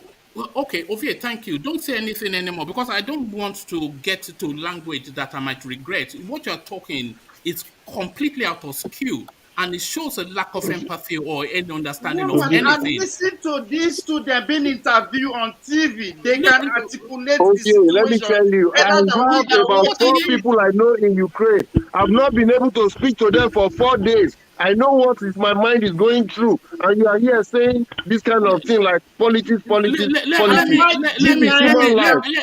me tell you why I'm getting. I'm not denying that fact. No, just be quiet. Just be quiet, man. You don't know what you're talking about. What are you talking about? You're talking nonsense. I'm sorry to say, but you're talking nonsense. Look, let me tell you what these people are narrating. They are saying, and by the way, 2 of them died just yesterday in the cold trying to make that escape. They are saying that they are getting to the Polish borders and they're not letting them in. So the only way that they will be let into Poland is an interaction at governmental level to force that border open for them to get into that space. That is not something that their parents can facilitate. That is at a governmental level. And all of the instruments that can get them out of that space, it is not something that a parent can facilitate. It is at a governmental level. And you are saying here that when they give the learner... Now you are putting the whole thing into context. You never said all this. Did you not know that? Did you need me to tell you that this is something that functions on the government level? And I'm giving you don't know what you're talking about, Ovie. I'm very sorry, but you don't. But let's get back to Adale. You put everything into context. You don't know what you're talking about, my man. No, that's not what you said. That was not your question. That was not your first question. Now you put everything into context. Now it makes sense. But you knew the facts now. You're not following the narrative. The question you asked me was very short and direct. And I'm responding to that. Ovie, the fact that your father or whoever is phoning you, that is an indication that everybody is worried. The world knows what is happening in Ukraine. So if you're a student, this is a war situation. So you don't need to tell me how serious it is. I know. It's true. So now the fact that this telephone call is coming and they are asking, they are because it's even, let me even put it this way. If they call you and get you on phone, considering what people are now saying, you are even lucky because everybody is worried. Everybody is worried. Whether you have a friend, a son, a daughter in Ukraine, you must be worried. Is the person still alive? The fact, if you get the person on phone, you are even lucky. It's not every topic that you can be flippant about. Don't be flippant about everything. This is Alexander Akashi. He lives in Poland. He says, I'm in Poland and it is hard for them to come in. So how do the parents facilitate that? This is Celibis. It says, can the parents charter a flight alone Who will organize this in these circumstances? What are you talking about? So, yeah, not everything you just make a flippant comment about now. Who is Don't be denying flippant all about these human lives. facts? We are Don't be talking about flippant what about human situation? lives. Who's denying all these But facts? let's get back to Ajanle Kokovie, Who please. am I Yeah, denying all let's these just facts? get I'm back to not Ajanle denying all Koko, these man. facts. You asked me a You direct don't question. know Now, what you're what talking should about. be the first Yeah, response? That was your question. yeah, Okay, yeah. let me tell you this. Let me just I don't know English we speak for here. if you are woman, if you're asking some questions, can you just analyze the question in two different ways so people can understand? Because I think maybe you're asking in the one direction, that's why Ove couldn't get you properly. But if you should phrase it to another Okay, very direction, direct I'm question. 100% I'm giving sure you answer. You said me you say I'm understand. making mistake. Now one, I didn't say what situation. Nobody is denying that fact that All right, but you know, it started off that by saying, "Oh, if you give your wife belly nap, this thing," and we're talking about A human government life, problem. and you are making because I said it's a common sense. If you ask flippant somebody to comments. actually make that to that, You know, that there's is not certain the things only that. example I use, by the way. I also use that of I also use that of aeroplane. You never say anything about that flight. But that is a fact. That's a common sense. All right. Ove, the best thing is We to were there find your way outside to Nigeria. neighboring No, God countries. forbid, if our children is involved in that kind of situation, the first point of call is not the embassy. Me and you know that one. Even you live in America, if your child is in Iraq, any of those places today, your first point of call is not going to be the US embassy. Let's face the facts. You will not call any government agency. That's not going to be the All point of right. call. Okay. Maybe I misunderstood. Apologies to our And you V, think but the it's first just. point of call has not been made already? Ovie, I I was told watching you one of earlier. I was I said watching it one of they were earlier. interviewing one of the students on Arise TV. I And the said way they asked, the first question they asked the guy that what is the situation? Like, are you guys expecting anything from government? The guy said nobody they depend or do think of that way. First, yes, I know that is not palatable. But they get an answer, okay, where are you speaking from now? And say, oh, we are in a basement of a building. You understand? So they are giving them as a point of exactly the situation they are in, how serious, how unserious. So you have to listen to them and take their lead. That's what I'm saying. I'm not saying, oh, no. For me and you know, we live in a country that, yeah, let's say the government are serious, quote unquote. If we are in that situation, we will never call it. Better go and our government first. That's the first we know. That's human. And if actually the federal government say that, I think that is where they're coming from. So not just the thing I say, oh, I don't know, I'm not taking this, I'm not taking. No, I'm just responding to the question you asked. If you are not telling me, oh, they don't feel come out to All right. Let's get back to Ajanle Koko. I'm not sure that Ovie on that. One man, like I Yeah. said, No, not that you if put you throw a everything into question, context. I understand. I mean, if everywhere is blocked, no No, entry, no you were enter. saying it's I the get it. parents' responsibility, and we were I'll say we. I was pointing you in the direction that it cannot be the parents' responsibility, and you were doubling down on that position. And I was waiting for the penny to drop, and it did not drop. But Ajanle Koko, you I don't need said the penny who is the dropping. first point Yeah. of contact? That's why I tell you, because you asked the question you asked me, who should be the first point of contact? That's why I said That wasn't the question I asked you, but let's just leave that. Let's get back to Ajanle Koko. Thank you, Ovie, but let's get back to Ajanle Koko. Well, we hope that Nigerian government will make a very solid arrangement with Polish government to facilitate the evacuation of our people that are stranded. They cannot tell us that they don't see all of this. All of this that we are watching on internet, they are seeing it too. I mean, I hope that they can uh, do some good negotiation with Polish administration and our people at the border. They can do something with them to take them out and take them back home. That's the only thing that I think they should intensify effort on. They need to get back home. They have gone through a lot. They have walked several. I mean, my daughter was telling me that he saw an Instagram video that Nigerians, some guys said they work for 36 hours. they walk for 36 hours towards the border. So that is inside a very terrible cold weather. I mean, for God's sake, can God forgive these people we have in position of power in Nigeria? You think God will forgive them? God will never forgive them. So I hope they will do something and evacuate Nigerians from the border and then take them back home. That's All my right. opinion. All right. Thank you, Ajan Lekoko. So, God will never forgive them, but hopefully we will have a change of government more to your liking. Omoyele Sowore, he has now declared his intention to run for president. So, an improvement then on that 33,000 votes we're expecting. He claiming now that Nnamdi Kanu and Sunday Igboho, they should park to one side and forget their noise making as he's about to take charge of the country and recalibrate it. So You Omoyele have to Sowore recognize again, my Aluta, greatness first. Aluta Come on, you have continua. to recognize greatness first. Eh? You have to recognize my greatness first. You have to Your recognize my greatness, greatness first. which is 2 days what? ago, when issue Omori come out and say, forget about all these are anti. This man, presidential candidate, you want to talk about. You said, no, it's not even contesting, no Buke party. I said, this is an American trained journalist. Everything are Hollywood. And that's what you are Firstly, seeing. he's not And an it's American. You know, he's enough not to a allow me trained to. journalist, by the way. You know, he's not a trained journalist, so he's not. So he's just a Well, journalist, not a trained one. I mean, But he had already said he was going to declare, weeks ago. But citizen journalist. I mean, yeah, I include it. The citizen, I mean, he has the publication yeah. and all that. But this is what I was saying, trying to say. You shut me down. Say, no. This guy said you don't smoke again. Yes, I did smoke, but look at him.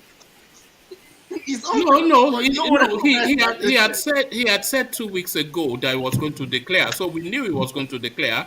But what I was saying was that he had not yet declared. And what Ajale And Koko I was said, actually let me saying say, was that they were trying to stop him from declaring by arresting him. So we knew he was intending to. and I said they won't give him an offer. You say, no. Why they go through all that? But that is Yeah, yes. what offer have they given I know him? that, but it's not like that. Anyway, where they go now? Don't be sure worry. We know him. we know him. You know We dey Sowore hail am lies. so. You know he lies a lot. You know Sowore lies a lot. You know that. Eh? Yeah. He There said was a what? time, Sowore, he lies a lot. He lies a lot. In fact, he lies all the time. What There a was one human instance. being be? Is he You not a know, human being? but that's the thing, though. There was one instance when he was narrating how they were wanting to attack him, and the person that was in the car with him was debunking the story. There was a time he told us that Issa Fantua came to meet him in DSS to bribe him, and Issa Fantua was forced to come out in the media space to say that he went to him as a fellow colleague because Issa Fantua too, he was a publisher of some publication, and he went to him as one journalist to another to go and speak to him as an industry member because he had empathy with him. That he was acting on his own behest and not on the instructions of the Buhari administration. That what Sowore said was a categorical lie. So he just lies all the time. Sowore is a notorious liar. We know Woman, that. so why Yeah. did you think Mr. Fantua did not lie? Because he has no reason to. And what he said, it Why? coheres more with logic and knowing Sowore's antecedent for embellishment. The guy is a pathological liar. Yeah, But man, all but politicians are lying, isn't it? Yeah. So Sowore then Yeah, is a you're better lying to a politician. liar. You will lie. guy Why won't you is lie? not. He's not a liar. He's a politician. He's just playing the game. Very high best he knows it. It's working for him. Let's recognize that first. All his antics are working.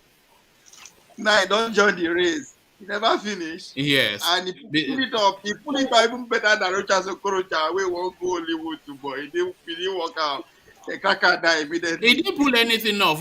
This thing was only reported on Sahara Reporters. Even the proper nobody takes One man. it. Just Why they underrate one man show now? They underrate him.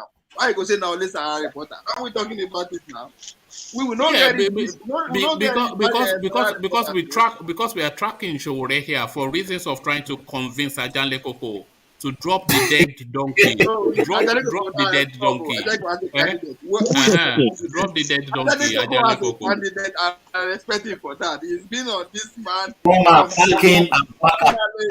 Yeah, pack it in and pack it up, you know. My vote, I'll give it to Ajale Koko and his boy, Sowore. I mean, let's give it to Ajale Koko. So Ajale Koko. Who is your candidate? There are two candidates, and they are Atiku Abubakar and you asked me a question. Atiku Abubakar and Tinubu. So those are my candidates, you know. Yeah. You can only choose one. This time around, follow the rules of the game. You can only choose one. Choose one. Give us your 100% of who. Who is your number one candidate? Look, I don't have a number one candidate, but those two. You're breaking the rules of the one man, know who you want. If you are talking of tribalism, you will pick Tinubu. But if you are talking of articulation, if you are talking of tribalism, you will pick Atiku. But we are talking of articulation, you will pick Atiku. We know him, and we know why he's leaving now. One man, followed by you. Let's go there. No, I've said now. You know, I've always championed. Oh, hold on now. I've always championed Atiku all the way through because I see a lot. You know, Atiku is a very clever man and is a man with a plan. But Tinubu also a clever man with a plan. But the two of them, they just carry so many baggages, ill health, corruption, etc. But that is really where we are still. Okay, you go help them carry the baggage. Now then cross or now then go bear. But Ajale Koko, yes, your man. Make you help them reduce the load now. No, they are big boys now. They want to bam, so let them bam by themselves. You see. Come on, sit there. Are they here now? Who be your own? Who is your candidate? And why? One. It's among two. No, we can discount that. Is who? I will pick Atiku, but if I want to be tribalistic, I will pick Tinubu. But for articulation and for somebody that I told that will speak, I'll pick one person. Atiku, of course, I'll pick Tinubu now. I'll be tribalistic. You pick Tinubu? Of course. Okay. Okay, hold on. Since Ovie has forced that space, let's make that a snap round robin question. So Thomas has already said Atiku. So just a snapshot, Lord Michael. Your candidate, one candidate that you will champion, and it can be anybody. Election. It's what I will champion. No election. No, humor the question and give us a name. Humor the question. I don't have a name. All right. Okay, let's go to Prof then. Prof. Hello. Yes. Did you hear the question, Prof? Yes. To me, I don't want. I wish no election. I wish Nigeria disintegrate. But all the same, if I'm to pick anybody, I'll go for Atiku. I don't know. Okay, not Peter Obi or anybody. No, if Peter Obi comes out, I'll pick Peter Obi. But the probability of Peter Obi coming out is low. Let's say the truth. Unless if he goes to another party, but if it's for him to emerge in PDP where there's an Atiku, it's very low. It's low. You have to be realistic. All right, thank you. And Ovie, just a snapshot answer. Yeah, you opened the space. Ovie. You don't sleep? No, not the thing now. You know, you see, look at that. Oh my shell, look what a pity. Now just for one man. Is it my turn? Yes. Now my turn. Now your turn, Ovie. You know now. My only candidate that I'm supporting with Buba Marwa. All right. And Ajale Koko, we know your choice. So Sowore, of course. For one reason. You know me already now. You know where I belong. One man. Yes, AAC. Take it back. Take it back. We have to take it back. That's it. That's a real change right there. Make Nigeria great again. Yeah, the new direction to take Nigeria to greatness. That is it. Even though we get 30,000 votes. Yeah, but you people are afraid of real change. That is the problem. with you Nigerians. You don't want to do Mama, the real change. you Yeah, don't allow so me to that's explain. it. If you want to 30,000 continue votes. if you want to continue for following those that are destroying that nation, those that are, mortgage the future of that country, those that have destabilized the country, those that every bad thing you can talk about, that is what they brought onto that country. And those are the people you enlightened people want to support. I mean, we are better than this. We are better than this. All right. Don't worry, that's proud. Hashtag take it back. So, Mike, you heard the question. So, your answer, Yeah, Mike. I will go for Kingsley Mogalo.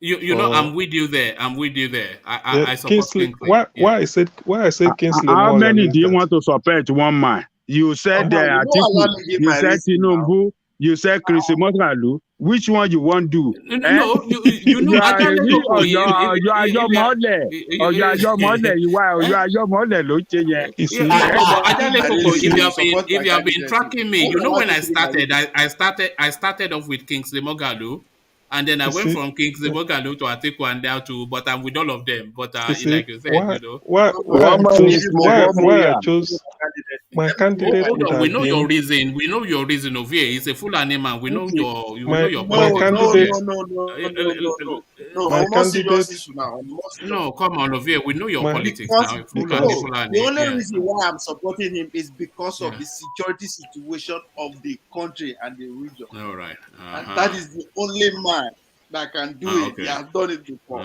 You will see that will be the the greatest narrative. Oh, the easy man, you It's not a Fulani. conscious, so. That's my make it choice easy, of man, you not blow us from phone. Oh. my choice All of right. Let's hear from my Mike.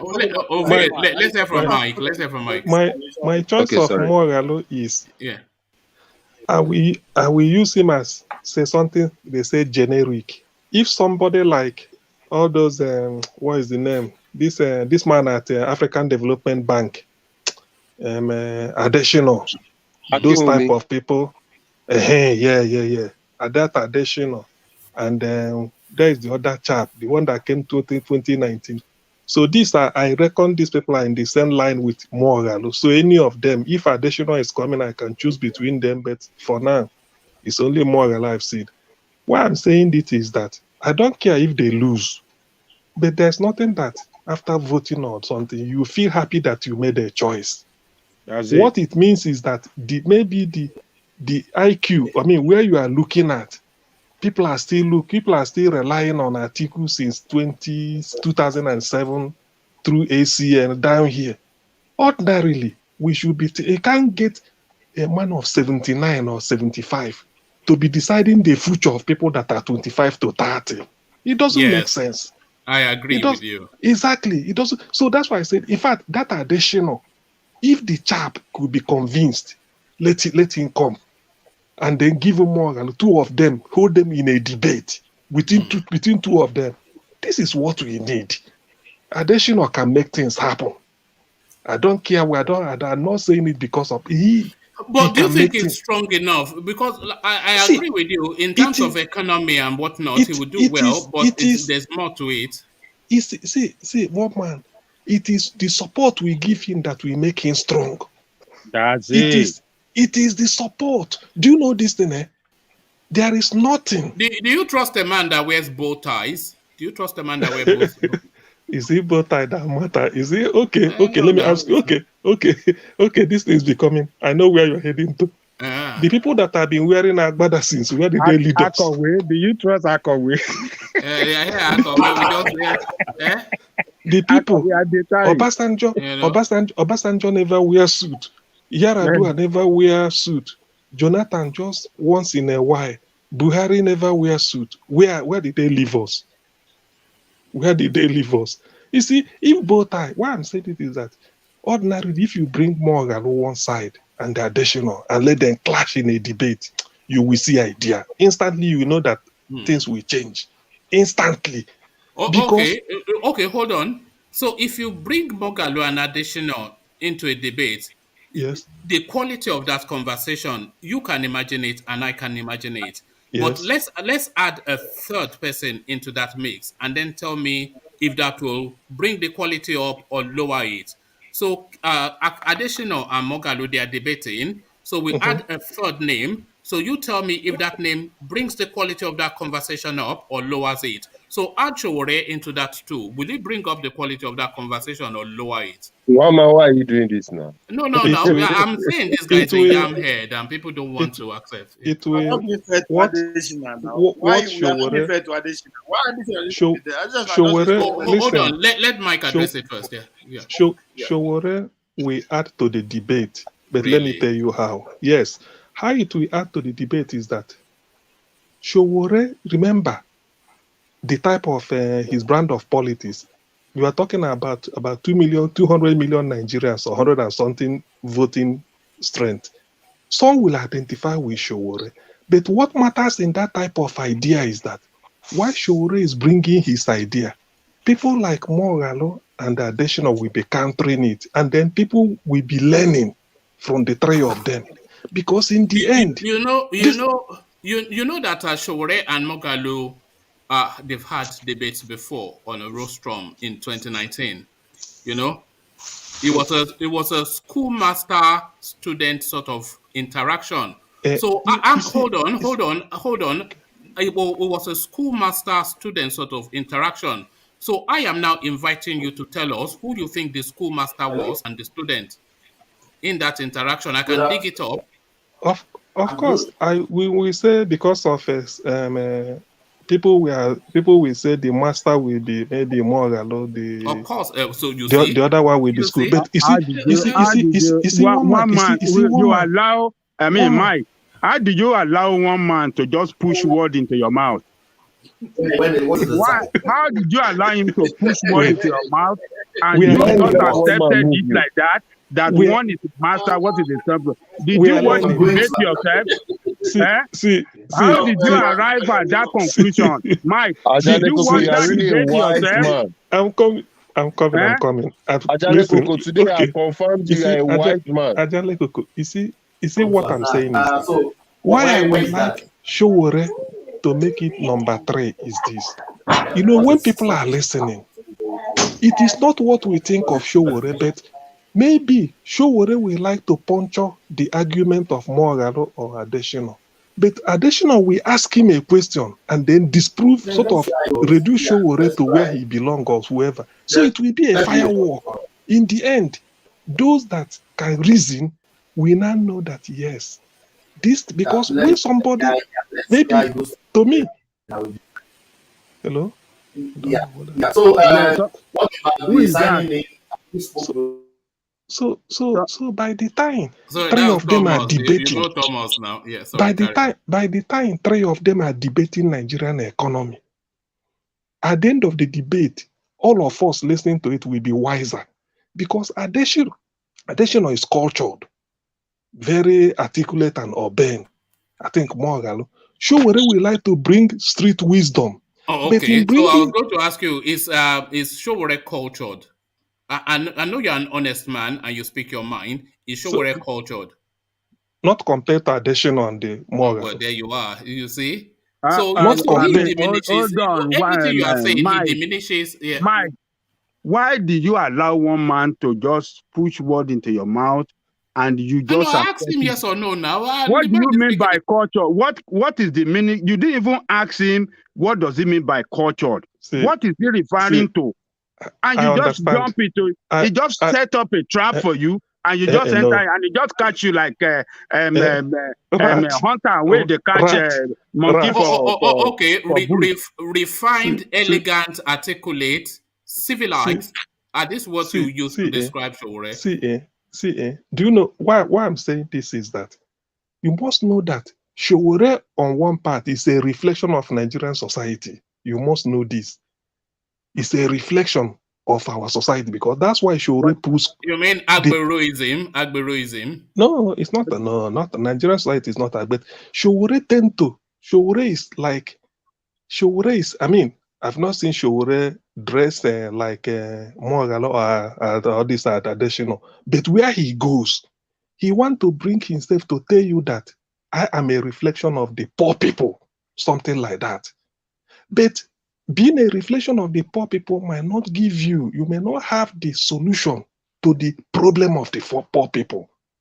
That is another thing to think about again. So why I'm saying it is that when you bring people like that to a debate, it may be rowdy in a way, but because of the maturity of Adesina, I'm looking at him, the way he will handle it and present and put his words across. But my fear is, will the people they are talking to realize that it is their future that these people want to rescue? Do you think the conversation will be too elitist for the Nigerian person to, because this is the problem that people like Mogalu, by the way, has always been my first choice, but for reasons of realism, I've had to move from him. Okay. And is what you're saying, he's too sharp brain. If you're talking about sharp brain, that is one right there. If you listen, there are two voices that I enjoy listening to. There are three voices actually. There's one Yoruba man, I can't recall his name, but Real One Bishmark, I enjoy listening to him. Often in instances, I don't agree with what he has to say, but he's able to structure a point in a way that is coherent and elegant. Mogalu also very coherent and elegant, but that is his strength. But that's also his Achilles heel, because he is just too elitist now. It's too book for the. It's too book now. But one man, we know that without people like that speaking that type of grammar, we will move up. We know it. We all know this, because what Nigeria needs is, I like that Sowore to come in, because Sowore will help to bring some of the facts. Or you mean something like sort of MC Oluomo, but with a degree? No. It's like you are making this to look. That's the picture you are painting now. MC Oluomo, but with the masters. No, I'm not painting that. Okay. Remember, Sowore was a student union activist. Sowore was a student union activist. Remember, so what the thing we boil down to is, by the time if these are the options that Nigerians are facing, they will be forced to listen. Because do you know why I'm saying this? It is true that there's poverty in the land, but people know deep down, even those collecting to 5,000 or 1,000 or whatever, they know that cannot solve their problem. Even if you deny them that money, they will still vote. Let's say everybody's not giving money, they will still vote, because they've known that all this money we are collecting. I get a question, Mike. Yes. And for everyone too, and one man. What do you think the Sowore declare for president? What do you think will be the effect on Tinubu's campaign?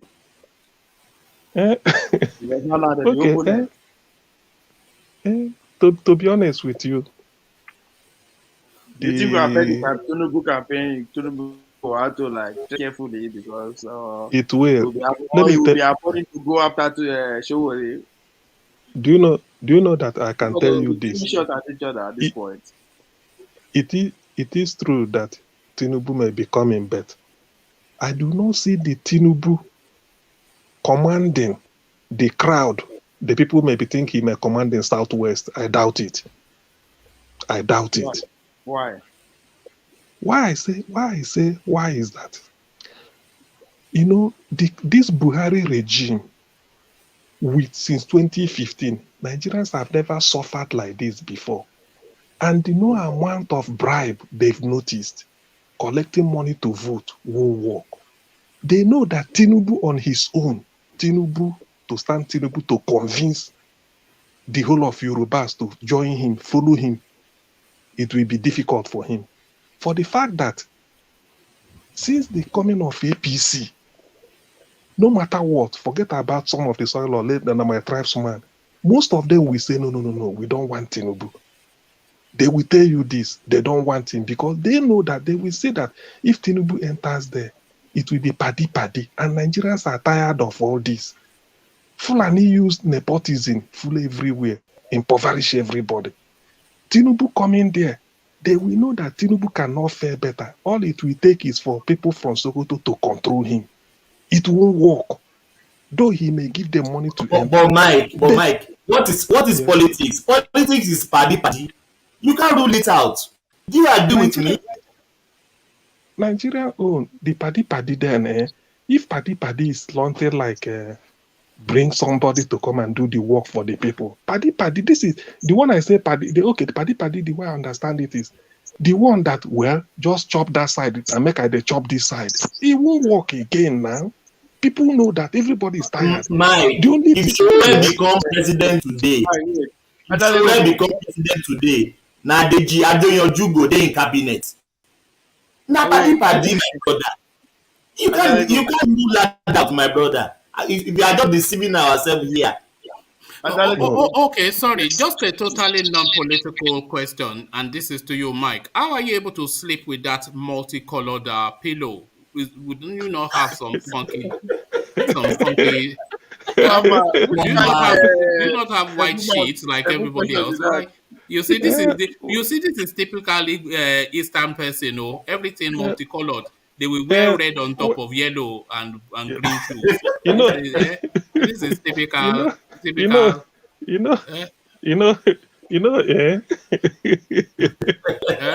I've been playing on my mind. So how can anybody? I've never seen anybody sleep on a multicolored. You don't have white sheets like everybody else. What is? I borrow. You've taken Abakaliki ways to UK. This is my pillow red.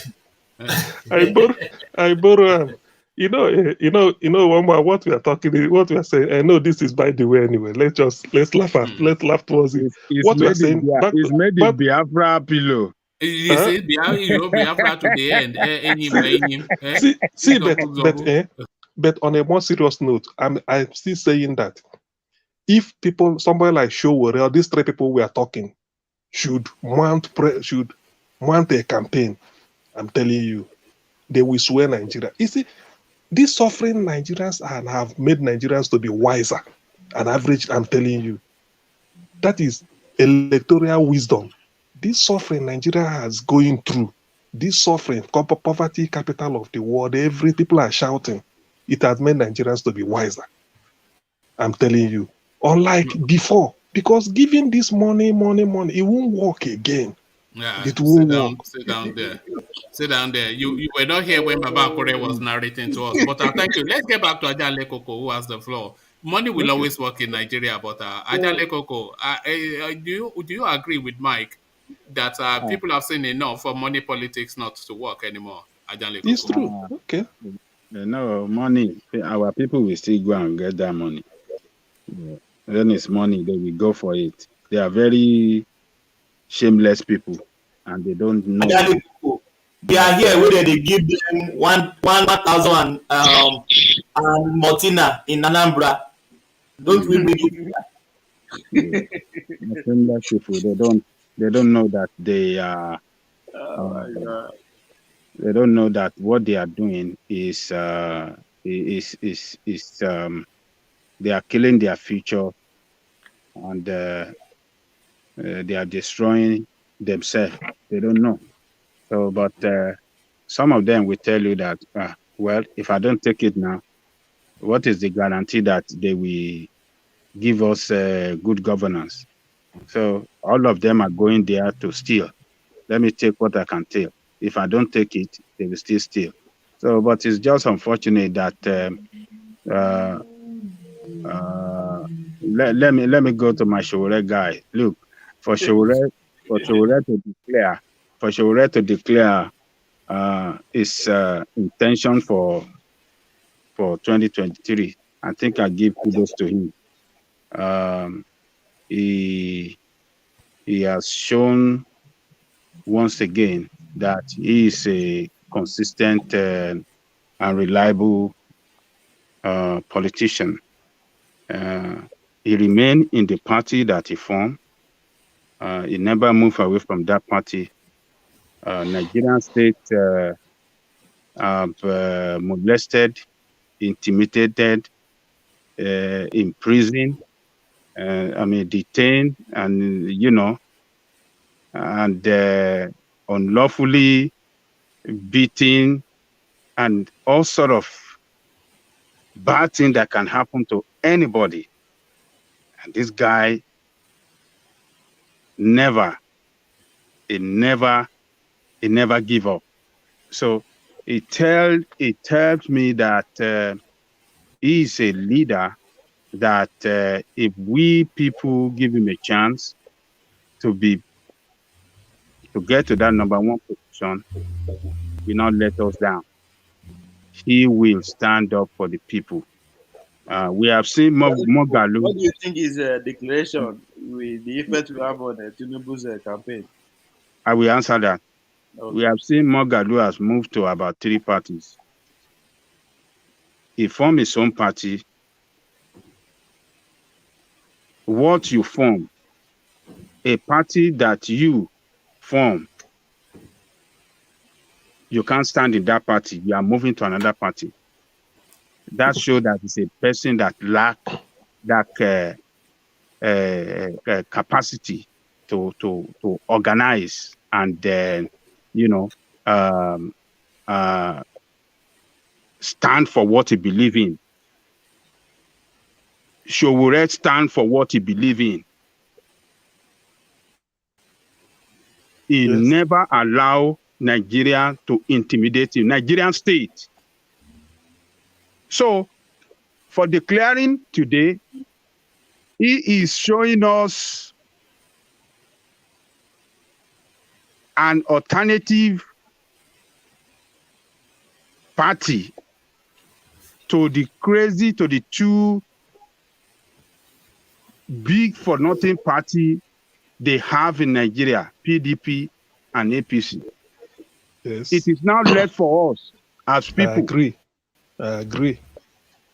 It is left for us as people to take the bull by the horn, to be courageous and join that party. You don't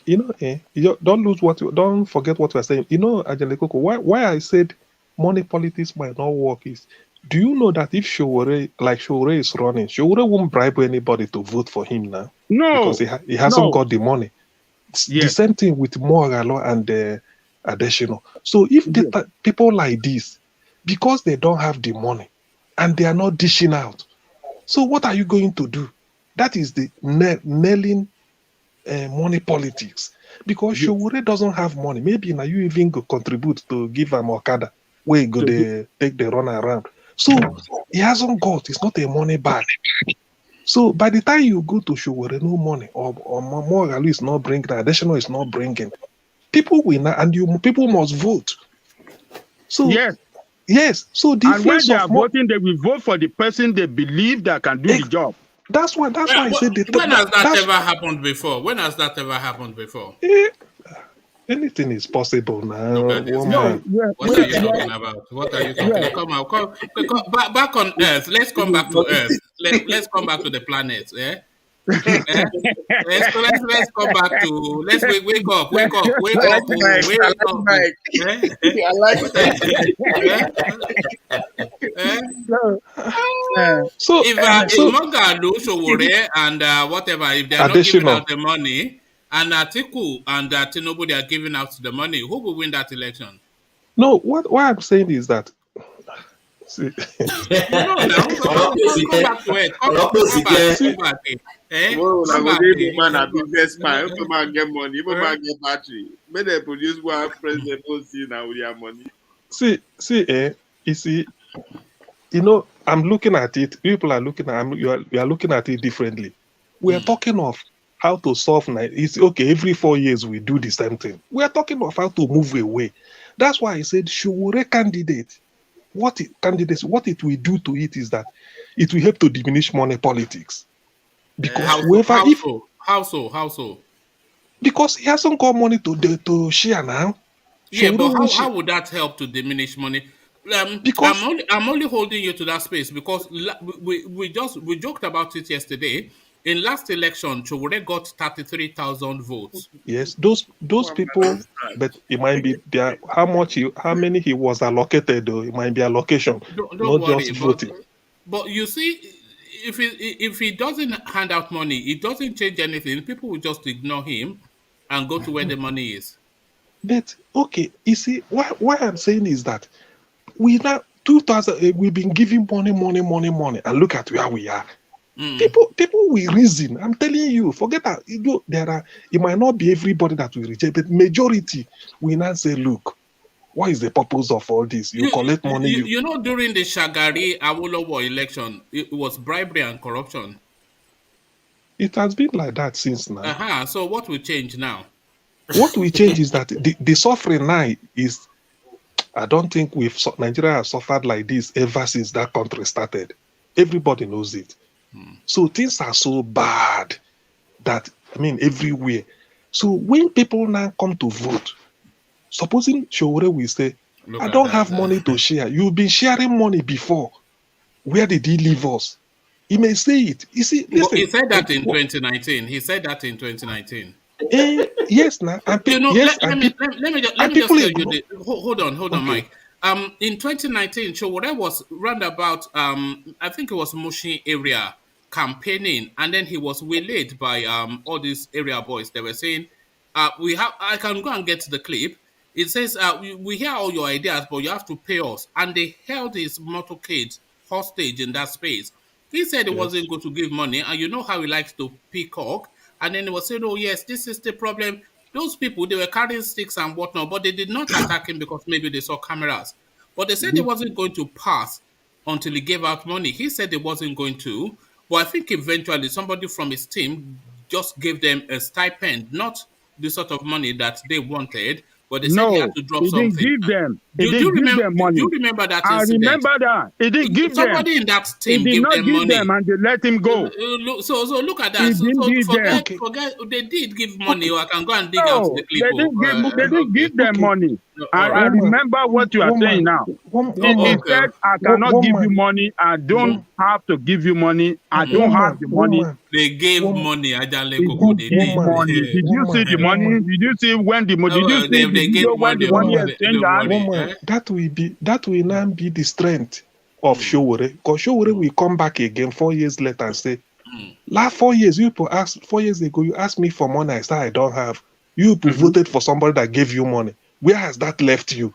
Okay. You know, even if he's a madman, then go think one day. Because now thinking, now the psyche. He said, Sowore will say, 4 years ago, you confronted me for money. I said I don't have. You discarded me. You voted for people that gave you money. Now, where has that left you? Why not? I won't take money from you. You vote for me. Then, when I go there with a clear face, I know that I didn't spend money to get in. I didn't buy your vote. So when you are now criticizing me, I will do the work. Those people you gave money and left me 4 years ago, where have they left you now? Are you better today than you were 4 years ago? Sowore can exploit that. It's even good. It's even good. Okay. Speaking in reality now, to reality, Sowore does all of those things. How can you put a figure to how many votes you think Sowore will get if his name is on the ballot in 2023? This is a fake. Is it fake? No. Why don't? How would you? What kind of question is that? How does he want one man, if I give you any figure, you must know that I don't know whether maybe those people collecting money from Sowore is even better just than guessing at it now, but an educated guess, you know. What to say? How many these things Sowore will remember? You are going to use beavers. No more PVC, beavers, everything. The thing I want to make is this. Oh, it's not the show. Of course, he will improve. We know that. Because 20,000. He will depreciate 20,000. No, he won't. No, he won't. You know he can't campaign. Do you know that? I don't know about his court case anyway, but I'm believing that to Abuja. So I'm believing that he will before then he will be that case because I think Femi Falana handling it also. I think before then they must have finished because he has no case anyway. Just all this gara government is doing with him. So what I'm trying to say is that I'm optimistic that this suffering has opened the eyes of Nigerians. I'm so optimistic. You can fault me on that, but I'm incurable. I'm incurable in that aspect. The suffering Nigerians faced has opened their eyes. No, it has not. Let me tell you why. 2 days ago, we had one of our regular contributors here, Baba Akure, who came here to tell us he went to Nigeria just a couple of months ago, and he at length took his time to explain what you are speaking about to the people on the ground. So we could all hear the pain. Everyone on this platform will tell you the pain in his voice. When they were having a by-election in his locality, and people were being given 2,000 naira to mortgage their 4 years of their lives. So that's 500 naira a year. They collected the money. This was just last week. So forget all that. Forget all that. That's optimism. You are reaching to optimism, and I admire that, because we must have hope. Otherwise, we'll be hopeless. But the reality is that people will take that money. The money bags will take the political slots. So that is why we are holding our noses and we're talking about Atiku and Tinubu, because that is where it's going. We all know that. So Sowore can kumbaya all he likes. It's just kumbaya. It's just aluta. But mind you, there are people that did not take money and they still voted, even when their candidate lost. But that's 33,000 now. Don't worry about that. That's 33,000. Yes, okay. Even this money, the so-called money they share, they don't. The so-called money they share, it's not everybody that gets the money. It might be those.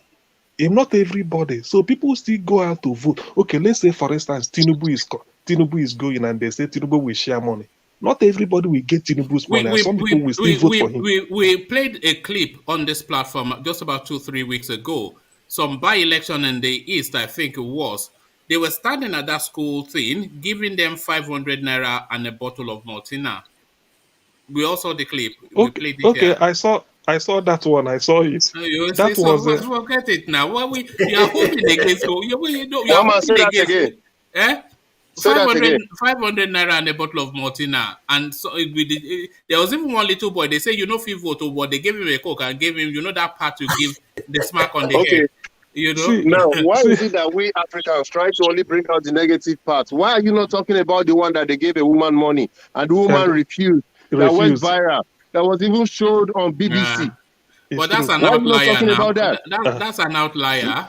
The norm. That's one an is 1 in 1 million. Well, exactly. What are you talking about? Let's speak to reality now. Let's just speak to reality. This is reality. I'm even surprised that Ele Koko will come out and just say what he said. The message I'm trying to drive is that all these change we are trying to bring doesn't just come once in a drop. It's gradually. If we can promote that woman that said no and try to make the rest of our youth, people, and even more that say no, we will You're go right. somewhere. You're right. We should stop promoting the one that took one man, go and 500. dig that video and let's start showing that video every day. I'll find that video because I think I agree with you as well. That's the sort of message we have to promote. So I don't disagree with that. So let me tell you one man. Sowore has suffered himself and his party as the alternative change to this crazy big for nothing party you have in Nigeria. But you people, So is it going to be campaign? Is it going to be using StreamYard? Is it StreamYard according to Alexander Cassier? If we're using StreamYard to campaign, Abby? Well, people can say whatever they like. One man, I have to go. Thank you, one man. I'm going to work. See you guys. Right. Thank you, Thomas. A real delight. So yes, Dan Leko, go back to you. People can say whatever they like about Sowore, but what is important there is that people that vote for Sowore or stand for Sowore are people that really have conscience, are people that really want that change, are people that really want good governance in Nigeria. Sowore should not be the subject matter, but what he stands for is what should matter to all of us. It stands for the truth. It stands for good governance. It stands for anti-corruption. It stands for good life for the people. That is what should matter to all of us, and not himself, not Sowore. Sowore is just playing his role, but he has been able to pull down a platform, a political party that we, the people, can use to take over our country from these people. I have said it on this platform several times. If we don't vote for another party, these people will kill us, and they will kill that country, and they will kill all of us. They will bury us there, and they will run away. We have to be courageous to take that country, and not these two parties. There's no candidate that can come out from these two parties that can save that country. No candidate. Yes. It's alternative party. I admire your courage. The way you did make serious, make case for It's alternative party. I agree. Something alternative that can change that country.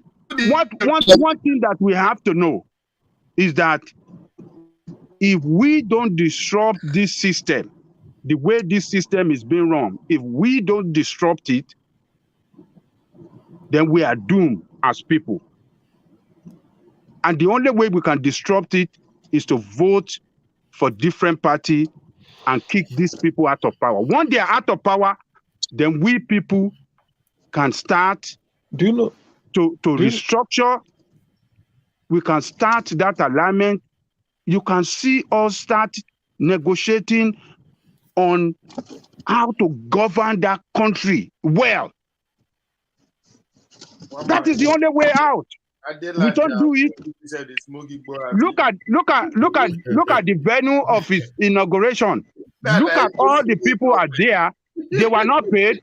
They are organic people. They are people that came there that really, from their heart, they are not paid. They are not paid one dime. That is how political parties should be run. That is how citizens should come out and carry out their civil responsibility to their nation. You don't have to be bribed. You don't have to be giving money. You see, that's why when I expressed hope, that's why you are even more serious than Sowore. That's why. What did you say? That's why when I express hope that the suffering of Nigerians since 2015 to date is like going to a school. The people must have learned, whether you are IGBO or you are anything, you must have learned something. Why I also say this is that, this APC PDP arrangement, like Ajalehoko said, anybody outside it, to me, people may have a look in. Because when you keep doing who is in PDP, who is in APC? If you fail to get what you want in PDP, you switch over to APC. If APC show you pep again, you go back to PDP. That is the same thing. Today, Saraki is in PDP. Yesterday was in APC. Dave UMAHI is in APC, PDP yesterday. Today is in APC. Amechi was PDP for either 15 years 15 or 14 years. 2 years later, he was in APC, and they are talking. So, why I like the idea of Sowore, like you pointed out what happened in Mushi. I would even like Sowore, if he's having an opportunity to campaign, go back to that same Mushi again, let the thing repeat. All you ask them is that 4 years ago, I say vote for me. You people say no, I don't give money. You've taken money, haven't you? Okay, let's hear from the yam head himself in his own words. So here he is. I thought I had him just now. Okay, carry on. Hold on. Let me try and grab him. We must hear from the. Who do you want to hear from? He's from Sowore. Sowore. So you see, when you call him Yam here, you know who is referring to. He passionately dislike that guy. No, I don't dislike him. I think he's a great guy, but I don't like people. What I want is idea. Somebody that anybody who can bell the cat. Is it not the way they say yes? All right. I don't. Oh yeah, I have him now. Okay, let's see if hopefully I don't get kicked out again. But here he is.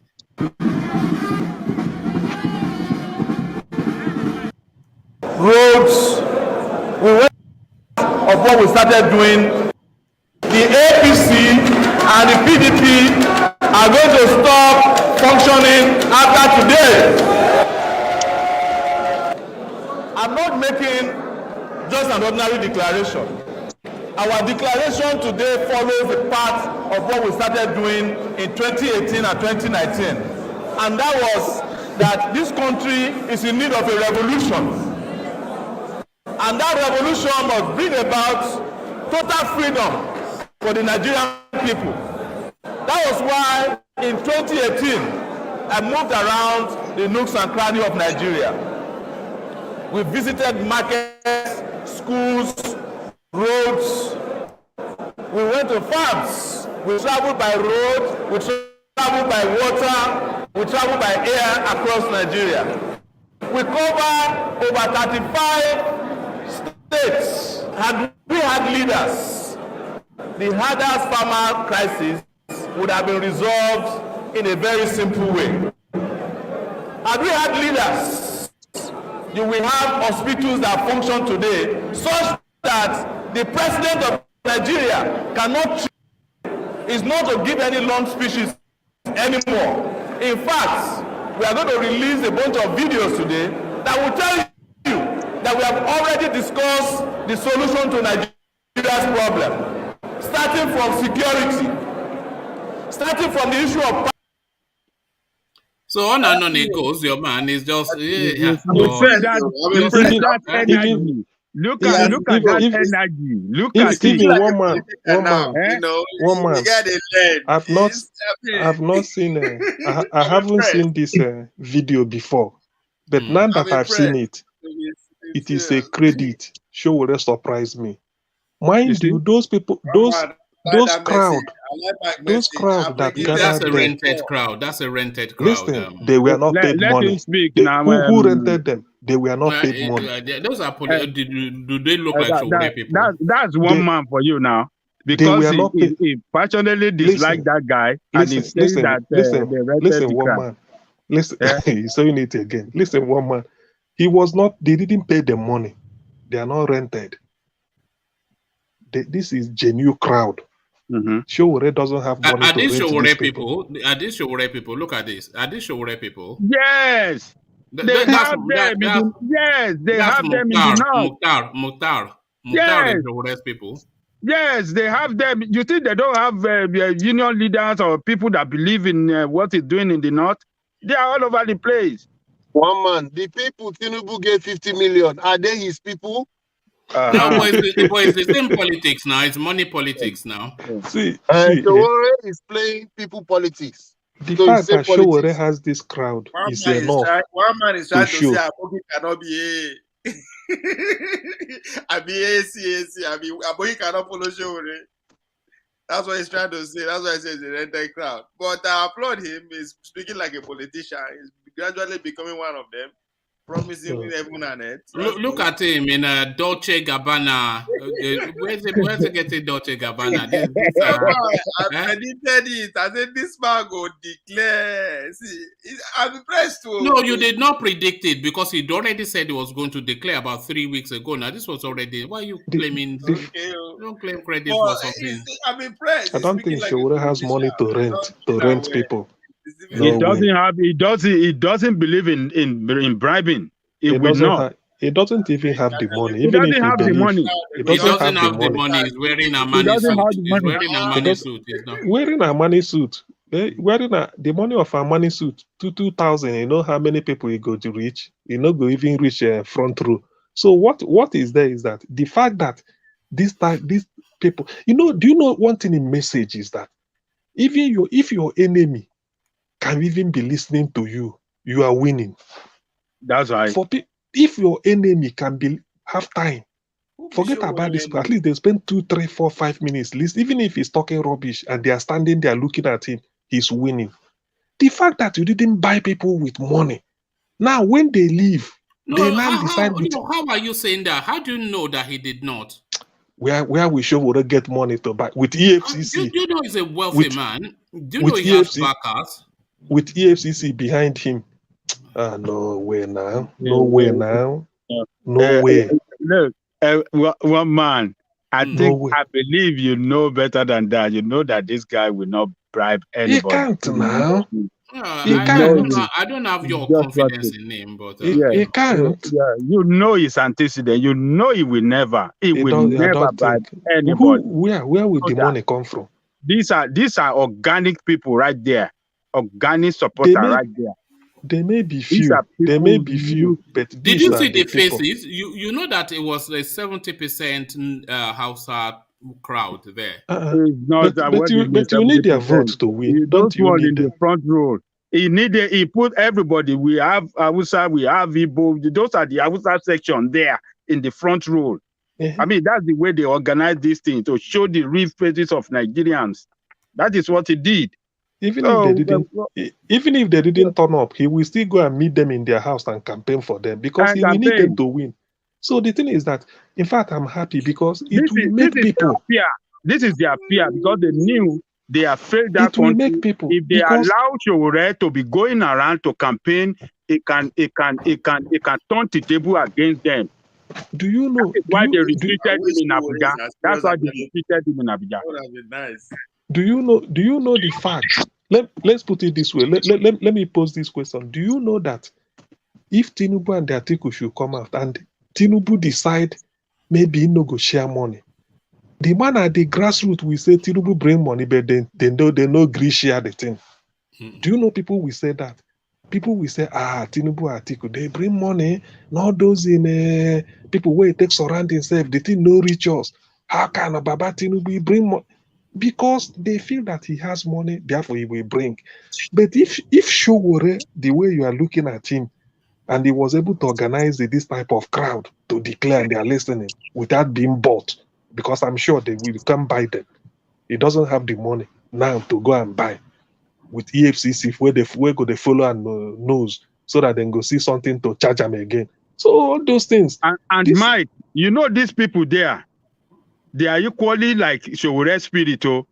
They won't take bribe to vote for anybody. No, they are students now. When are students ever voted? They will not take bribe to vote for anybody. You see, that's why I'm saying that. Okay, one man, you are saying, they are students. So this guy have a lot of youth behind them and behind him. So where is the position of youth in the politics of Nigeria? This guy has rendered a party for the youth to come and shape their future, and all those your yam-head youth that will be talking nonsense on this platform. Where are they? There are more young people in APC and PDP than Sowore party. There are more young people in. That is what I'm saying. You know that was the same demography in 2019. It's the same set. Did they have future in APC and PDP? Where is the future there? Okay. You are more serious than Sowore. Okay. Let me ask this. Even if the answer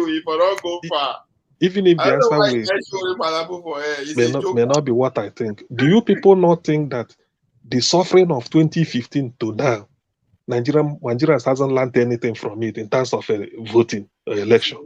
Now they go collect money pass now. Now suffer head people now. They go suffer quench now. They don't want to learn. They are like they collect 1K last 5 years. This time they collect 200 naira because they suffer no more. I doubt it. All right, thank you, Mike. Let Ajale Koko round off his thought on that space, and then I'll go on to Lord Michael because we're not getting towards the tail end. So Ajale Koko, back to you. Your man Sowore. He came, he saw, but is he going to conquer? It's, you know what disappoints somewhat? It's almost a repetition of just 2019. The same policy positions, the same language and intonation, the same rebel rousing, and the same Aluta narrative. So, what progression have you identified in Sowore in the 4 years that has elapsed since he last contended? One man, you should stop this, all this, your mischaracterization of this guy.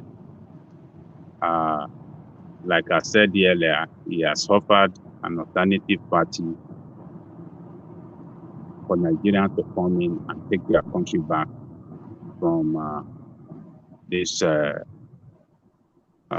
two parties that have been parading criminals around, that have cornered the resources of this country. They've embezzled so much, and we have seen the effect on the nation. The nation has become the poverty capital of the world. The third most insecure country in the world. Number one country with most disappeared people. People will just vanish. They don't know what happened to him. Person just vanish. Nigeria is number one. And number one country with out of school children. Number one in the world. So we have to continue this way. The economy is going down more. 92%, 93% of your budget will be used to service debt. What does that tell you? You don't have, there's nothing for you. They don't have anything for you, the people. So Sowore is offering you alternative against these people, that alternative for you to take your country back. Okay, look at PDP and APC. Look at Tinubu as a person that some of you are chanting. Who do you see around Tinubu that he has built for the future? Who do you see? Which face, which one around him do you see as a person for the future, for you, the people, for that country? Is it Fashola, a leader for the future? Is it, what do you call that one at Ekiti? That's the person, the one at Ekiti. Who among them you see? Fayemi. Who among them around Tinubu that you are championing that is a person of the future for you? I don't see none. A leader that does not have Fayemi is within the same age bracket as Sowore, by the way. They're still within the same generational loop. I don't know his age. But I don't see him as a person of the future, because what I mean by the person of the future, let's say, okay, the next election, what do you call it? You people vote,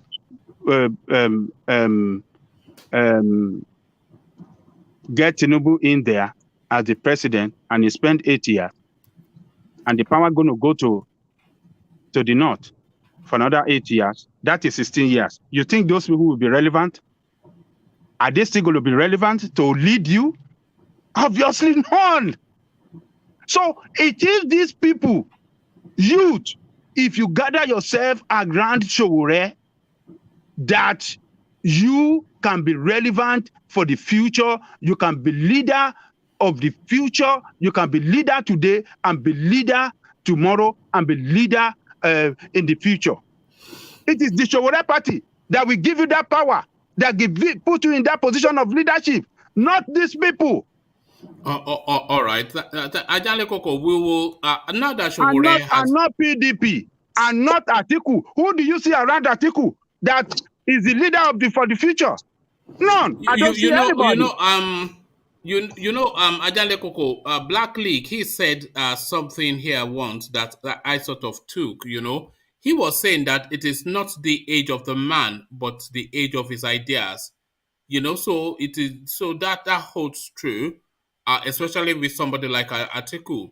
It is not his age; it's the age of his ideas. This is going to be an ideas space, and whoever has the better plan, because Analog ideas. no, you can't. Analog idea No. I in don't a think you can digital call. world.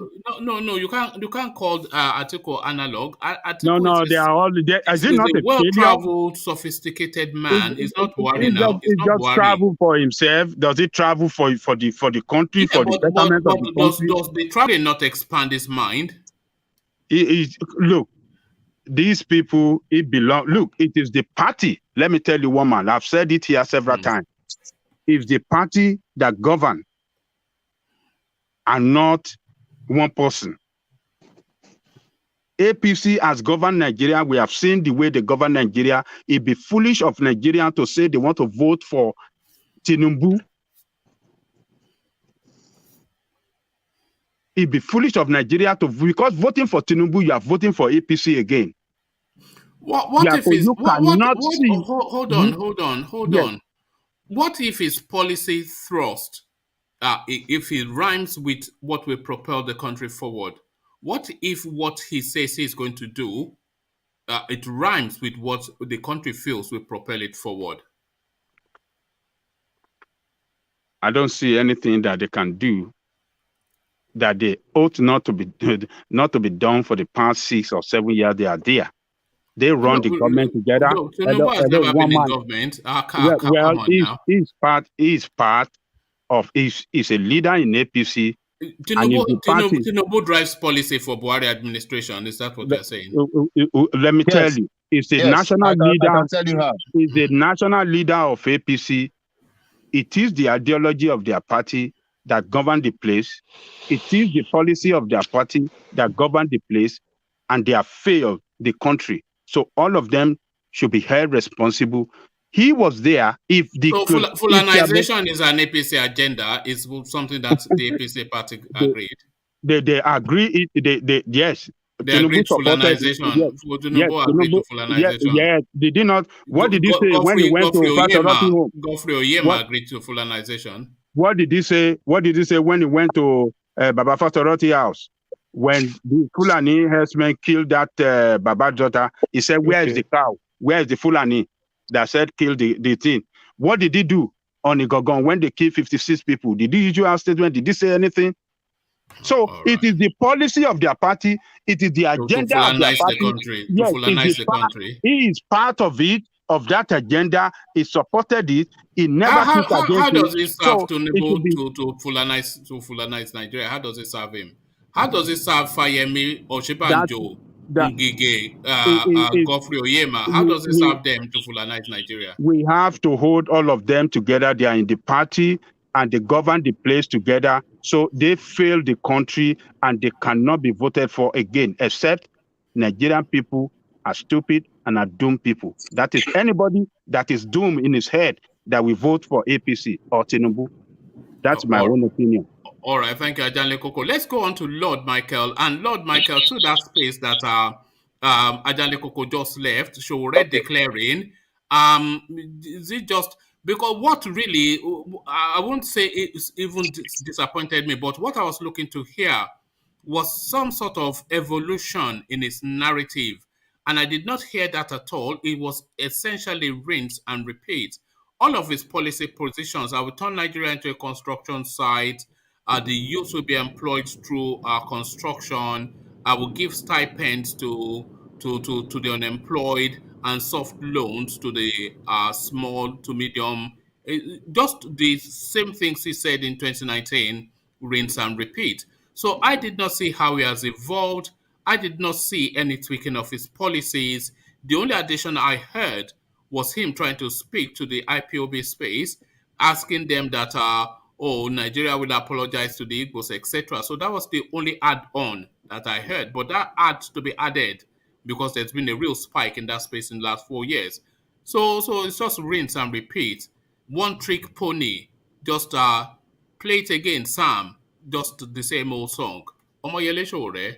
Lord Michael. Okay, I will start by correcting something. I keep telling you this, and I need it to sink into your head so you stop making this mistake. IPOB is different from Igbo. IPOB is indigenous people of Biafra, which extends more than the Igbo ethnic coloration.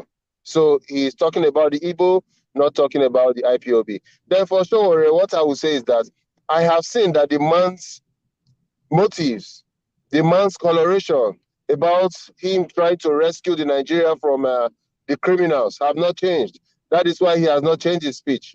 Because if he comes now with a new narrative, it is still people like you who will go and start raising banters against him and say, oh, they are threatening him small. He has started shifting his base. This is just the beginning. He only declared. He has not started campaigning yet. He has not started moving from place to place. He has not come out with his manifesto. We don't know how many agendas he has on his manifesto. This is just a space. I don't think he spoke for more than 30 minutes. You know, so I think now that he has declared, he will go back and do his job. But for me, I still think he's wasting his time because in this current Nigeria that we see, they will not let him go anywhere. I want to beg those that knows him should tell him. You see the way he walked last time and went through the bushes. He should not try it this time because they will ambush him. Either they try to kidnap him or they will kill him. So he has to be very careful. He knows what his predicament is now with the Nigerian case. Because So the same razzmatazz politics. Abi. Yeah, but you see, you said something some few days ago that this guy has gone there to go and take a deal. And all of a sudden he came out. You know, maybe he's justifying Ovie, but I don't want to believe that. I believe Sowore is a just man. No, don't give Ovie credit, or you know what Ovie is like. You see? Yeah, I just didn't want to interrupt you when he was talking at that time. I was waiting for my own time to tell him that narrative is wrong. That Sowore that I know is steadfast. He's steady in what he says. And, you know, we should give him a chance, but Nigerian factor will not let anybody of such magnitude come out and make sense of the country. These guys in power, they will come together, both PDP and APC, and wrestle you. Then later they go behind and fight themselves. That's what they keep doing. Except the people come together, the commoners all come together. But is that possible? Sowore could not even make a deal with Kingsley Moghalu in 2019. Is he ready to shift grounds now? Well, let's see all these things play out. I tell you the truth, if the country can come up with somebody substantial that every commoner is going to support, you see this tension of divide the country, it's going to just die down a little bit, except this doesn't really work. Then everybody will come out in anger. So that's what I would say for the Sowore space for now. All right. It's just something that I'm noticing as you're talking. It looks as though the cryptocurrency space is experiencing a bounce off the back of this goings on in the Ukraine. So let me take you to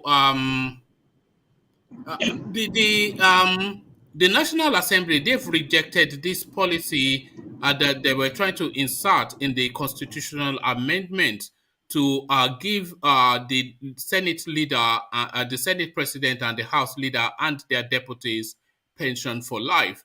So they've rejected it as off the back of a public outcry, but they also tried it under Saraki's presidency of the Senate. Again, it fell due to public outcry.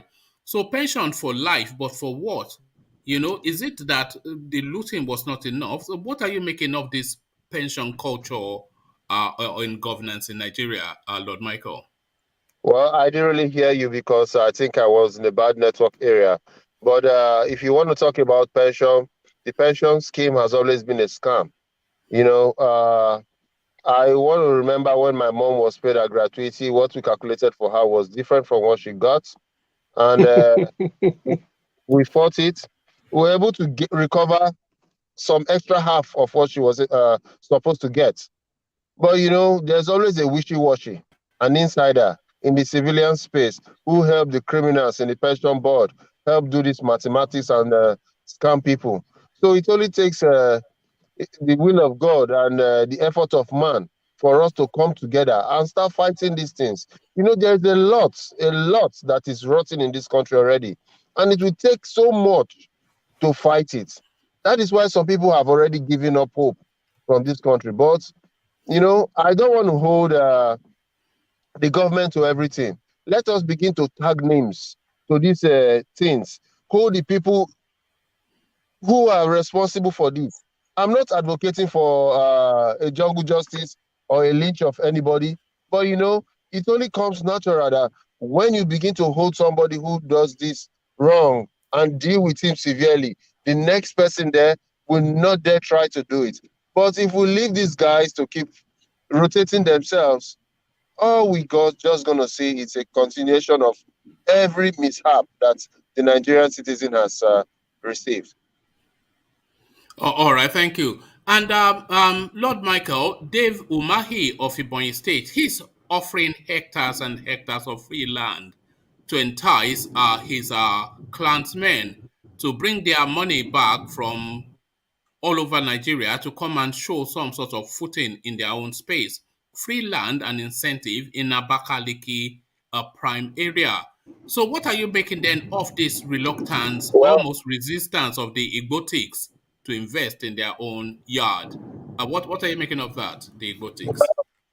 yeah, I think the bad leadership and the policies against that space has really driven the people away. And you see, the people from the east do not even trust their leaders because of the antecedences. Is Dave Umahi who has been killing the Ebonyi people? Is he the one who is going to come and say he wants an Anambra man or an Enugu man to come to Ebonyi State to come and invest? Are they going to trust him?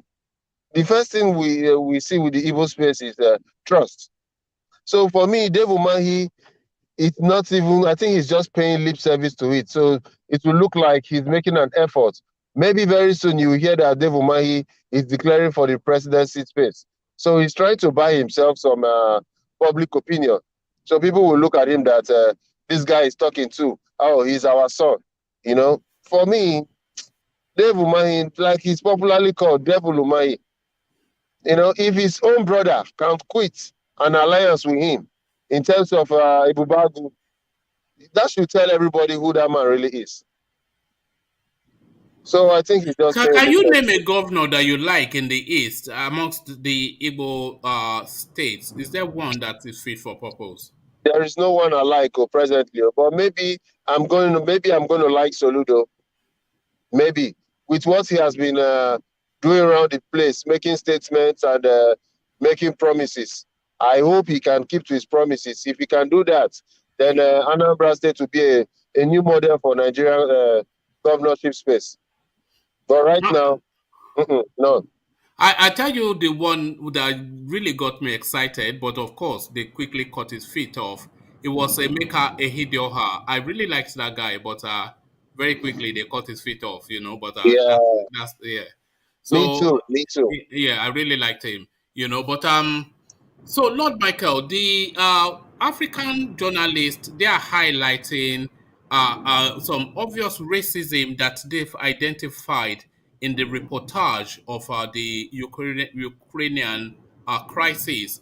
They are saying the tone and texture of it is somewhat racist, and there's inferences that there's a preponderance towards violence amongst black and non-white people, because the thing that they are highlighting the most is that it's unacceptable for you to have these sort of things going on in Europe, and it is un-European, and they don't want to see Europeans in this sort of light. But then this happens virtually every day in other parts of the world, and they just report it as normal behavior for those types of people. So do you agree then that there's an undercurrent of racism to the reporting of the Ukrainian Yeah, Woman, crisis? to answer that question, I want to start by thanking everybody from this platform who has raised their voice to that event. Not just people on the panel, people right there chatting about it too. You see, it looks like this channel is a sacred place whereby when we talk about things, whatever we condemn begins to manifest. We've seen it happen a lot of times in the Nigerian space. Now it's going to the West African writers. You know, what they are doing in Poland is pure racism. I am surprised that instead of the African presidents to come up and fight this and come up with a statement, they should be holding an executive session. Instead, they are thinking of how to go and hold meetings, how to secretly send our soldiers to NATO to go and help them fight. These things are already in the pipeline. That is why your money queen is already headed for Kenya. These, our so-called leaders, they've seen these things since. They've kept quiet like nothing is happening. They've been avoiding that space. It is so absurd and shameful that this is happening. Even the so-called West, the so-called America and the NATO countries, they've seen these things. Nobody will talk about it. It's like a normal for them. If I keep telling our people, if we don't make our own cry, nobody will talk for us. Michael, why is it Nigeria saying soldiers go need to go fight? I'm just telling you that they've not said it, but I know what is going on. Why they go send them? I'm asking you, why should they? Why we go send? Are they not puppets? Are they not puppets? Huh? You see, not whatever those so-called West tell them to do, that they do. Do they have stance for their own selves? They don't even have a say. If they can tell Nigeria to devalue its own naira, what's it concern with their? What it concern us be say our leaders not get ground. If they did tell them they devalue their naira, they go devalue the naira. Wetin remain again? No, tell me. You know, we get caught up in all these things. No, that is what I'm saying. Instead of them focusing on the needful. See, I'm just telling you this like a rumor that I heard. That's all I'm just saying it. I'm not saying that is for sure. But that's what I'm saying. I don't know if it's real. You know, it's like something that is like a rumor now. But I don't know if it's real. You know, sometimes rumors turn out to be true, and sometimes rumors are just lies.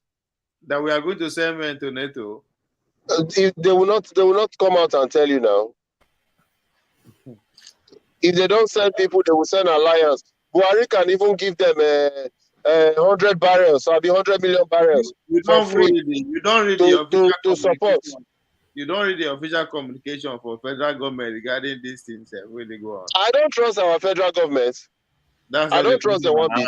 Did you read their communication or the official communication regarding the official communication? I just told it's a rumor. You know, the official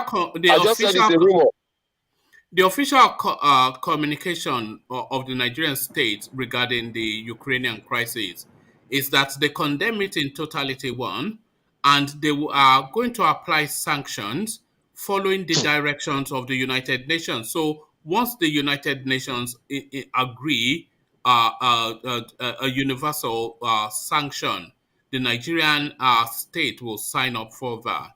I think that is what Godfrey Oyema said. Good. And if the United Nations is going to send a power, or I'll say fighter force, to go there, which means Nigeria automatically has told you that they are going to support them. True or false?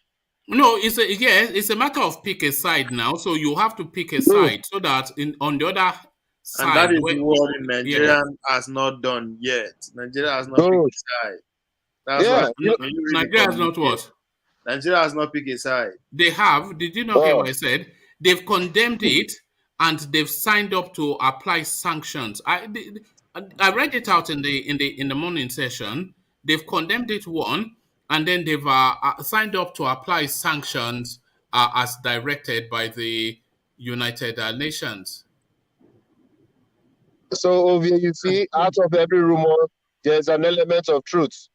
I just told you that it's a rumor. I heard it somehow, but I'm not sure. Where have you listen now? Where tell me where? Must I come and tell you where I get my information from? Do you know? Mike, listen. Do you know the people I discuss with? Must I read it from somewhere? Is it not someone like me and you that writes articles and newsletters? Can you listen to my question first before you begin to? You know who know my question? You just begin to. You don't ever hear any war before now, where United Nations unanimously decide and say, okay, maybe you was actually one country. You know they happen now. Bam. You know they happen now. You don't see them before. So you don't see Switzerland. You don't see Switzerland sanction any country before. So that's a what did they happen now? Not this strange to you. Wait, this say even FIFA they sanction Russia join. What it concern FIFA concern war, but they don't sanction Russia join. So it go let you know say this one don't pass. Be careful. We just they pray make it not escalate. That be our prayer. Because if it escalates, or not be this one who they talk. Oh, maybe last everybody could find a way we want to go Nigeria. But will Nigeria be safe? Nigeria will be safer. How? It will be safer because we go wrong, go bush, wrong. Now places like Abuja, Lagos, that's go the bomb. They're not gonna go bomb. You know, I don't even think I don't think Nigeria will be on the list. It will be a Western war now. Not I don't think. You are very funny. You say you go wrong, go bush. Yes, now. All right. Go drink vodka. So you versus mosquito. Is that escape? Between Russia and Ukraine, which one will get better relationship as? See, Nigeria sorry, hold on. Relationship with Russia first. Huh? Yeah. Nigeria get better relationship with Russia than Ukraine. So I not gonna know where the idea they come from. Say they will pick a side. Okay, but make I now make I tell you. Ukraine is the side or the West? The other Western nations. Yes, exactly. This one man, God bless you. What Ovie is a funny man, you know. I don't know. Yeah. So Nigeria's godfather is America and Britain. So they are going to do anything those guys say they should do. That is just the only thing. What does Russia do for Nigeria? Nothing. You don't know about the international bureau where they have say we just they talk. You just read, you say you read the statement that Nigeria are waiting for UN to give order, and I ask you where it don't ever happen before. You know fit. Say waiting. What are you talking about? You could not read the underlying meaning to those kind of bogus statements. How is it a bogus statement? Hold on. Ovie, settle down. It's not a bogus statement because it was said by Geoffrey Onyema, who is the Nigerian foreign minister. So that's the first thing. Yes. And you are saying that Nigeria signs up to the United Nations, and they're saying if the United Nations takes a position to sanction Russia, they would follow suit. I'm not disputing what you said, right? But I said, and I'm not putting it to you. Where has it ever happened that unanimously the UN will say we sanction this country? And they sanctioned Libya, they sanctioned Iraq, they sanction all the time. Yes, UN. One man, let me answer very simply. There is always a first time to everything. So there could still be a first time to this. Oh God! You understand? That is just simple. Conversation. Ovie, you don't know that they sanction Syria. No, Ovie doesn't know. It just I don't know why he talks like that sometimes. You know. Iraq, Afghanistan, Libya. They did it now. United Nation. Yeah, UN sanctioned Afghanistan. United Dogs. What are you? If you don't know, say you don't know. Don't just. The question I asked now, I said, show me. Who is showing you? You have Google now. Go and check it. Afghanistan of. If you don't know those basics, 2002 or so. If I could find it, I will not be asking. Now you know me. If I could find it, I will not be asking. It's a question I asked. Not to best. No, you ask some very peculiar questions. You say, where are they doing? Like as though you are saying like something that is ludicrous and far fetched. No, don't mind him. They do this in worry. They gather the worry to do it. It is just because I say sarcastic doesn't mean I don't know what I'm saying. It doesn't happen. It doesn't happen that the United Nations sanctions people. Show me now. When I say show me that because I have done my research. Show me, and I will agree. Do you know, Ovie? Yeah. Ovie, what the way United Nations will do it is not that they will come out to say, but they will vote on a resolution. That's what they do. Never start already. They will vote on a resolution. They table it, they vote. Now, the vote has not started. That means now they even follow what is happening. You just they talk. As the vote not started, it's a question I'm asking. I'm asking a question. Have they come out with an outcome of the vote yet? That is. So and have they made a pronouncement? Take position. So that means you are saying Nigeria is taking position. That they will go with UN decision and declaration. Everything where they appear now, so you go consumer. There's more to this thing. It's a diplomatic. There's more to it than Ovie, do you know with the... That's why I asked you, what is the relationship between Nigeria and Russia and the Ukraine itself? Go start from there. It doesn't work like that. You can be friends today and become enemies tomorrow. That's what politics is all about. Permanent interest. Personal problem. Our enemy they fight. Maybe they finish themselves. If not that we have our own students and other people Nigerians that live there, that's not our business. We have our own. But the narrative is I don't think it's too complex than how you are looking at it, Ovie. No. If we actually want to discuss it, we can. Now change your. I said it before. Now I said now change your power. Now new world order they take place. 30, 40 years from now, your children will be more fluent in Cantonese, Chinese language than English. Well, forget all that. That's your connotation. What is happening? Now the beginning and the end of the era you are seeing.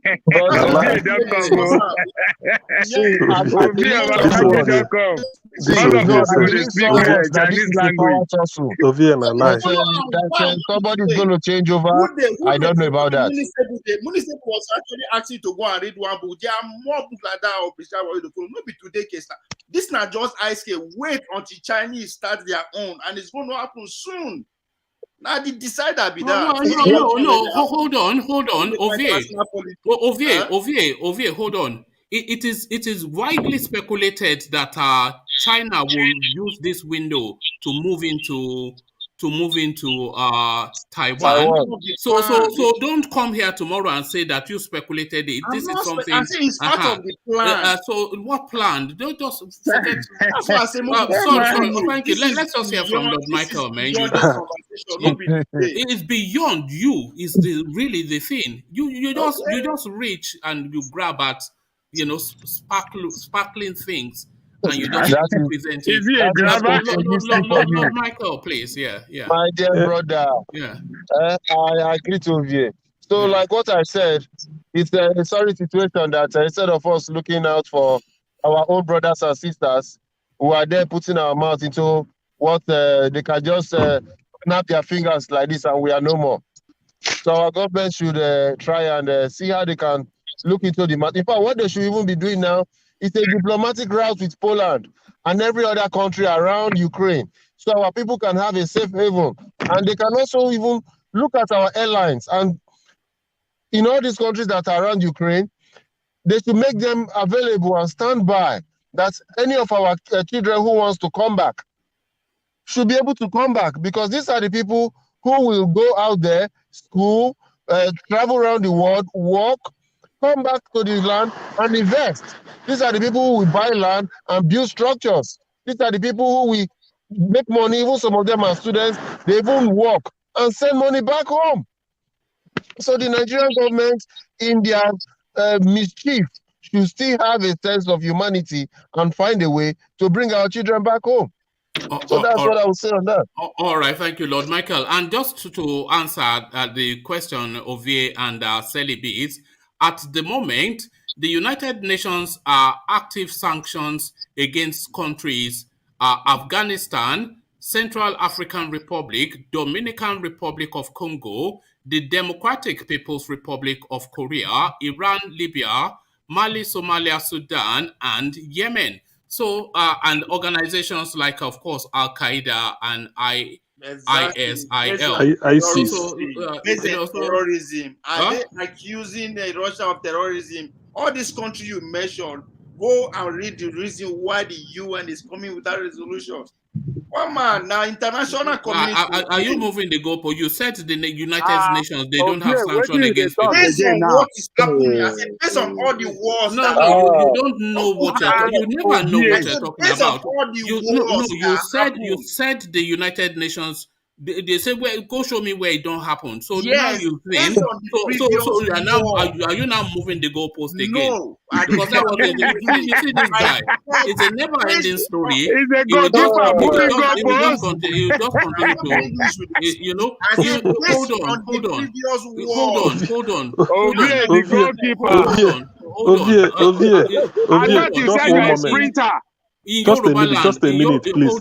hold on. In Yoruba land, we say Ariwo Koni music. Do you know what that means? yes, I know Ariwo what Koni it means. music. Ajale Koko, tell him what that means, Ariwo Koni music. Before Ajele, before you You tell No, him, can't, you before can't, you you tell music, him, can't, you can't, Ovie, music you is can't, not, Today, you live in London, Ovie, it's you not are all about speaking noise English. making now. Ovie, Listen, now Ovie, British they stay now Ovie, if global you're language on they speak in that. I Ovie, said based on Ovie, the previous war, Ovie, show me where it has You did Ovie, happened. not say that. You did Ovie, not say praised on the pre. One Ovie, man, You it's said Ovie, show me recorded. where. You See, don't. Ovie, You see, you this know is the the thing. reason. One You man, don't you Ovie, know the so reason if know why you what they you're always talking open my about. You video. don't. they don't Eh? want my talk. Now based on Ovie, Ovie, credibility, so Ovie, my that question. everything I You don't said, if you come know back Ovie, what you're against talking and they about. say, "Na me You talk hardly am." ever do That Ovie, is know why what I you're dey open talking my about. video. Ovie, Come back Ovie. and So remark what I if you just set said. question, you know they get marking scheme. You know they get model answer for your question. No, because my question is beyond your convention, your politics never reach that Wait, level. if you Obie, Now, set got based one question, on No, get and he's trying uppercase model to now. answer, he's model trying to answer. hold on. He's trying to tell us You go have people to pass your example. he's trying to tell us that the world is getting into a new paradigm. Even though we already know that China controls Namibia, we know that the Chinese they have a single belt road project which they are doing, which Zambia encompasses even. the yes, If it, which encompasses. We see them in Nigeria, we see them in Ghana, we even see them in the United Kingdom. But he's now telling us that the Chinese, they are trying to rebalance the world order. We know this, Ovie. We are not idiots. So tell us one man, something. So don't no. just yam Ovie, it up.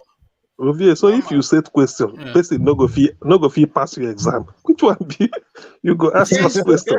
They go You do heard what they research, give said. you answer. You heard what they said. They say where has it ever happened? Now I've given him Yes, a list of they instances. He give say, oh, they that give one one, you. man, and then they will move one the man. goal.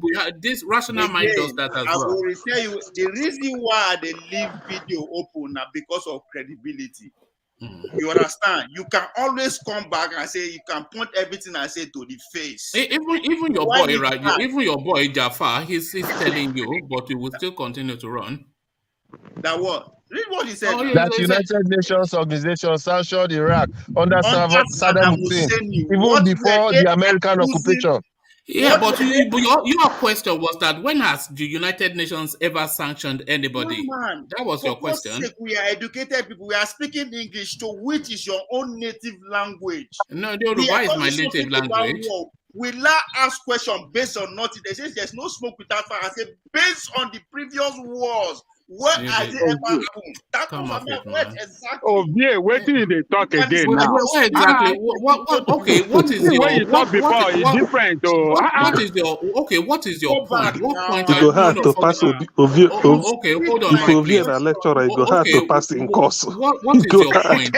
What point are you You go, making? wait Because I till don't. Mike they talk. Huh? No, you go, you go hard.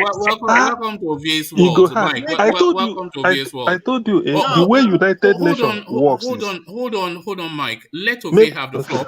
Can you hold on? You tell us what point you are trying to land, Ovie. Just in an articulate, calm voice, tell us the point you are trying to land. our argument stands from the fact that you were saying that the Nigerian, I said Nigeria has not actually make. I said, did you read? Let me go back from the beginning. Did you read the official statement from the federal government? That's where we start this argument from. And I said they haven't picked any side. You say no, they have picked any side based on what you say they are waiting, quote unquote, or they are waiting on UN recommendation. And I say where it don't happen before in previous wars when UN will decide, say okay, move with sanction this everybody based on war. All the countries you mentioned now, they are all accused of terrorism. Iraq, where they sanction based on Sudan, how they go sanction Iran busy? What about himself or herself, whatever term you want to use? Would they come in now? This place now international public space. So when would they talk? We know. I know just they talk. Am I wrong from everything I just narrated based on what we're arguing on? Yeah, I don't know what you're talking about, but I'm sure you know what you're talking about. But let me take you. All right. Let me take you to the parents should evacuate their children from school in the Ukraine. You heard that, so just thoughts on that, and then we start to round off. Still me, right?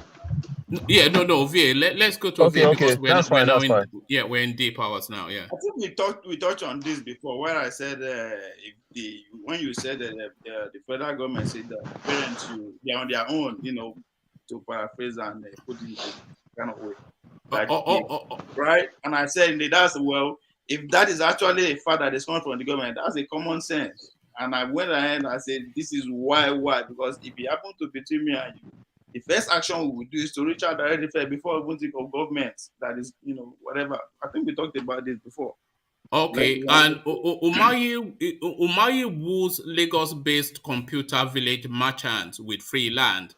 So we were talking about extensively that space of the Easterners under investing in their space, which seems to be a thing, no matter what anybody says, because the governor would not be offering free prime land without that not being the case. So why do you think then the Easterners are not investing in their own homeland?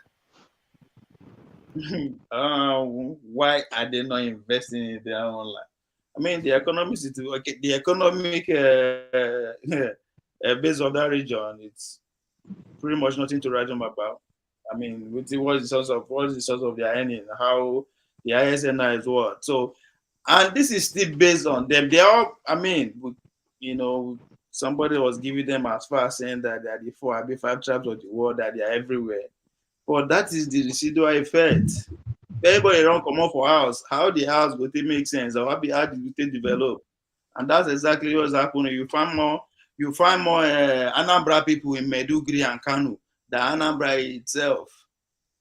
I mean, I'm not saying literally, but that's what is happening. How many cities, how many towns apart from the state capitals are well developed? I mean, we can accuse government of us all we can, but if you actually price it, you be a business person and all that kind of thing, and you cannot manifest, it's not manifesting from your own house. It's tell me, there's a charity begins at home, and I'm not speaking based on ESA. I don't reach Nkolomofia village for Okaititi. Well, after Nobi, for those that come from Anambra, my girlfriend used to, from that area, so I know what I'm saying. They don't get anything. For there. Huh?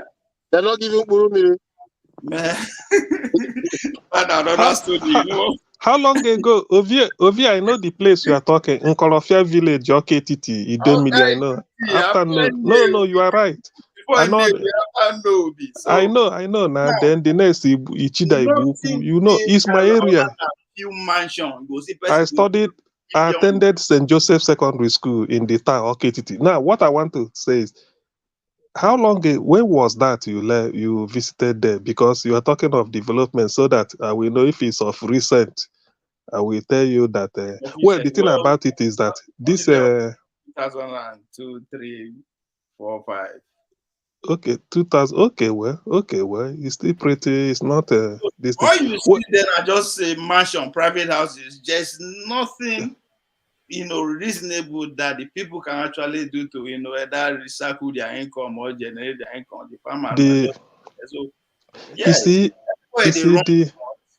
you see, there is I know the Ben. Anambra is my state, and I know if you get it, I mean, things like this you don't hide it because people can easily visit. Like you've been there, you mentioned the village in Korofia and all these things, which means I don't need to doubt you.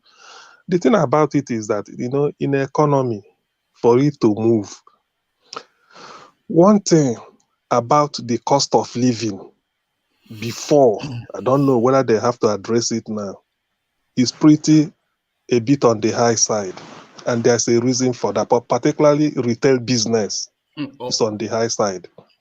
Why I say it's on the high side is this. Retail business to which people? Government officials? Retail, maybe retail with the people Every month now. they will pay you now. So that's not what we are saying.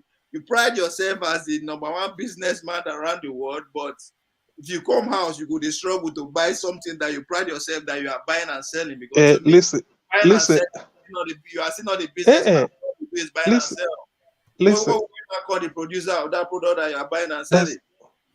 That's what not every product we produce. We still import because in this thing now. Practically everything. Not be say we not produce. We still not produce. All right. So, sorry, gentlemen. We're in deep hours now, so let me just push it a little bit. But Ovie, let me give you just 3 paragraphs to react to. The President Buhari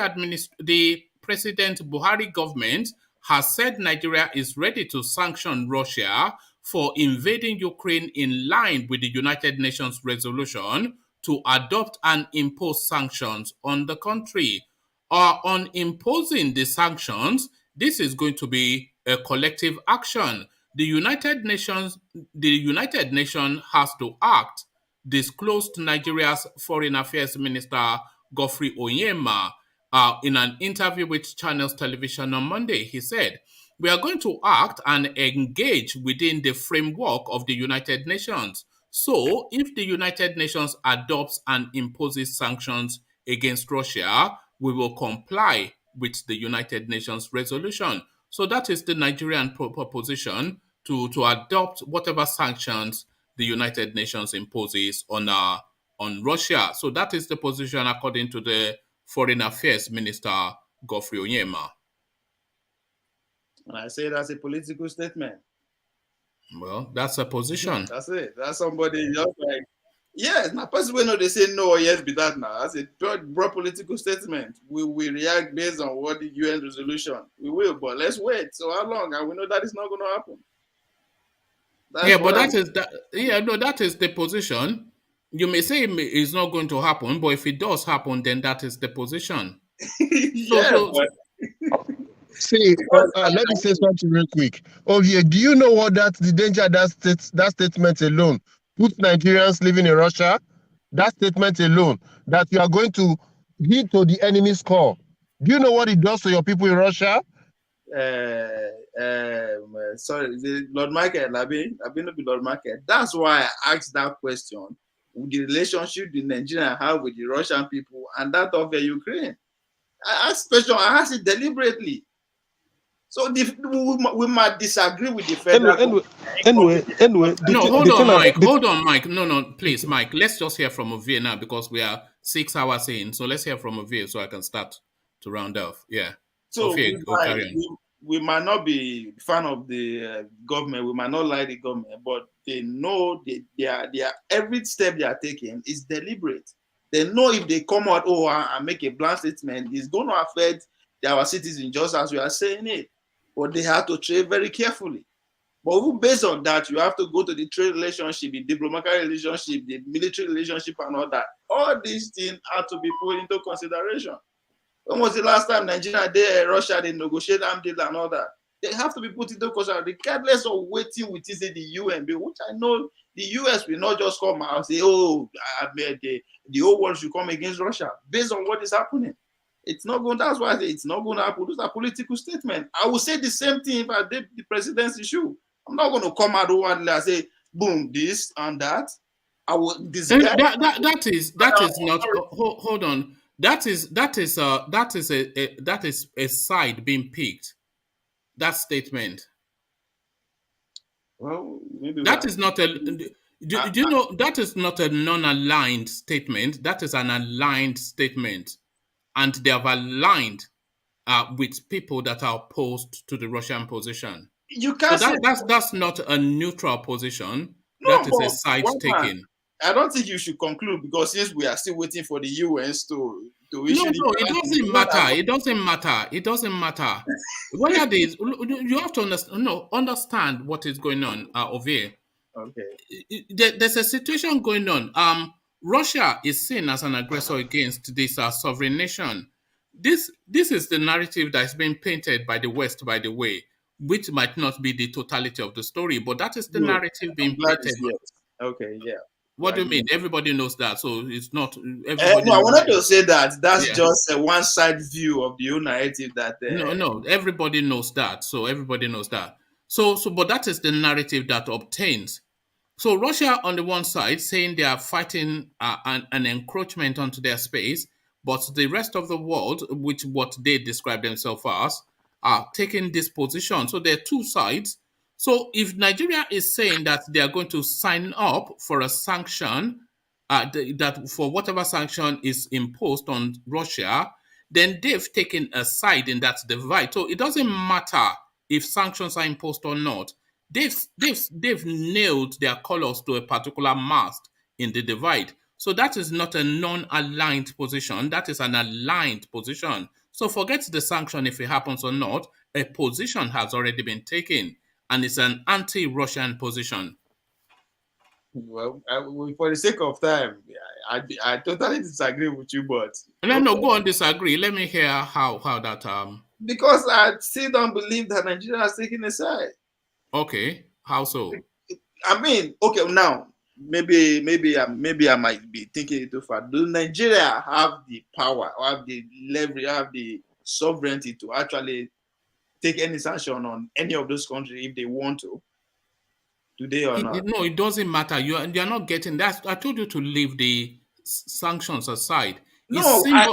It's symbolism, isn't it? It's symbolism, and it's saying I am with this side and not for this side. So forget the sanction. Yeah, hiding under, they put their statement disguising under another authority. There's a reason for that. That's what I'm saying. Well, what are you talking about? Now they put it under UN. Now we are waiting for whatever UN yes, say. Yes, like most countries would. But that is still taking a side, isn't it? Because the side is in opposition to Russia. One man, I won't see that as taking a side. Yeah. Okay, how would you say it? Neutral. That's a neutral position. Yes. All right. Okay, thank you. I see how they say they rule that Delta State. I don't see how they say they rule that. It's almost like a parallel universe. Sometimes when I'm having a conversation with Ovie. Because that's why Mike has said if you get a lecturer, nobody will pass his course. You know, it's a neutral position when you are saying as if you impose sanctions on them, we will sign up with the sanctions.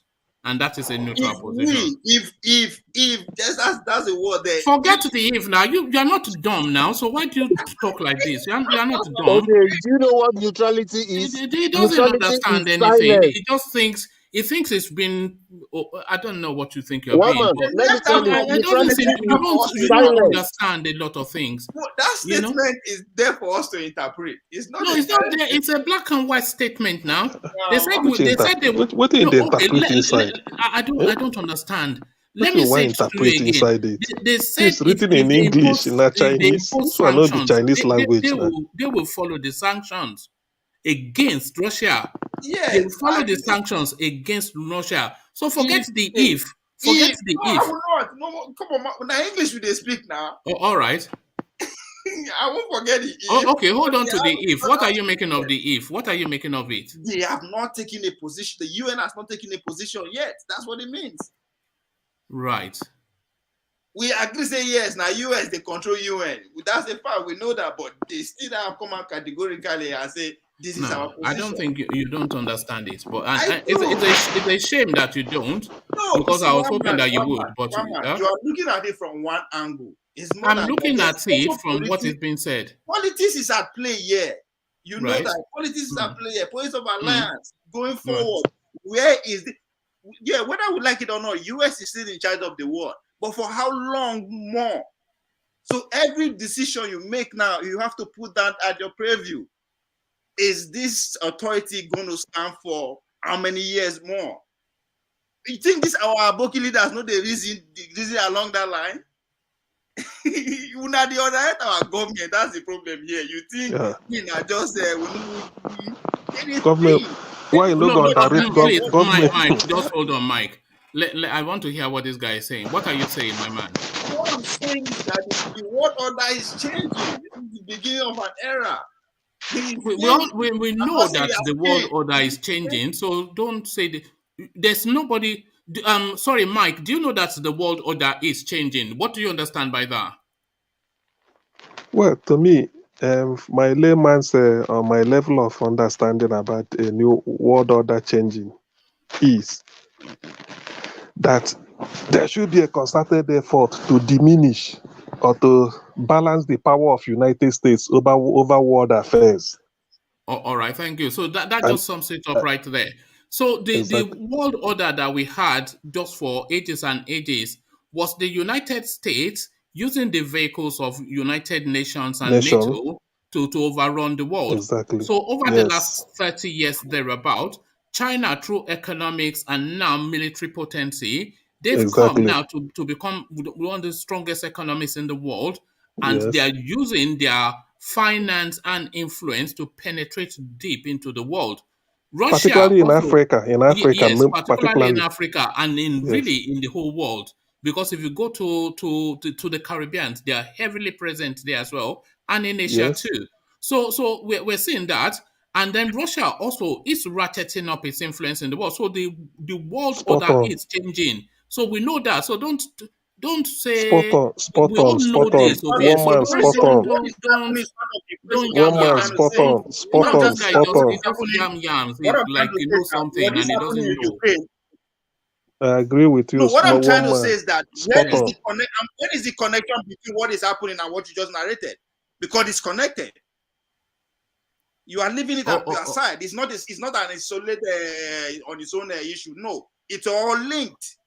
Right. What is happening in Okay. Russia between Russia and it's part of the whole political brouhaha.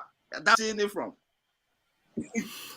No. Nigeria belongs to the Committee of Nations. Ovie, let us Nigeria understand belongs that. to the Committee of Nations. Do you know what the Committee of Nations Ov- means? What are No, you? I say Ovie, it is very Nigeria Russia. is Do you very know? Do you know important what? question Do you know? among Do the you know Committee what of a? Nations. Do you know what? Do you know what a word salad means when they say word salad? Do you know what word salad means? So I you don't don't know. believe that the Answer. Nigerian question, the Nigeria is important among the Committee of Nations. No. You think Nigeria no No. important? Oh, do you know what word That's The salad what I means? think. population we get, we know they're Hold on. important. Can you hold on, please? Do According you to know what? Pat Utomi, No. Nigeria is Break it down for me. strategically irrelevant. If you No, don't know. Mike, can you hold on? Okay, sorry. So, Ovie, do you know what word salad means? WORD word and then salad SALAD. Do you know what that means? Word salad. No. You don't. No. Okay, this is what No, I because hear when I hear from you. Let me give you the word salad is defined as jumbled of extremely incoherent speech, as sometimes observed. I'm not going to carry on beyond that, but it's just jumbled. You just speak in word salad of it, no, just now jumbled up. I take my No, just jumbled up words. You just put words together. Just don't jumble words now. You just and it jumble will words not of make it. sense. Huh? And it will not make Huh? sense. And those when it Well, makes sense. maybe to And you, everything they I'm make sure it sense. does. Maybe to you it does. To you it does. But if you just look at the comment section, at least one or two people can actually know where I'm going from. See, one Well, man, I don't we know should about understand. comment section. Did you know your party One man, man, Jafar, that one always man. agrees with everything you say? If you find me on another platform, the rhetoric will be different. The political discussion will be different. Now here we know ourselves. Now I know even this Russia, whatever I talk about, and they deliberating not to talk about that because people go just as you are, don't they assume say okay, I just they talk gibberish. Now it will be, you understand? But you cannot say okay, everything I've said so far is far away from the context of that is happening. That is a very political statement. No. Okay, I don't want to be losing as though I'm doing all this. Do you know what is? Do you know what is? Do you know what is? But do you know what? I'm letting you know. No. Do you know what Trust a Do you know what a contrarian is? Do you know what a contrarian is? Because you are a contrarian, are a person who opposes or rejects popular opinion, especially in stock exchange dealing. So it's a stock exchange something, but there's it's a sort of it's a paradigm. It's a way of being. It's some anyway. Let me not go too far because I'm going to go too far. No. You want always against popular opinion. No, you are a contrarian. You are a contrarian. This is the thing. You just want to take the opposite view because you want us to think you are. Are you special? Is this it? Is this where we're going over here? No, but not Are when you I can special? actually back what I'm saying with examples, with facts, with quotes. If I cannot No, but you don't back with the examples though. When you are nails down, you move the goalpost and then you move the goalpost. You move the goalpost and then you move the goalpost. You're a man on the run. Deep down you say this guy. So I mean, for every now and then, people they talk say, okay, Obi said that, Obi said this. I mean, so that's what tell all my gibberish is disconnected. Now you go connect. Right. Don't worry. It's only people like Jafar that you can impress. You don't impress me, and you don't impress Ajale Koko. I think the difference. You impress me because I love you. I delight in your company. If only I can just put some sense in that, then you'll be. But no, I think the difference is our that we all came from. You understand? Depend on how we see them. We not just see Nigeria and say, now one kind because things are not going nowhere. And I see that, but Nigeria now serious country, man. It is very important country among the Committee of Nations. Huh? All right. Okay. Forget it. All right. I'm everywhere I go. I mean, I'm kind of blessed. Listen, Sao Paulo and James Ibori, who is more important in Delta State? Wait, I am unfortunate enough to your local politics. Tombolo, was it Tombolo that Thomas called him last time? It's not my Thomas. It's Tombolo. Tombolo and James Ibori. Who is more important? Hold on, Ovie. Lord Michael, we have all manner of weird characters on this platform. Myself, not an exception because I know I'm weird too. We're just strange people we have here. And you call somebody Tombolo, and you insist that is his name. It's just God. Anyway, guys. But just one comment. Ovie is elevating, saying that if I get you right, we take Nigeria is a serious country, all this, all that. Let me put you in a lighter mood. Nigeria is like Agbero way down do Juelegba Bridge. When they announce census, he say correct because they no count and put. Sure you get. Nigeria is strategically irrelevant in the world now. That's why I say if you don't know, we speak based on how we understand and take Nigeria serious.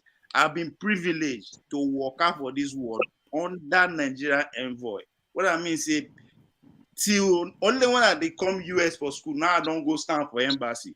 And I've seen both within African countries, between Europe, Asia, and I see back then I see how the government officials of other countries they see Nigeria, they expect Nigeria rich. There are some aspects of Nigeria that if you are not that was then.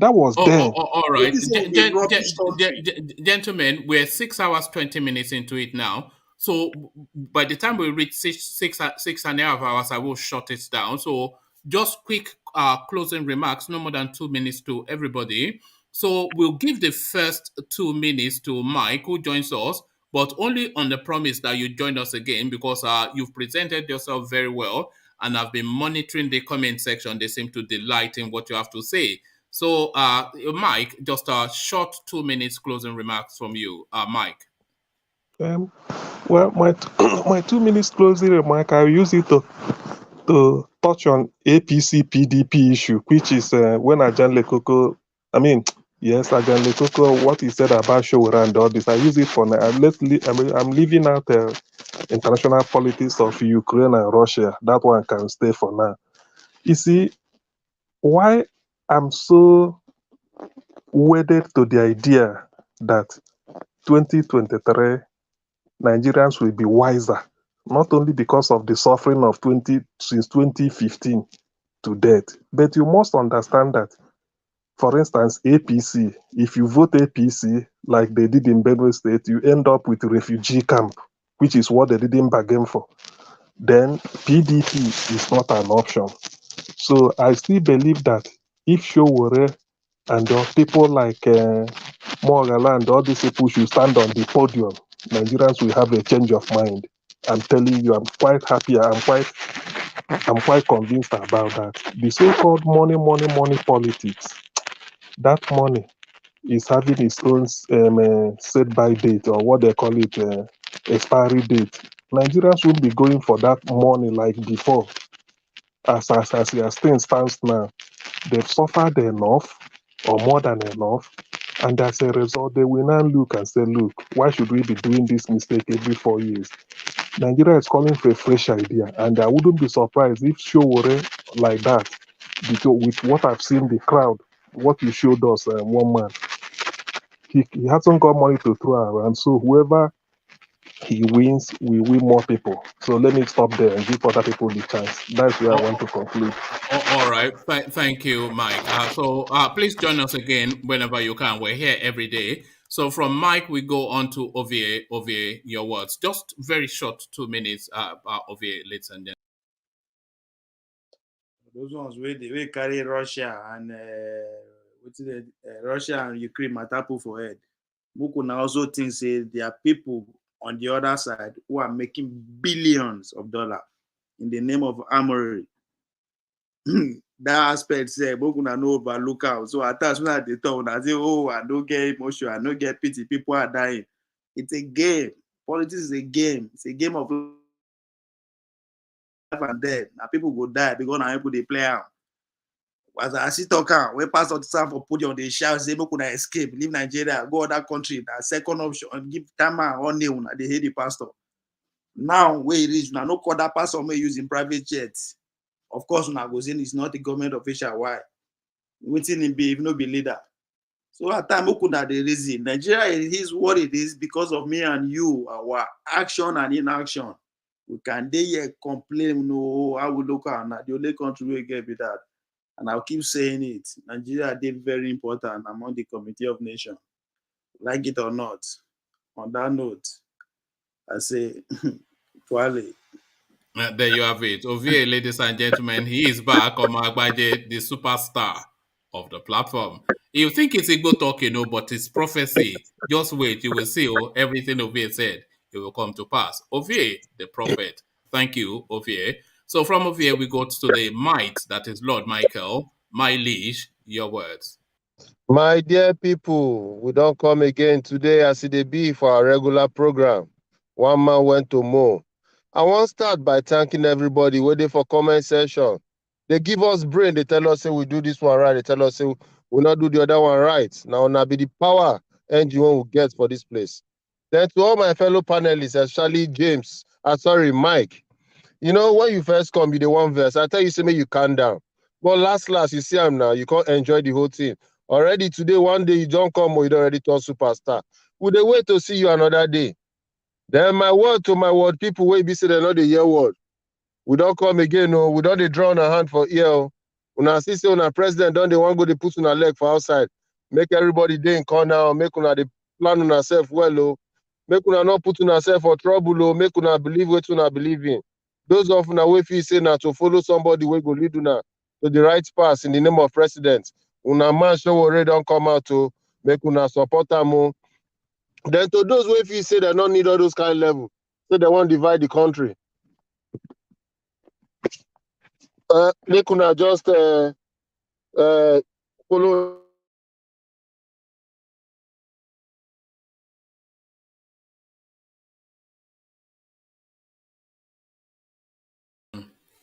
And there you have it, the New World Order. I don't know, now one man juju they work so.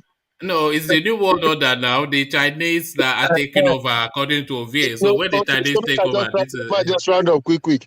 So what's I want to talk again? Be say all una pastor what they do say there be daddy Gio, there be mommy Gio. All una imam and king and emir they will get private jets.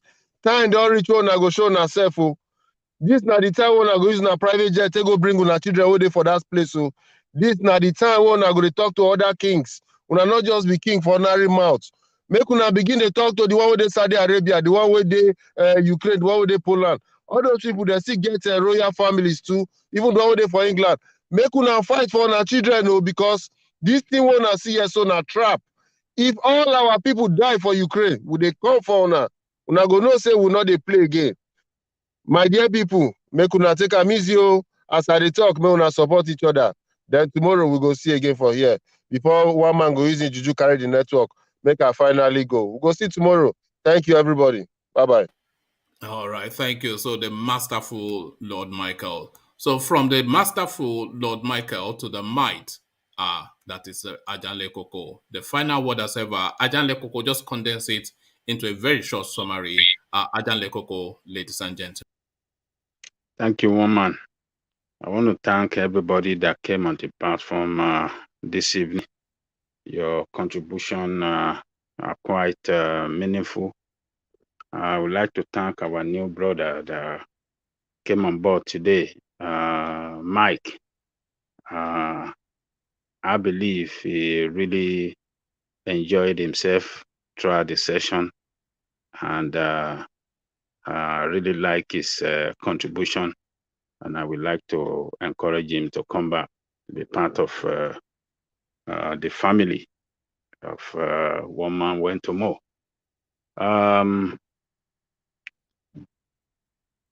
Politics have just begun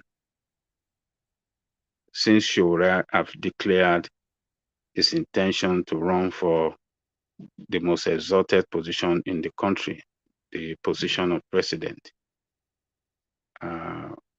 We, the people, have no other option. The only option we have is to support Sowore and vote for him and elect him as the president of Nigeria.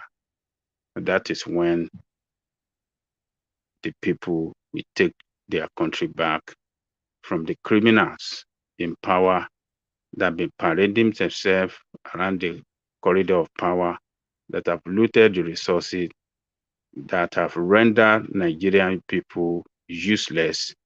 God so blessed that country called Nigeria with enormous of human and natural resources that should have been turned to an asset, not only for Nigeria, but for black race all over the world. But Nigerian state with criminals in power has turned it to liability, not only to Nigeria, but to the world, to the black race. So Sowore has offered himself as the only option for the youth. Those that are calling the youth, it is time for the youth. This is the time. This is your party. If you are in the category of youth in that country, this is the party that you need to go. This is the party that you will see the same faces like you, the same people like you, the same people that are really, love their country, that really want to be part of their country now, tomorrow, and the future, that really can build that country well. It's you.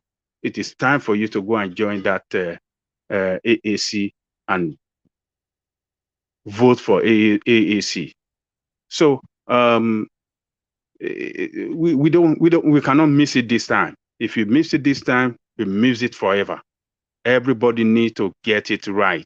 It is just, we have nothing to lose. We have nothing to lose. Voting for APC, we have nothing to lose. We have to do it one time and then see how we can bring the real change to the life of our people, to the life of our country, to the life of Africans and black race all over the world. It is time for us to do. We can do it. All right, God has really blessed us. We can do it. We've gone past the 6.5 mark. So yeah. Thank you, one man. Other than that, let me thank everybody that behind the scene that are chatting. You are the strength of the platform. Continue doing what you like to do best.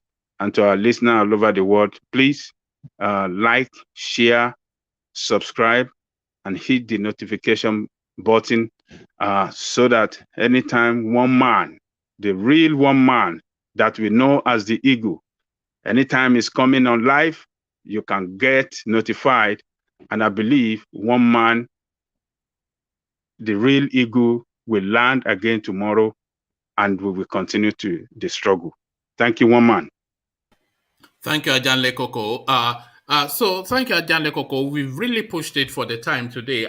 Remember when I was even threatening that we will not be going past the 4-hour mark? Now we're struggling to even contain within the 6-hour slot. So it's just unhealthy. Is somewhat we enjoy the conversation, but it cannot be right that we're spending 6 hours just shooting the breeze. But we're talking about important matters, and the conversations are often so engaging. You don't want it to end, but it does end, at least on the live streaming, but it doesn't really end because it carries on the comment section. So I'll leave you here. And by the way, if you have not clicked on like, then please do. And if you're not subscribed, then what are you doing? Do both now. Click on the red subscribe button and click on the like to thumb up the platform to propel it in the YouTube algorithm. That was what brought Mike, and it will bring even more people. So I'll leave it there. Carry the conversation on within the comment section, but here I say, peace.